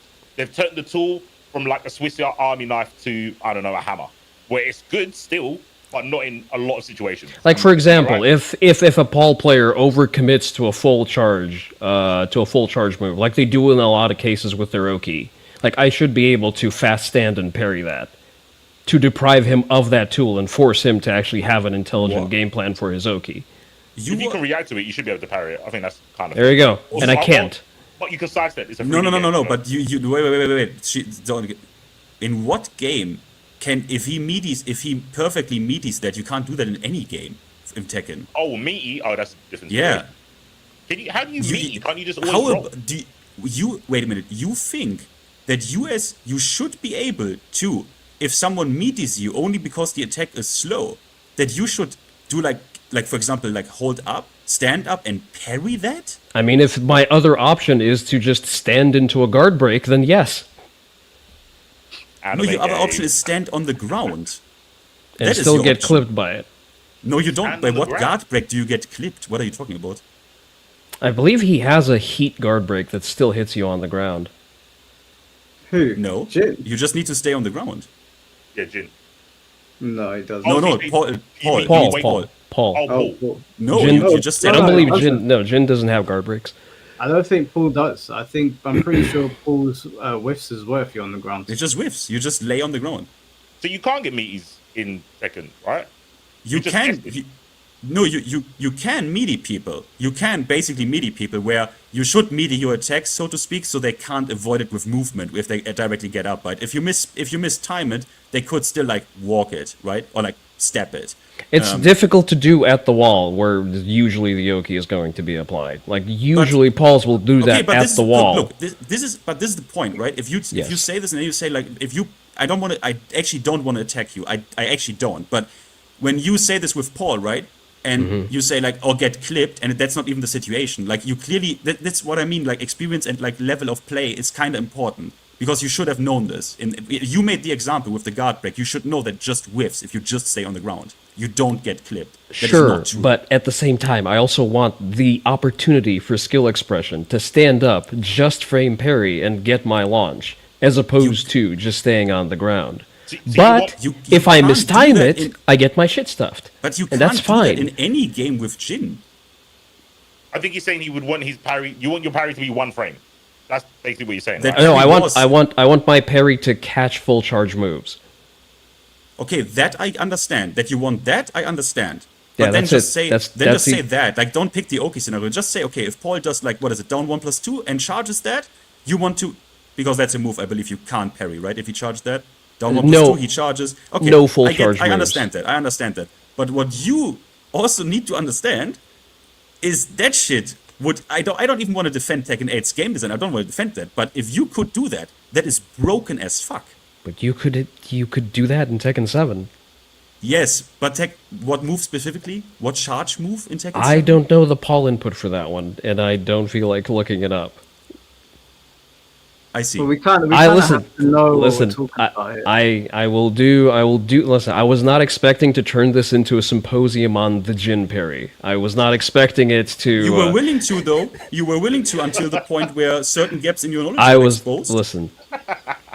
Are we really gonna do this, Fid? Like, I'm game. Like, if this is going to be the rapport that we're setting, that's fine. I'm just going to be aware of the rules and then the MO here. I can make your argument better than yourself. Funny enough, just pick Paul's Rage Drive as an example. That would be the equivalent to his to maybe his Heat Death Fist or something like that, right? You want to be able to parry that. Fully understandable. I get that. I don't remember his Rage Drive from Tekken 7. His Rage Drive was just this big Death Fist, the big blue boom. Okay, yes. Yeah, you could just parry that in Tekken 7, right? Obviously not on reaction. You just what is his guard break in Heat? Because he has a 2-hit string where it's mid. You mean it's back 2 and then you charge 1. Yes, back to 1. That's the one. Yeah, but you need to realize that you could do that. If you could do that on reaction, that would literally be broken. Yeah, kind of make it useless against Jin. Which was like, the case in Tekken 7. But also he can mix up his timing. So no, you need to full charge it. Yeah, I see what you mean. You see, like, he does down 2 immediate, let's go, and then he catches you. Yes. But the problem is, you as the Jin player have the complete advantage because you can react to the charge animation. You can react to the timing where he can't stop the charge anymore and then press the parry. And because the parry was so fast, which Jin's was, which was a unique factor about it, you could actually do it on reaction. And that is very busted because then there is no mind game. There is no mind game for the Paul player. The Paul player there is no mind game. You understand that, right? I understand that. The mind game comes in whether or not he goes into the full charge. And again, for the activation frames, we can play around with that. Also, a lesser concern of mine. My primary concern is filtering moves for being parryable just based on their special attributes. Them, for example, being a heat smash that is completely unparryable. That I understand. You want autonomy on defense. I wouldn't even go that far, but I want consistent rules applied to the parry. And again, not unique to Jin. I think that Sabakis and reversals should also operate under the same rules. All right, we have to shelf this conversation because there is one more guy waiting, and it's getting very late. So okay, sorry.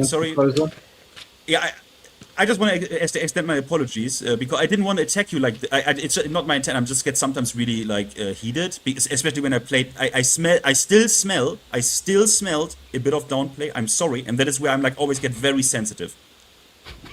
I don't think I was downplaying. Because again, yes, it is. It comes from a measly experience of a Fujin Jin player. I got clipped for parrying. I did not mash out the parry. I launched people for parrying. I had a whole little video that I've edited together on how to elicit a whiff on Jin players who over-rely on the parry. I also launched, not on Tekken 7, but I also launched in Tekken 8 Jin players when they whiff the parry, like electric, but that is rare, and it's not incredibly easy. I was just hung up on that, okay? Because you used that word, sorry, I take things very literally, you know? I did not. You gotta be careful with the Germans. Listen, I did not mean to discredit your experience of punishing bad Jin players, especially in Tekken 8. We all know that we suffer from those. I don't have it. That's okay, Finn. It's all right. That's all right. No, you the player who is on Tekken King. I'm not on Tekken King, mate. Are we? Okay, why are we making this oddly personal? I am trying to off-ramp us. Because you said the opponents I play, which I value very much, are bad Jin players. You just attacked them personally. I'm just asking you a question. No. My opponents bad. No, I'm saying that we suffer from a problem of Unga Jin players. It's just as a phenomenon in Tekken 8, a thing that happens. No, you said specifically, oh, I don't doubt that you punished quote unquote bad Jin players. Okay, Finn, Excuse let sir. me word that. You definitely punish very competent Jin players at your at your level of play. Listen, I don't come here to start an argument, especially over very odd things. Like, I have nothing bad to say about any of the present company. If anything, I have nothing bad to say about you, mate. I just like discussing. I'm German. I can't help it. I'll make a mental note of that for next time. Like legit, I have no no problem. Okay, noted. The tone is very energetic. It's very easy to mistake for fighting words. That's all I'm saying. I heard that once before. I think his name was Jason Toyota or some shit. Yeah, I heard that once before. Okay, It's fine. Okay, yeah, this is an entirely different tangent. My notes did not come into use here, but listen. Final Send them to me. Final Send them to me on point of. Discord. I answer them. Every note you have. I do that because I was responsible for the distraction, okay? Send them to me, I answer everything. Okay, that's fine. I will do that. One thing, just a piece of copium that I have before I part. I think that if we actually had a banger DOA game release in the time when Tekken is still in its current state, I think that would actually do a lot to bleed off a lot of the people who are actually invested in good 3D fighting games. Being a lazy Tekken player myself who doesn't want to learn other games, I am very guilty of that. I think that would at the very least create at least some backdraft, especially if the big prominent talking heads start crashing out at Tekken the same way as Main Man did recently during his AK run. I think that it's not going to completely gut the player base, but it's going to create enough rifts where the bean counters at Bandai may get frightened. And that is, again, this is cope. I acknowledge that this is cope.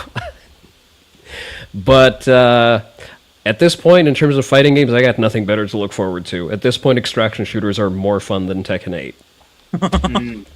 Arc Raiders is hitting, apparently. Yeah, it is. I'm more of a gray zone kind of guy, but that's just me. All right, well, that's probably everything I had for the time frame here. Thank you for entertaining me. Always a pleasure. No problem, bro. Well, appreciate you being on here. Yeah.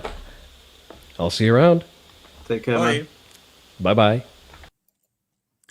Nova Saiken sends his regards. Daniel, thank you for the $4.99. What's up, Mike? Are you a My Hero Academia fan? If so, thoughts on the final season? Oh, God. I'm going to assume that you are a My Hero Academia fan, so I'm not going to upset you. I'm on season 5. I don't think My Hero is bad. I think it's insanely mid, but I haven't seen 5, 6, and 7. So when I watch 5, 6, and 7, I'll give you my full verdict. But as of now, My Hero is about as mid as you can get for a shonen anime. It kind of just seems like it plays it safe almost everywhere. Everyone says to me it gets better in season 7, but if it takes 7 seasons to get good, then overall you're going to be pretty mid. So we'll see in it. We'll see when we get there. Finn, there's a guy from the chat that you were talking with, Man of Tomorrow or Moton, and he has Finn. Are you there? Is anyone there? Yeah. Oh, yeah. There's someone here that wants to talk to you. Mike, I don't know if you want that. Like, I mean, it's your call. It's your call. Listen, after yesterday and even today with Frame Whisperer and the pedo comment, I'm sure it can't get any worse.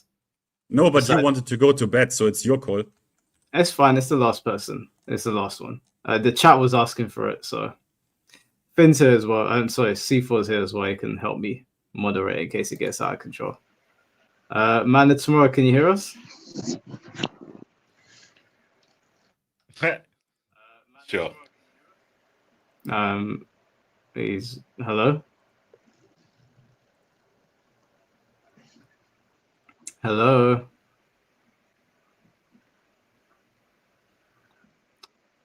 Okay, have you got your mic connected?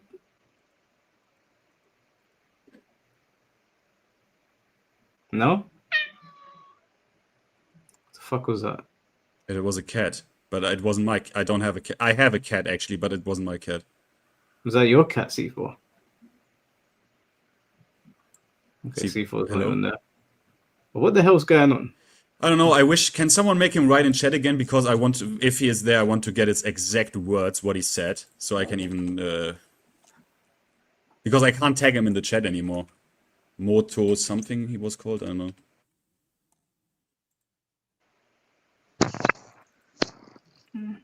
Hello? Oh, I'm getting annoyed. I'm gonna. Yo, bro. Does he think he's AFK? Like, is he AFK? And was like, you know? Well, he asked me for the link to the stream, so I assume he can hear us. But the thing is, we can hear him. Like, we can. I mean, can I can hear properly. something. Yeah. Just speak. Say something. The thing is, he's also. If I try to tag him in chat, it seems like he has left the chat. All right, I'm tired of this. I don't think this guy's trolling, but I can tell you why he was in his feelings really quick. While I talked to the very fine British young gentleman over like bloat and stuff, he wrote in the chat like, "Yeah, Finn, get this guy," like that I basically should like wrap it up and get this guy out. And I was like, I just said to him like he should shut the fuck up and who even is he? Because this fine British gentleman waited obviously fucking hours in this queue because I myself know how it goes because last time when you talked with Chad, I was also waiting, and these people wait, so he has every right to get his fucking topic across, and if Mike wants to wrap it up, he would do it. So I simply said, shut the fuck up, and then he suddenly said something about, like, competing and shit, and I did as a question, as a trick question, I asked if he even knew what we even talked about. I asked him if he could explain stunts to me. And then he said, in which game? I even trolled him and said Tekken 5 DR. He obviously couldn't explain it. Then he said, do you even compete? I'm like, yes, I actually did, bro, but okay, it doesn't matter. Then I asked him if he could give me his start GG, because I wanted to know what his accolades in said competition even look like. And he got like 2,500 out of 2,600 at EVO. And I was like, mate, why do you even bring this competition shit up? I then said, can you please give me your Tekken ID? I want to see what your years of competition in Tekken are worth. I checked it. He's a purple rank. So I'm sorry. This wouldn't have been funny because I would have, bro, sorry. Like, okay, no, don't tell me. Come on, man. No, I can't now do this. Man of Tomorrow, can you hear us? I can hear myself in his stream. Yeah, well. Did he fall asleep? How do I? Can you hear us? Can you say something? Oh wait, no. Is that the guy you had? Oh no. Is he the gentleman that? No, wait, Mike. No. I think I need to stop this right here because I think I know who this is. Who is it? Isn't that the guy that once came on and had where there was like a certain thing where he talked about Netsu and shit in Tech 1 and he was a disabled war veteran? You remember that? Oh yeah, I do. Is that him? Because then I'm gonna not engage anymore because I don't. That is not something I do. Then there was a misunderstanding. Can we just wrap it up? Yeah, that's fine. Back out. And come back in. I think that's him. I recognize his voice. We'll just leave it. There's no need for us to do that. No, he's not a troll, guys. I think it's him. No. He's not. Don't blame him, Flames Gamers. We had this once before, where Mike himself thought he was talking shit, and then the guy came on, and turned out he was like a disabled war veteran who actually plays fighting games. And it's just a misunderstanding. Like, okay, like it's not. Okay, just ignore what I said. Okay, it didn't happen. All right. Yeah, no, I've kicked him out of the thing now. Not in a rude way, but I could hear myself in his stream. He wasn't talking. Maybe Finn's right. I don't want to. There's no need to do that. I think there's enough people for Finn to flame. We don't need to, especially if he's a war veteran. I don't want to do that. Some of you in chat remember this. Like Mike also had this one misunderstanding. We thought he wanted to shit talk us, and then he came on talk. Mike, you remember this? I remember. Yeah, I didn't know that was him. Listen, last time I spoke to him, there was obviously a misunderstanding. He said what he said. I just said to him, "It's cool, bro. No problem." Like, I don't mind arguing with people, but if if listen, he's a war veteran. If he's he's disabled as well, I don't want to. Guys, that's not me insulting him. He himself told the story that he was. I remember this because I got respect for people, right? He said he was. I think that is actually him. I recognize the voice, and he was in war, and he got like hearing issues and all that shit. Like literally, he himself said that. Like, it's not me like making shit up or something. Yeah, that's fine. So you don't want to speak to him? No, I don't. No, I don't want, because I don't have a problem with him. Then it was just a misunderstanding. I don't fight my dog shit internet shit with people who actually fought for a country, bro. Like, I'm not fucking mentally ill. Yeah, no, that's fair enough. That's fair. All right, well, we'll wrap it up then. We've been there for 7.5 hours. It's been a long one. Was there anything that you guys wanted to end on? Yes, but you go first. No. Well, you go first. I just wanted to thank Mike. Just in general, because I noticed how much fun it is to always hang out with you and to always, hang out with Chad and, with Chat and C4 and all of. And if you didn't back then, where I simply had made this video about I don't remember some sale figures or something. If you hadn't responded, I probably would have not, it never would have happened. I probably would have never even made videos the way I did or some shit. I just thank you, man, and to your community and Alexis, everyone in chat, it's, I don't know, it's really cool. It's really cool. I never would have imagined that the shit gets part of my hobby. You know what I mean? Yeah, it's fun. I think it's fun that we've built a nice little community. I've gotten used to talking to you guys and chatting to people in the community, and it's good. It's good. It's funny because whenever we come off of here and then I go onto Twitter, it's like a whole different world. It's like here we're in the Shire and everything's cool, everything's blessed, everyone's getting along. There's fireworks, there's food, and then you go over to Twitter, and it's like Mordor. And it's just fucking everyone's trying to come at you. It's fucking flames. There's no eagles to save you. So yeah, it's nice. It's nice sitting on this side of the Tekken community where it's not chaos. I don't know about C4 is not part of the Tekken community, but he's slyly affiliated with us now. He can't really escape us. I'm growing to like Tekken a little bit. The beef sets help, 100%. Watching beef sets, it's cool. And I'm just gonna second what Finn said. Shouts to Mike. Shouts to Fate. Otherwise, I wouldn't have spoken to Mike, and wouldn't have met Finn or Chad. Well, we did speak initially, because of Kenso. But I think C4 messaged me and I was having none of it. I remember you said something to me on WhatsApp. I don't know what it was. I can't remember what it was, and I was just like, "Nah, I'm not interested." Bye. Yep. But it wasn't about you. It was you were just relaying a message, and I wasn't having it. So I don't know how we reconnected after that. But I think it's because I just start coming in chat. But yeah, the WhatsApps weren't working. I was just any guy. And Mike was like, nope, not dealing with this shit. Do you know what it is? Do you know why? It's because we were both in the same group chat, the Mortal Kombat one. Yeah. And I know some of those guys didn't like my takes on certain things. So when I saw your name pop up, I clicked on it and I was like, oh, we're in that Mortal Kombat group chat together. I was like, this guy's just coming to flame me, man. And then I listened to your voice now and it was reasonable. You didn't say anything that was unreasonable. But I was just like, nah, I'm not listening. I'm good. I think it's also because Kenzo pissed me off. That whole fucking, I don't know. Yeah, no, it's a bit messed up. And that Mortal Kombat chat, I also got, I don't know if you got banned. I got kicked out. You got kicked out? Yeah. Why? Because I said you guys are stupid, basically. They were saying something about Johnny Cage's jab not doing the same amount of rock stun or hit stun against every character. And I was like, I mean, so what? And they're like, it's a bug. It's like, maybe it's meant to be like that. And they're like, you don't fucking know this, you don't know that. And I was like, okay, cool. And then they kicked me out. They haven't kicked me out, but Foxy's still in there. Ketchup and Mustard left. There was a couple of players that left. I think during COVID there was so many people fighting in there, and I was one of them. I'm surprised it didn't kick me out, but I remember Ketchup and Mustard left the chat. Fox is still in there though. It's pretty much dead though. There's nothing going on in there. No one really speaks. You know, MK's dead, and they all kind of like.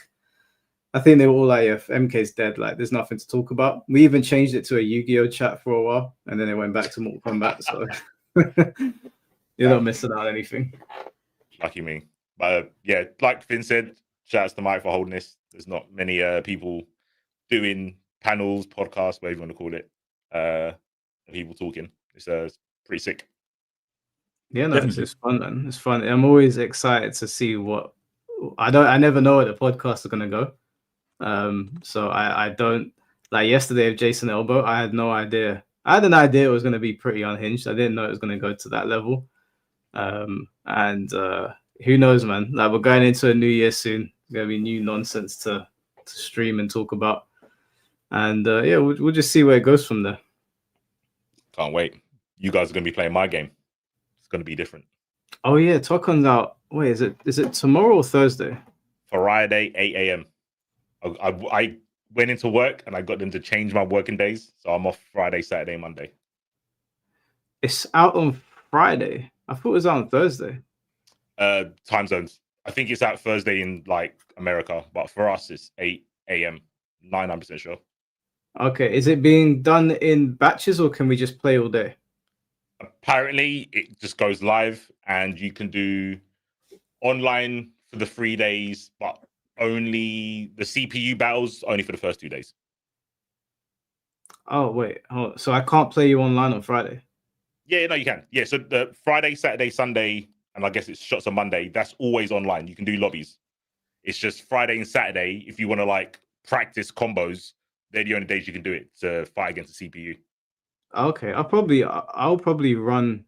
I'll probably because I'm supposed to be going out for Christmas dinner on Friday. So what I'll do is how should I do it? I could do a day stream. I don't usually stream in the day. It's usually at nighttime. I could do a stream from like midday up until like 7 p.m. So do like a 7-hour stream just playing it. Maybe you can teach me how to play these tag fighters. I'm down. Friday, I'm literally only going to T-mode. I'm going to try and do 12 hours from 8 until 8. I'm going to try and just go through all the characters and ask questions from chat, get my stream up again.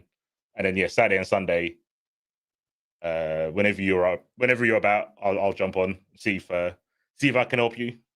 You might not need help. It might be good. But didn't you say Sunday I'm not here, but Saturday I've got like a little memorial for someone that passed away. But I might be able to jump. I could jump on from like midday up until when that starts, so maybe like 6-7 hours. All right. Well, Saturday or Friday. If you don't want to do it Saturday, that's understandable. But yeah, can I ask a quick question to you two? Is that like Marvel Tekken, right? That was specifically the game where Nenger said, what did he say, Mike? He said like, "Yo, Mike, you can try as hard as you want, you idiot. You will never ever beat me in this game because it is my game, bitch." Was that what he said? I don't know if he called me an idiot and bitch, but yeah, something along those lines. Yeah, something along those lines. Under my breath, I did say that, but you know. I know. So the bet was that I will be able to beat him in a set on Marvel Tekken, like a 1-2 before he could beat me in a set on Tekken 8. Yeah. All right, I'm interested. I will watch that. Yeah, Go on. Go on. I was gonna say I want to see how big the gap is in Tekken before I try and learn Tekken. Well, the thing is, I knew how to play Ghost Rider in Marvel 3. He was the only character I learned how to use. Like I could do proper combos with him. I could extend them with Wesker, but I didn't know what I was doing with anyone else. I only learned it because Ghost Rider is my favorite character. So if this game is anything like Marvel 3, I am assuming is it easier to combo in this game than Marvel 3? Yeah. Maybe it's about the same. It's about the same. Not harder or easier. But you know, I'm an Evo finalist in Marvel Infinite, so yeah. Well, that's a lot of pressure on yourself, bro. If you lose to me, it's not gonna look good. I don't even have to worry about it. It's obvious. It's clearly not a possibility, right? You It's do not a understand that. possibility. It's not a possibility. What's the timestamp on this? If this guy loses, I'm gonna send this to Urban Boy to a remix forever. Urban Boy, please make an album out of it. There's just some things that can't be done, and that is one of them. That's a challenge. You around. I don't think you understand the difference, but you will learn, and your chat will obviously see as well. It's a game. It's not rocket science. I'll figure it out. I'll figure it out. I'll be all right, chat. Don't worry about me. Besides, this isn't. I don't have to learn 4 characters off the bat. I need to learn 1 and then learn my assist. Right? I don't have to tag in. Yeah, you literally. All my footage, I only played 2. I played Quill and Kamala Khan. Probably gonna play for anyone. Ghost Rider, Doom. I'll probably just use. I'm not going to use them in the full game, but Captain America and I don't know. Spider-Man tends to be really difficult. I found on these kinds of games. I don't know if he's going to be difficult to use in this. He's probably like the most complex with the web slings. Yeah, the web slings are pretty techy. Yeah. Yeah, I'm not trying to learn someone that's like extra complex on a new game like this right now. So I'll probably use Ghost Rider, Doom, Captain America, and maybe Iron Man, because I imagine Iron Man is probably not going to be that difficult. Nah, he's easy. Finny, you got some people that can help you. No, bro, listen, and you might need to call in. You might need to call in a favor. You know, I'm a serious guy, bro. I'll call in my Evo finalist medal. That's all I need.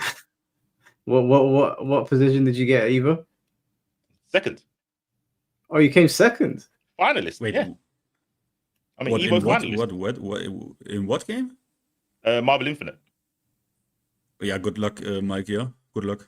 Wait, hold on. How many people entered this tournament? Was it 8? Were you in top 8 straight away? No, technically it was. I think it was 24. Was it 24 or 28? But it was 2v2. Oh, so you had a partner with you. Yep. Okay. All right. Shouts to take one. Mike, I think he's kind of right. I think I would bet money. It doesn't matter. But I mean, okay. I think he's right. I think you can actually not win. You guys like to do research? Just Liquipedia me. You know what? I'm gonna do that. I thought it's just gonna be your commentator stuff, but I've got my Guilty Gear Marvel Infinite on there. No, that's cool. That's motivation for me to. All I gotta do is win 2 games back to back. That's all I gotta do. You just can get 1. I would be gobsmacked if you get 1 game. It's 3 rounds. It's a 3-round game, so it's like Tekken. Okay. Yeah, I'll be gobsmacked. Well, we'll see in it. Maybe I won't get it in the beta. That might be asking for too much, but the game's gonna come out eventually. It'll be here for years. 2 games back to back. I can do that. I can do it, provided I actually enjoy playing it. Because I'm saying all of this under the pretense that I'm really gonna enjoy this. I might play it and be like, "Yeah, I'm not having fun." If I'm not having fun, then I'll just be straight up. Let's say. Yeah. I don't want to play if it's not fun. I mean, I'm gonna play Invincibles. I'm hoping you like it because I like Invincibles. I haven't played it and I haven't watched that much. The last thing I saw was the Cecil trailer. But because I like the show a lot, I'll probably give that a go. But again, those kinds of games I don't really play. Like Marvel 3, I think it was Ultimate Marvel 3 was the last time I actually tried one of those games. I gave Infinite a try, and I actually thought Infinite was pretty sick. It just looked ugly. Yeah. But I liked how like you would do a combo and then tag in and keep it going, and then they had like the whole stone system. But the game was just so ugly looking, and then everybody was like, "I'm not playing it. I'm not playing it." I was like, "Well, no one's playing it. There's no point in me playing it," so I jumped off. It's understandable. I started playing it like a year before Max did the mod, and then I played it for about 2 years after that. But yeah, I think Invincible's got the same thing. It doesn't look. The character models look good. The gameplay, like the kind of like quote unquote stiffness of the characters, kind of puts people off. But the tag mechanic from MVCI is basically the same in Invincibles. Yo, Mike, he won like 4 tournaments. Like there are only 4 tournaments are listed, right? And I mean, This Evo shit is not even listed there, bro. Like I think you're getting yourself into something that you can't control. You can't beat this guy, man. Like he won this, like, and I see he has the rivalry with like Jets, like the Jonas C Jets, like they seem to be his rivals. Like Mike, I think you're, I mean, you're a big man, right? Big Mike, big ups, big Mike. But Mike, I think this is like a bit too, like I think you're playing out of your league here. And I am though, but that's the fun part. What's the point in me continuously like being like, oh, jump on JoJo's or Bleach or Tekken or whatever? Let me enter his ring. Let me enter another domain. All right. I respect it, because if you like Tokon, I will be motivated to learn Tekken. Okay. Yeah, I don't think there's no fun in me like challenging C4 to a game that I'm really good at, because he doesn't play 3D fighters. He plays these kinds of fighters. So I'm like, okay, this is a new game that's coming out. It's brand new, and everyone's excited about it. It makes more sense for me to give this a try. When Virtua Fighter comes up, then I'll probably say give this a try. This is a brand new 3D fighting game. So and yeah, do you know what? Yeah, do you know what? Max Homie's good. Pointing that out. Top Rebirth of Souls player speaking. Yeah. Okay. Don't underestimate. You know what? Fair play. You are an online warrior, and I would never try and take that away from you. Hey, wait, hold on. I've won offline tournaments. Not Evo. I haven't been a fight, but I haven't flown out there. Maybe I could have done it. No, you played some actual players. You played like Problem X and stuff. I know. Yeah, I beat the Evo champion in the grand finals. In a different game. But that's cool. It's still Problem X. You did beat Problem X in a game, which many people can't say. So fair enough. Yeah. Can you say that? Have I beaten Problem X? Probably not. Like, I would never even attempt to play him in Street Fighter. That would be stupid. But yeah, he played MK. I don't think I ever played him in that. Oh no, I might have played him in Justice. Maybe. I might have played him in Justice. But that's when I was on my Wonder Woman arc, which was not a good arc. Is it peak off? I was good at Injustice. I think I played Ryan Hart in the grand finals of an Injustice tournament. I think that's the last Injustice tournament I entered. Yeah, I think the only one I entered was one of the versus fightings. And I was coming off of Dexter because everyone said I was carried by fucking Red Lantern. And I was petty, so I went, okay, I'll just beat you with fundamentals with Wonder Woman. Wait, did you say Red Lantern? Yeah. There's a Red Lantern? There's, loads of different colors. Oh, okay. His name's Atroticus or something like that? Yeah, it's like a spin on the word Atrocious? Yeah, that sounds like it. Yeah, it's a spin off Atrocious. But the cat's called Dexter. And I just called him Dexter. By the way, I know you said you don't want to speak to him. This guy's in the back room with his camera set up staring at us. No. So, Man of Tomorrow, I know that you can hear me right now. Finn doesn't want to have the conversation, so we're going to leave that there. He's been like coming in and out of the room. So look, I don't want to disrespect, but I don't. You know what I mean, Mike? You know how it went last time. I could clearly see that you also expected like someone who like. It's just simply mixed. I simply interpreted signals not in the intended way. Okay, that's what happened last time as well, Mike. So I just don't. Just don't. Yeah, that's fine. All right, well, yeah, that's it, guys. I'll get you guys out of here. So I appreciate you guys being on the stream as always, and we'll run this Marvel talk on beef set very, very, very soon. Can't wait. And Finn, if you ever jump on Uni or Grand Blue, let me know. I'll do up again. I'll play those games. Yeah, for sure. If you don't worry about it. No pressure. But if you do, I'm here for it. And I'm here if you ever want to go into Tekken again, to fuck up Mike. I think if I coach you for like a month. Oh well, I'm not gonna wager any money. I'm not gonna say it definitely, but a month. How dare you put some money on that? But wait, Mike. If a month against only Feng. Yeah. You don't think he would get like a game or like let's say I mean, I don't know. We have to get this. Maybe let's talk about this another time. I don't want to block you from going into bed, but one thing maybe I let's do talk. want to say though is that I'm trying to set up something against Shinblade's guys, and since Marvel Tekken is coming out, how big are the lobbies gonna be? Do you know? It's like anime lobbies. It's like the Tekken lobby. You have like a cabinet, and then people can just walk around the whole venue, sort of thing. We should fight Shinblade's people. Do a little UK versus US.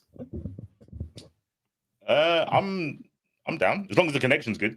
I'm down. Yeah, if the connection is good, we should do it because Shinblade was running his mouth. I gotta put him in his place. Yeah, he talks a lot. All right, guys. Mike, well, can you do me one favor, Mike? If you have the Man of Tomorrow, if you like have his Discord, or can you? Sometimes you write with people on Discord. Can you just extend my like apologies and that it was like just mixed like misunderstanding like. Yeah. I'll let him know. Okay. What's that? What am I looking at? It's the Orange Lantern. Was it Ken in chat? Oh, Orange right, Lantern. yeah. Can you recite the Green Lantern's oath? Nah, I need the orange. That's why I got the orange one. Oh, okay. Fair enough. Or that corny willpower shit. Nah, fuck that. Gotta represent. All right, cool, guys. I'm gonna go to bed now. Yeah. So appreciate you guys being there, and I'll Thank you, speak Mike. to you soon. In a bit. All right, guys. That was a stream. Went on for way longer than I thought it was going to, almost 8 hours, but it was fun. Shout out to Frame Whisperer for being on the first portion of it. I don't know what I'm doing tomorrow, but I might stream Tekken tomorrow. I haven't streamed Tekken in like 2.5 weeks, so if you want to play some Tekken tomorrow, I think I might do that. Might do a Shambolic Showdown, guys. So if you want to play some Tekken on stream with me, probably start at around 7 p.m. So 7 p.m. UK time. If you guys check back on the channel, we should have some Tekken on there. If you guys want me to whoop you, I know Masats likes getting a good beating from me. Pause. And then Thursday I've got a stream planned, but I'll let you guys know that close to the time. And then Friday is Marvel Tekken. So I'll see you guys then. Thank you for all the super chats. Appreciate it as always, and new members. And I'll see you soon.